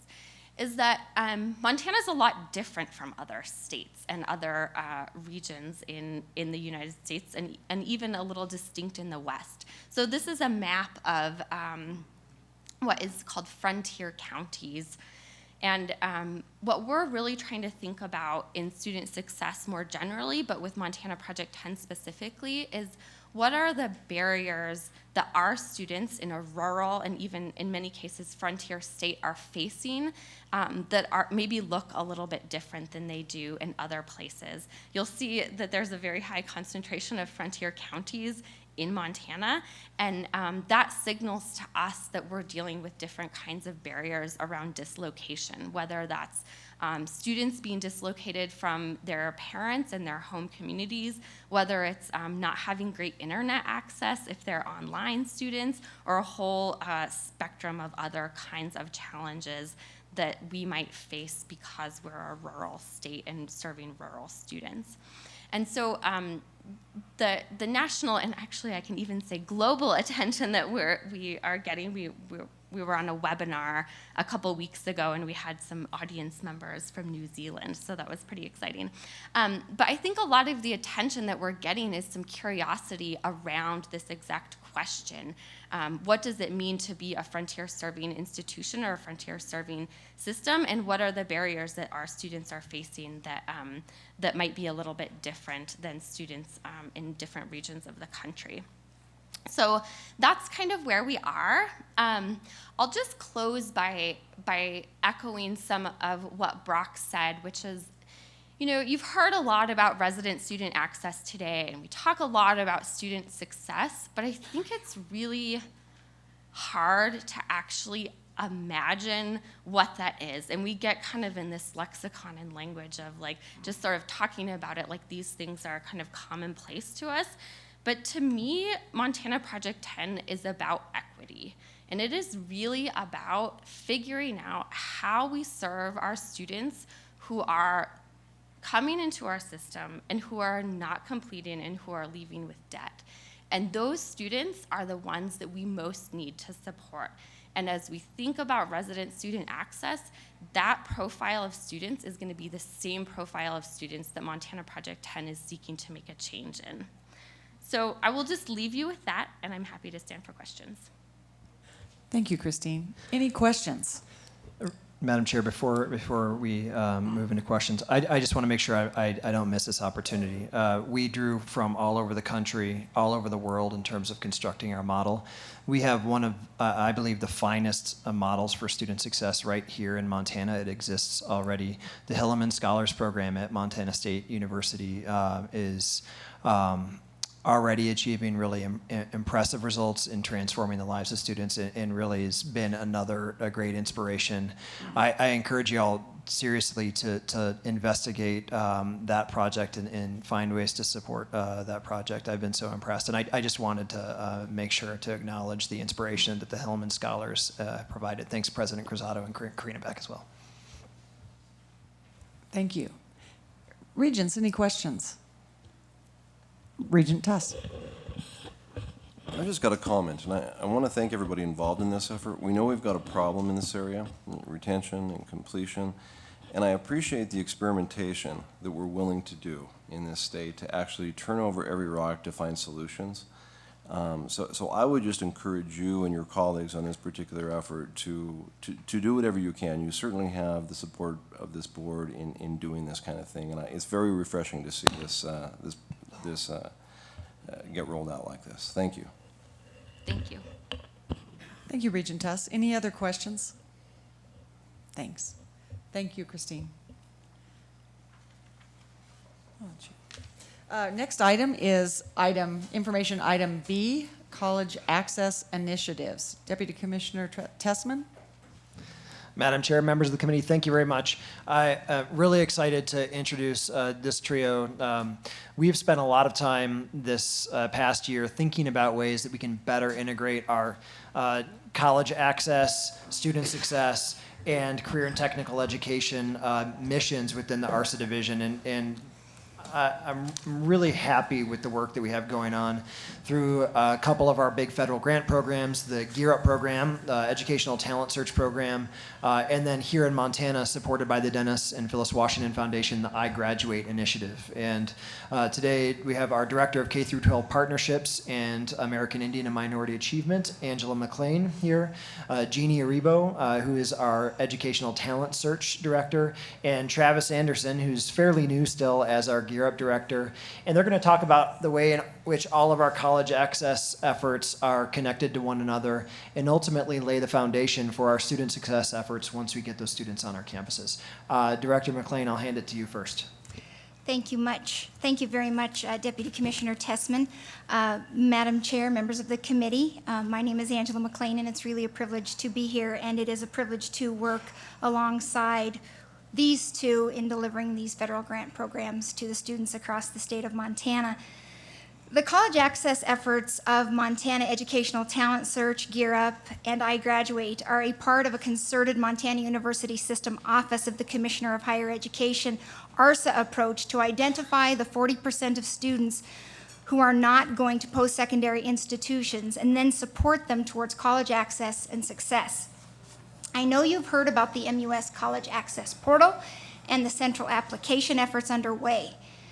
The portal, the central application, the statewide ACT, the work of ETS, Gear Up, and iGraduate, and the MUS student success efforts are all linked towards seamless Montana resident connectivity to our system and success on our campuses. Montana Educational Talent Search has been a part of the OCHI College Access effort for 40 years. The Montana Gear Up program has been a part of the OCHI since its inception at the national level 20 years ago.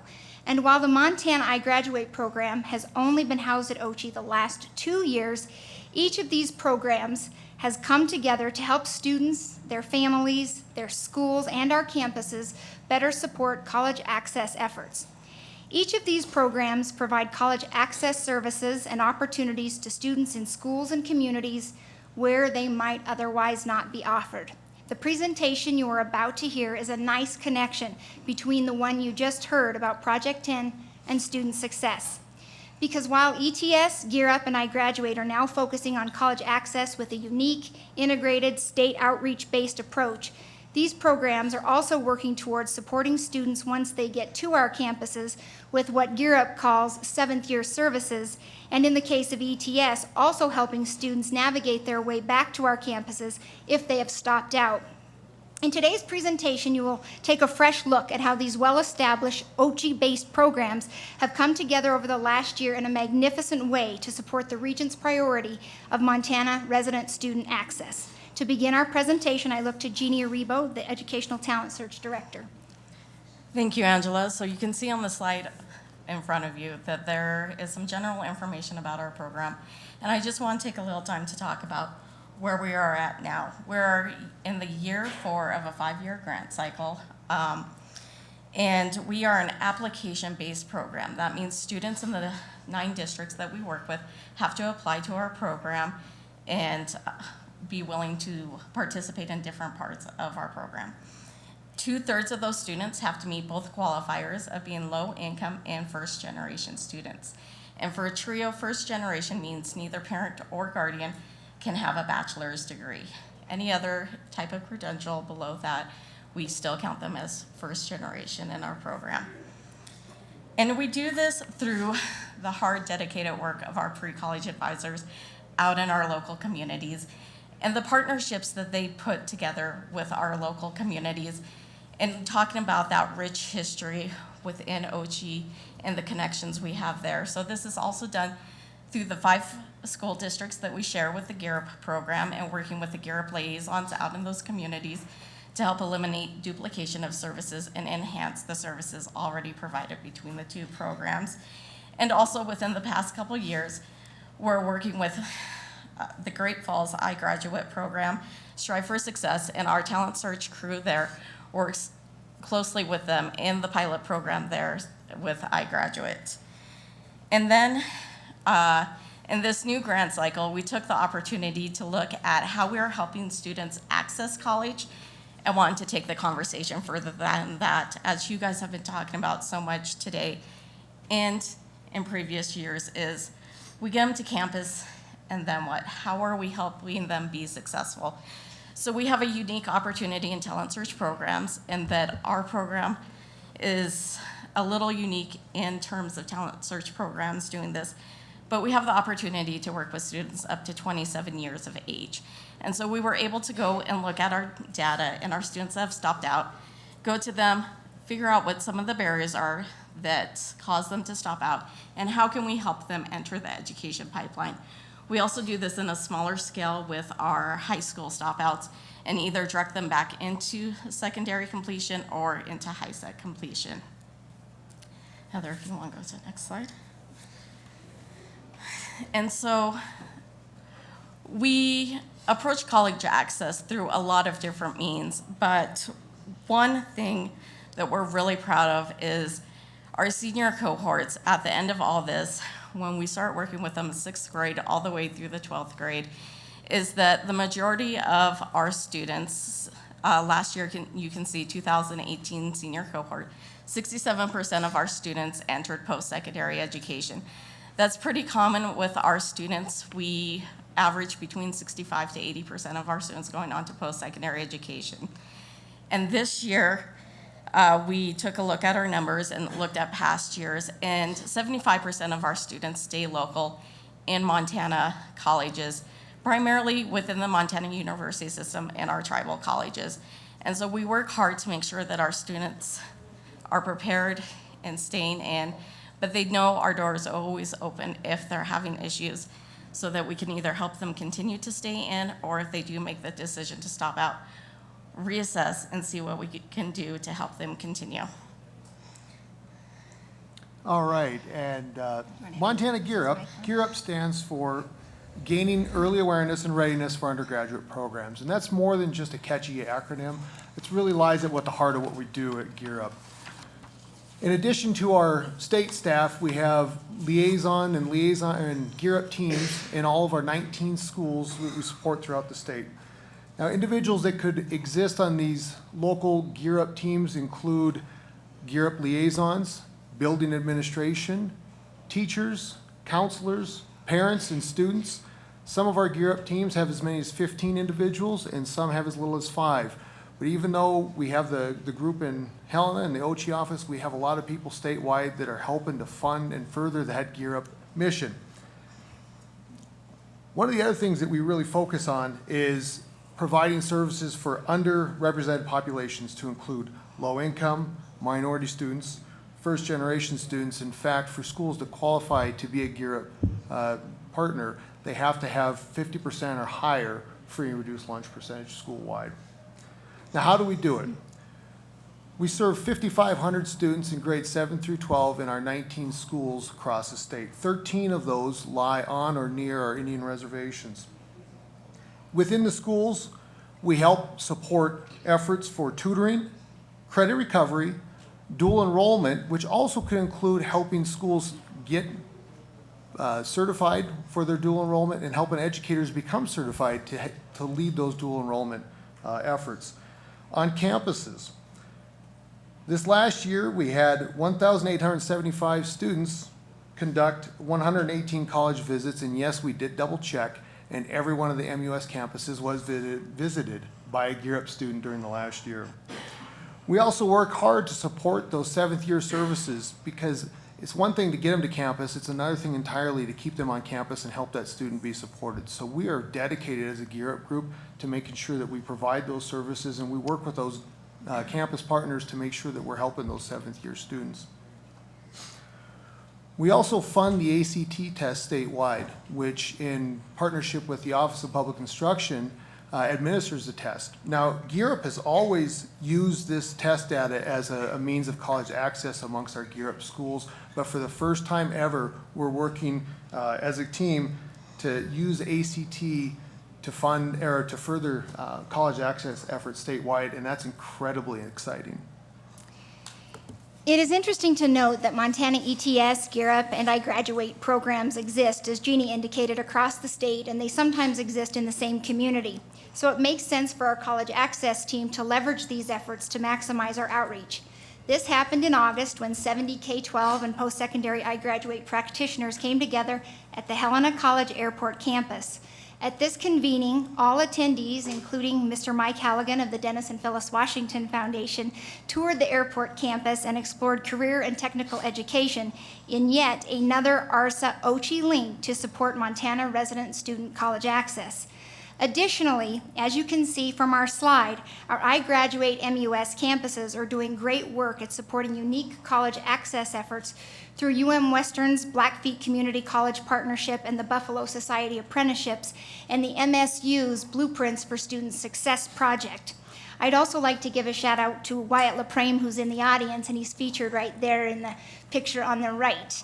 He's a member of the student representative group, and he's in the audience here today. And finally, in an effort to ensure growth of the Montana College Access effort, iGraduate attendees learned about how each of them could connect with the following college access efforts. All right, now, ladies and gentlemen, mark your calendars, because the first college access effort of this year is coming up at the end of this month. Our college application week will be happening from September 30th through October 4th.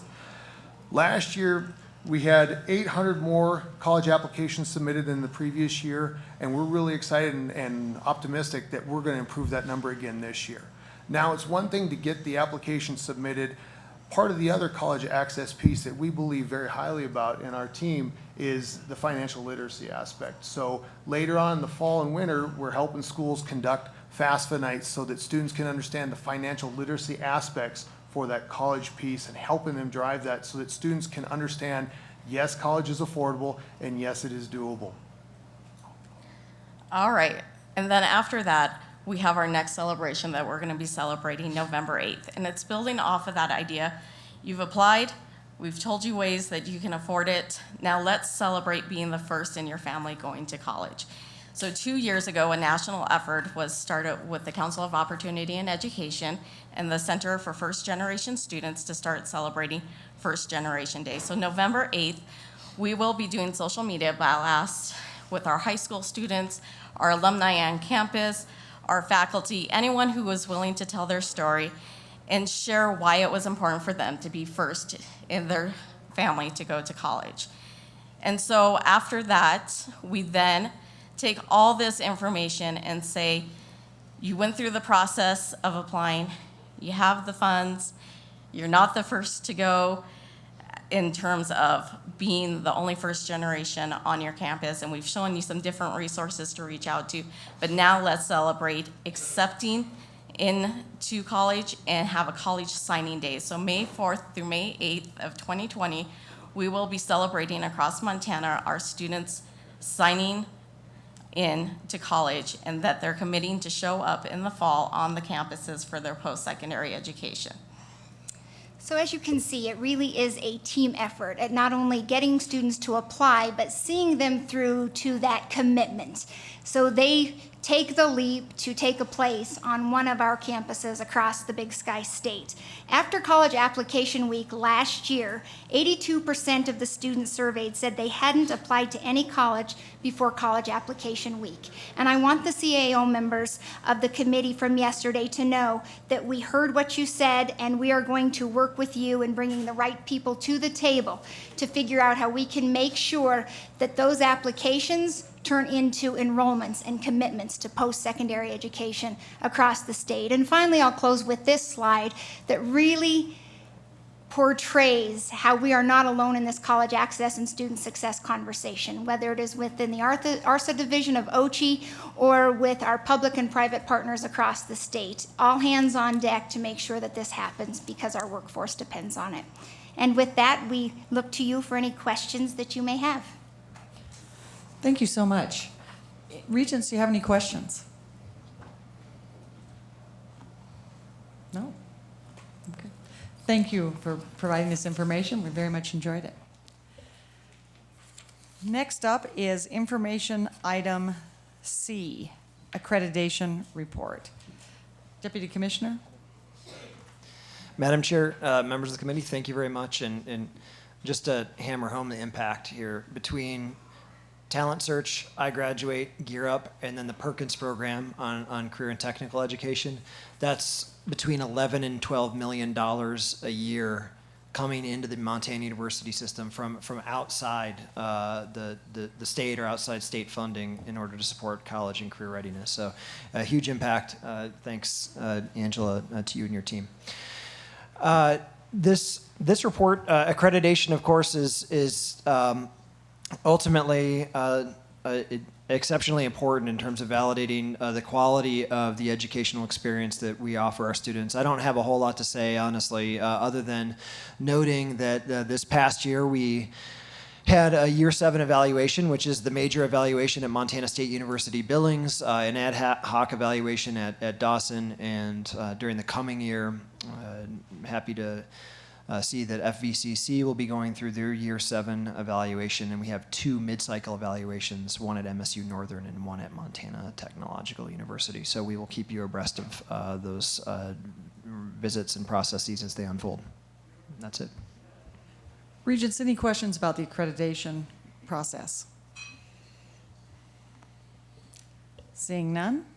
Information item D, the Level 1 memorandum. Just a reminder, Level 1 are delegated to OCHI. We have delegated the authority to approve those to OCHI, and this is just a report.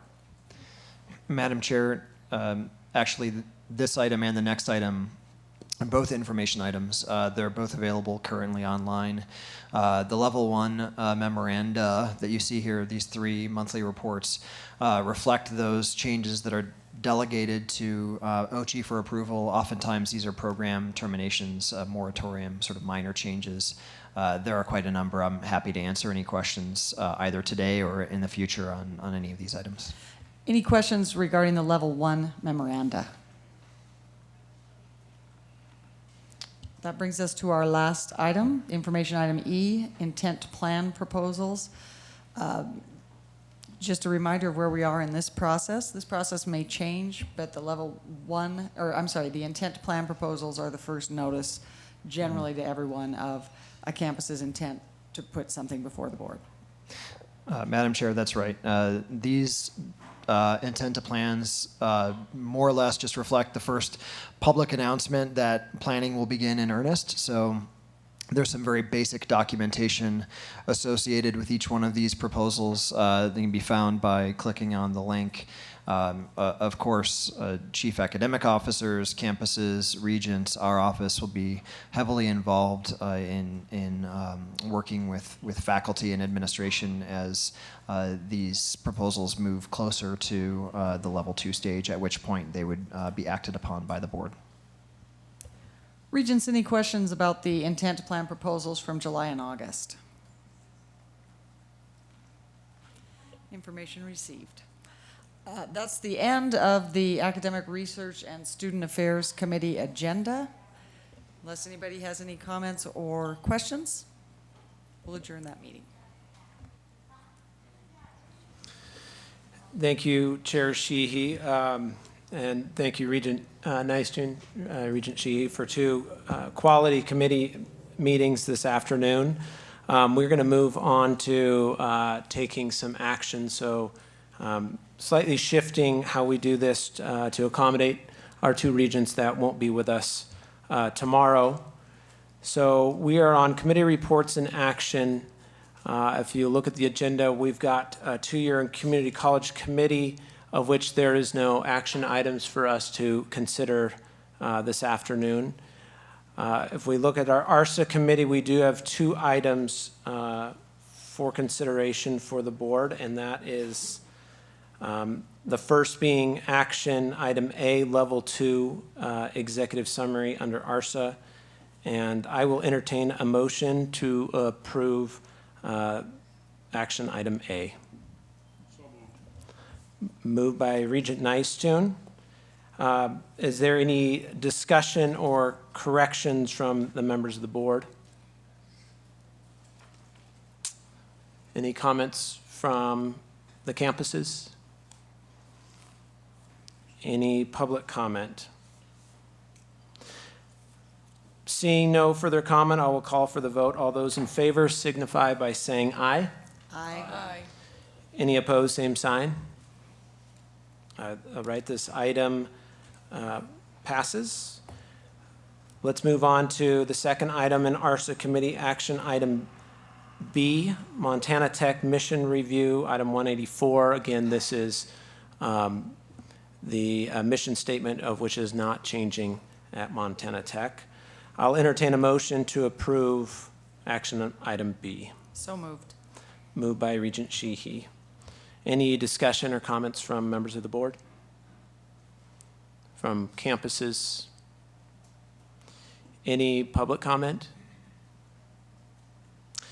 Seeing no further comment, I will call for the vote. All those that in favor signify by saying aye. Aye. Any opposed, same sign. Motion passes. That is the last item that we're going to take action on today. Seeing we have a little bit of time, we will move forward into public comment. And so I entertain or welcome anyone from the public who would like to provide some comment to come to the stand, and please state your name. So we'll entertain any public comment.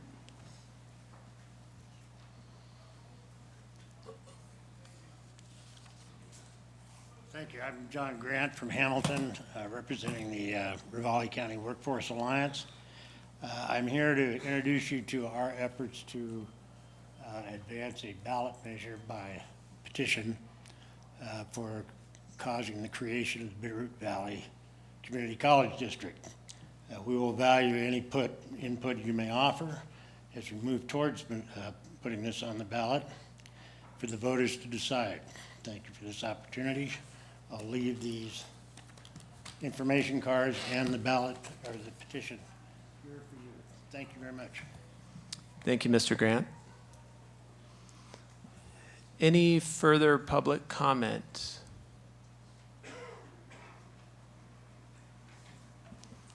Any public comment?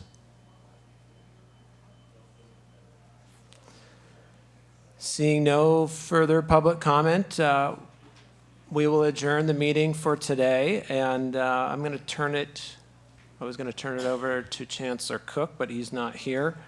It looks like we will be having a reception at the Student Success Center, which is just down the hill here, starting at 5:15. So we'll see you all there. Thank you.